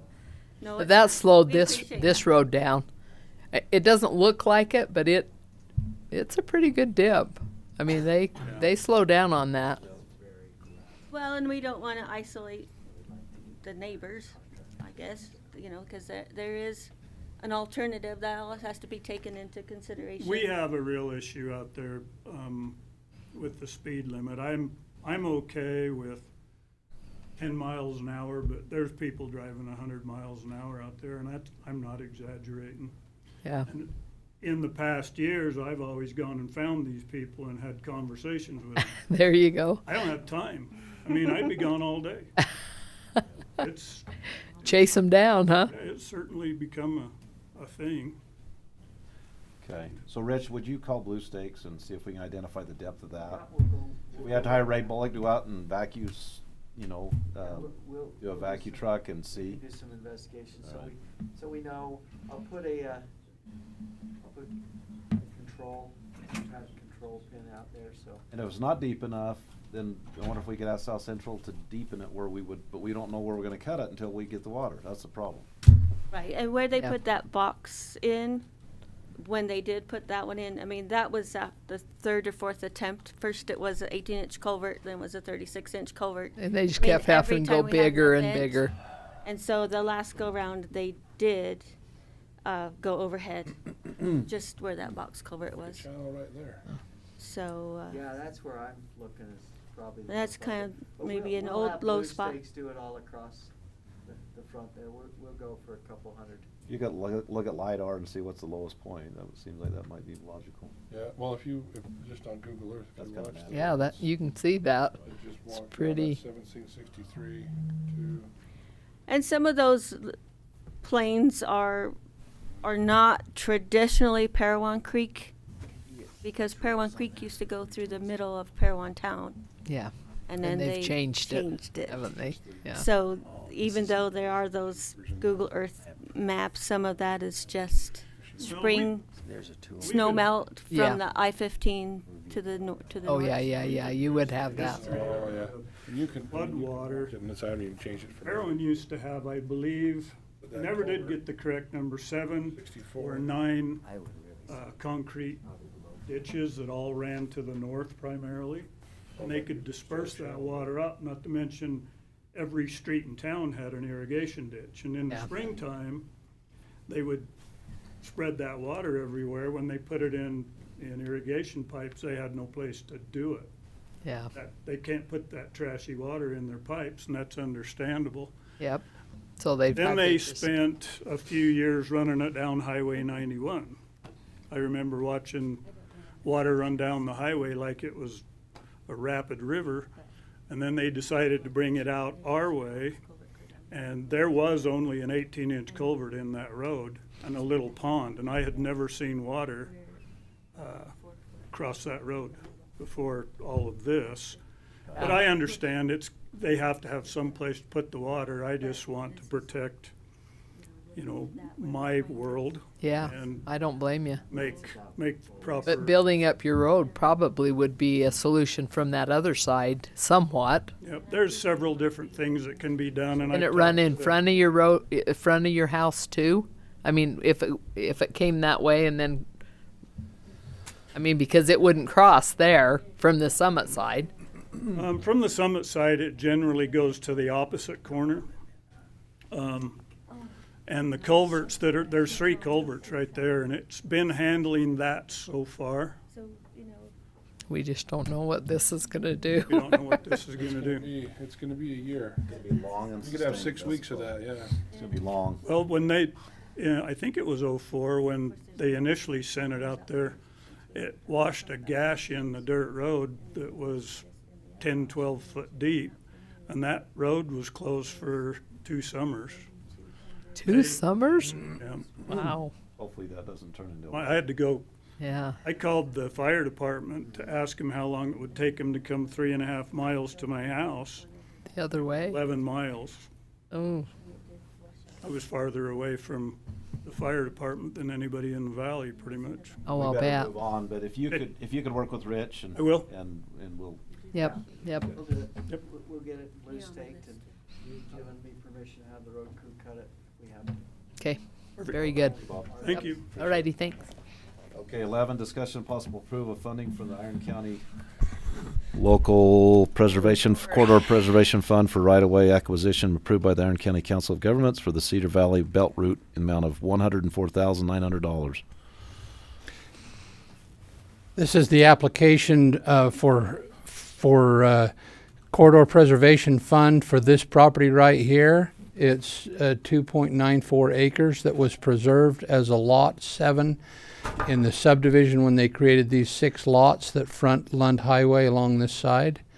The appraised value was $103,400, and the appraisal fee we are adding to that. So we've requested and got an approval from the Council of Governments and a recommendation from the RPO, RTAC, the Transportation Advisory Group, and they forwarded that to the COG that has now recommended approval for that. So it's for a section of the corridor preservation or the belt route through those sections. Rich is continually working north from there on those other properties and on out so we can get it to Lund Highway. So I have talked to the property owner here on this property also, and they know that they're looking at trying to subdivide this along the frontage, and we will be able to acquire that piece to get us everything north of Mid Valley Road going north. So this is the first piece of that, and we have to pay appraised value. We have agreement with the property owner. What west They is were that? willing to separate. What west is that about? Well, you're on Lund Highway right here. This is Lund. That's Lund. So that's 50. Wait. Yeah, I think it's 50. Lund Highway is parallel Lund to Highway it right there. So it's just And that's Mid Valley. Quarter of a mile, you know. 4100 west. Yeah. oh, okay. Yeah. Okay. Okay. So Very I good. don't know if there are other questions, but we had the recommendations and approval by the council, the COG, the Iron County Council of Governments, and we just need to make, because it's in the county coffers, we have to approve We have the to expenditure. get it out. Okay. All right. I would move for an approval of funding for the Iron County Local Corridor Preservation Fund for the right-of-way acquisition approved by the Iron County Council of Governments for the Cedar Valley Belt Route in the amount of $104,900. Okay, second. It's been moved and seconded. All in favor? Aye. Okay, we've already done 12. Yep. We'll now convene as the Iron County Community Development and Renewal Agency. And we'll turn it over to Danny Stewart and give him an award for waiting so long. So long. You're just fine. Learned a lot today. Thank you, guys. Hey, Reed, there's lunch in there if you guys want to go eat. It's just barbecue beef sandwiches. But. I've got a 1 o'clock. Oh, do you? I was supposed to have a 1 o'clock. You're late. Oh, you're late. Thank you. Yep. Can we do these all at once? Like vote on them all together? That's what we thought, Is that what too. we're kind of thinking, hopefully? Oh, very good. We should have done this. I'm sorry. We should have moved you up. No, you're fine. Should have. Because there's still a lot of reading there, even if we do it at once. But just so you're aware of the of all of the solar projects that we have, and we do this every year, they're required to request reimbursement for their incentive, and they need to send proof that they've met the commitments that they have in their development agreements. So far, I have received all of them except for the Cove Mountain 1 and Cove Mountain 2 are the only ones who have not provided the documentation to request their funding yet. So this represents everybody else except for Cove Mountain 1 and Cove Mountain 2. The amounts that I'm giving you, this is what I got from Luke. He provided that today. I don't know if you need that as part of your approval, but sometimes we've Would had you- it. Your motion. Okay. That's the the taxes amount that you're that comes going to back. be refunding, yeah, the incremental, yep. Before we do any, do I need to read into the record all of these different items? Do you think we should do that, or like we normally would? Or I should we think if just- Commissioner think Wood we're in her okay motion in her just says motion. items 13 through 19, Okay.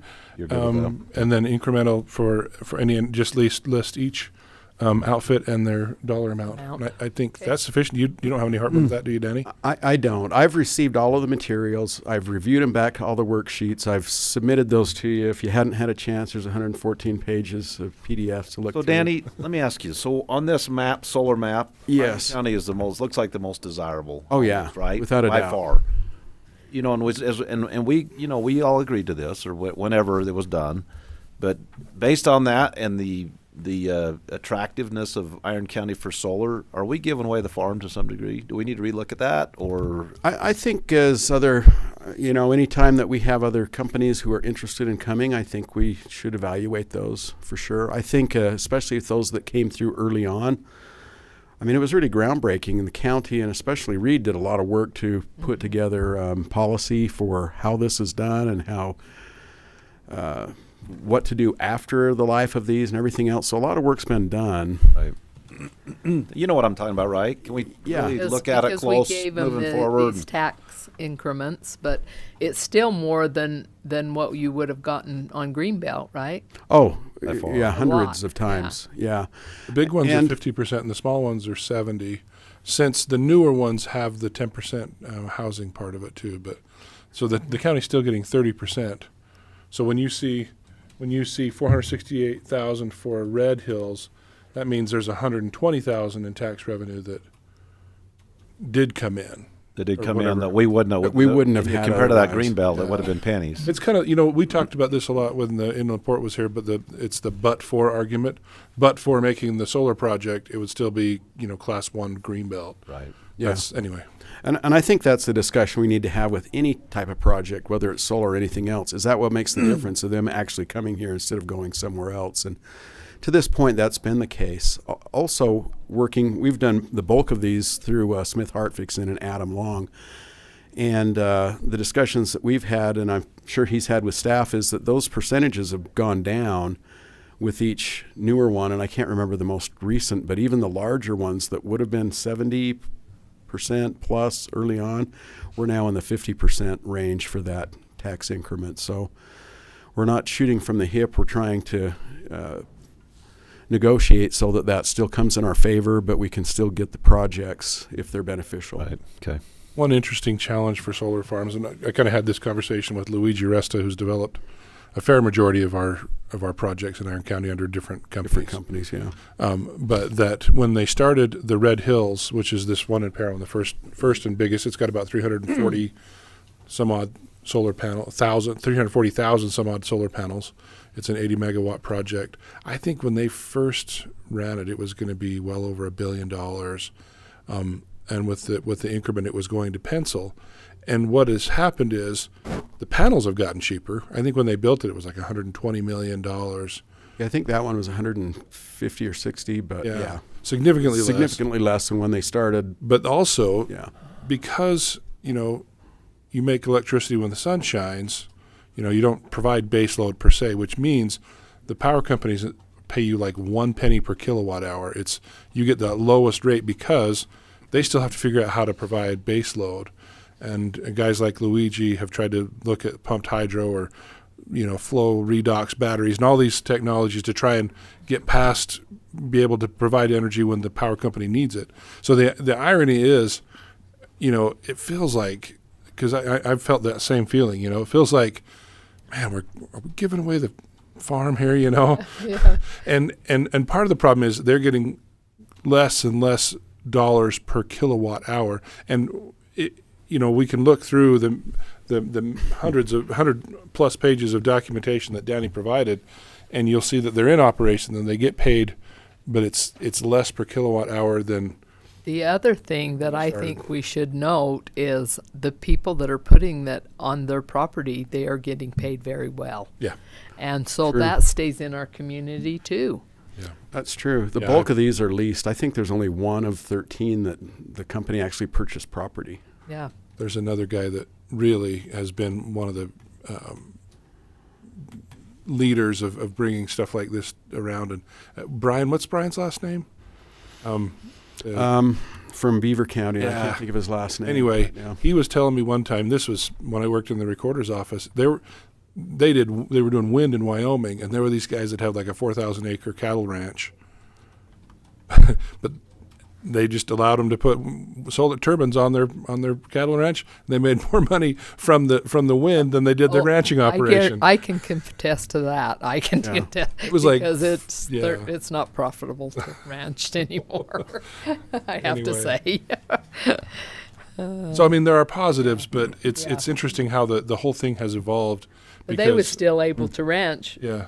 And there was a fellow that called me about wind farm, and that's what he said. They'll still ranch underneath it. Yeah. Which that's kind of a good thing. And there are some of I these solar like that they've talked about running goats and stuff under them for weed mitigation and things, but Yeah. I don't. Yeah, they do sheep under Utah Red Hills. I think they're the only ones that do, but. Yeah, they do that. Anyway. Okay. Do we? Ready for is there anything else, Danny? Or we? anything else? No, that's all I had. I just needed to report that they've all met the requirements that we've set in the agreements, and I've reviewed them, and they're just here for approval. Thank you. Okay. Mm-hmm. Okay, I'll move for approval for the tax increment reimbursement for Red Hills, $466,515.26. Sun Edison, $63,980.24. Fiddlers, $45,024.14. Oh, 17 cents. Buckhorn, 23,101 and 48 cents. Burl, 20,809.65. Cedar Valley, 21,421.86. Three Peaks, 603,120.76. Iron Springs, 649, 82.89 cents, and Granite Mountain East, 670, 999.68, and Granite Mountain West, 435, 346.54, and Enterprise 637, 118.69. If you could just state that those are items 13 through 9. Oh, and those are items 13 through 19 on the agenda. I'll second that. It's been moved and seconded. All in favor? Aye. Aye. Thank you. Thank you very much, Danny. Thank you. Appreciate And it. that's some big figures, but when you consider that we've had close to $1.5 billion invested from these for these Oh, projects, yeah. yeah. Awesome. Okay. Thanks, Danny. Danny? All right, we'll reconvene as the Iron County Commission and go to personnel. Jennifer. Hello there. Hi. I'll cover items A through E first, and then we can have a conversation about F if we'd like to. So in the attorney's office, Susan Carter was selected from an internal posting to receive a promotion from a full-time legal assistant to an upcoming retirement vacancy of a full-time office manager, effective April 2nd, 2023. In the building, zoning, planning, maintenance departments, Thane Hainsworth was selected from an internal posting to receive a promotion from full-time road maintenance 1 to a vacant full-time facilities maintenance supervisor effective April 2nd, 2023. In the road department, Emily and Hoey Lozano have completed all requirements to receive a promotion from a full-time maintenance 1 to a full-time maintenance 2 effective April 2nd, 2023. And then in the Sheriff's Office Corrections, Justin Nilsson was selected from the most recent competitive recruiting process to backfill a vacant full-time Deputy 1 position effective April 16th, 2023. Madison Kropf was selected from the most recent competitive recruiting process to backfill the full-time Deputy Medical Technician effective April 3rd, 2023. In the Sheriff's Office Patrol, Ray Rodriguez was selected from the most recent competitive recruiting process to backfill the vacant part-time Animal Shelter Technician effective March 27th, 2023. And then Josh Winder has completed all requirements to receive a promotion from a full-time Deputy 2 to a full-time Deputy 3 effective April 2nd, 2023. Okay. I would move for approval of all the personnel A through E that Jennifer stated. I'll second that. It's been moved and seconded. All in favor? Aye. Aye. Perfect. And then in Section 30 of policy for your review covers additions and alterations initiated by our Fleet Department head, Wade Adams.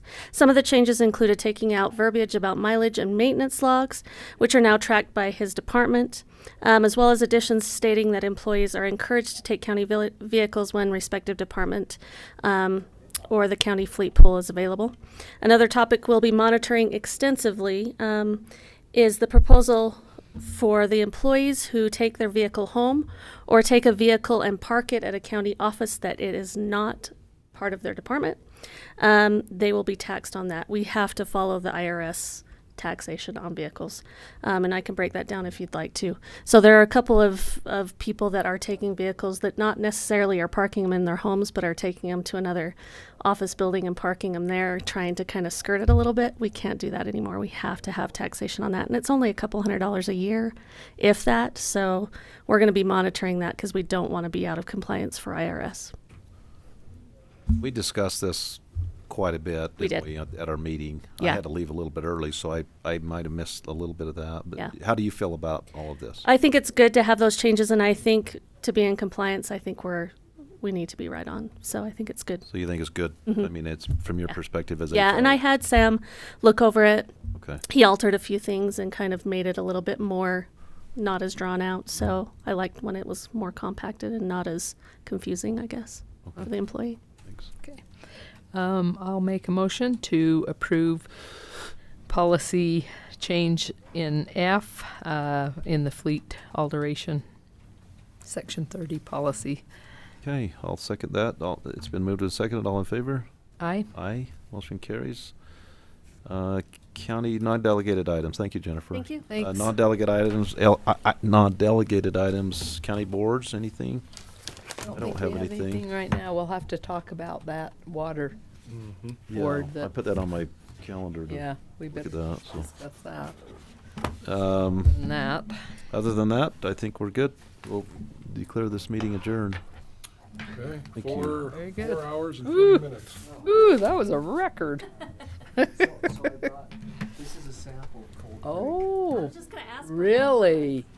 Oh my. Oh wow. That's perfect. That's what's going down right now. Beautiful. Very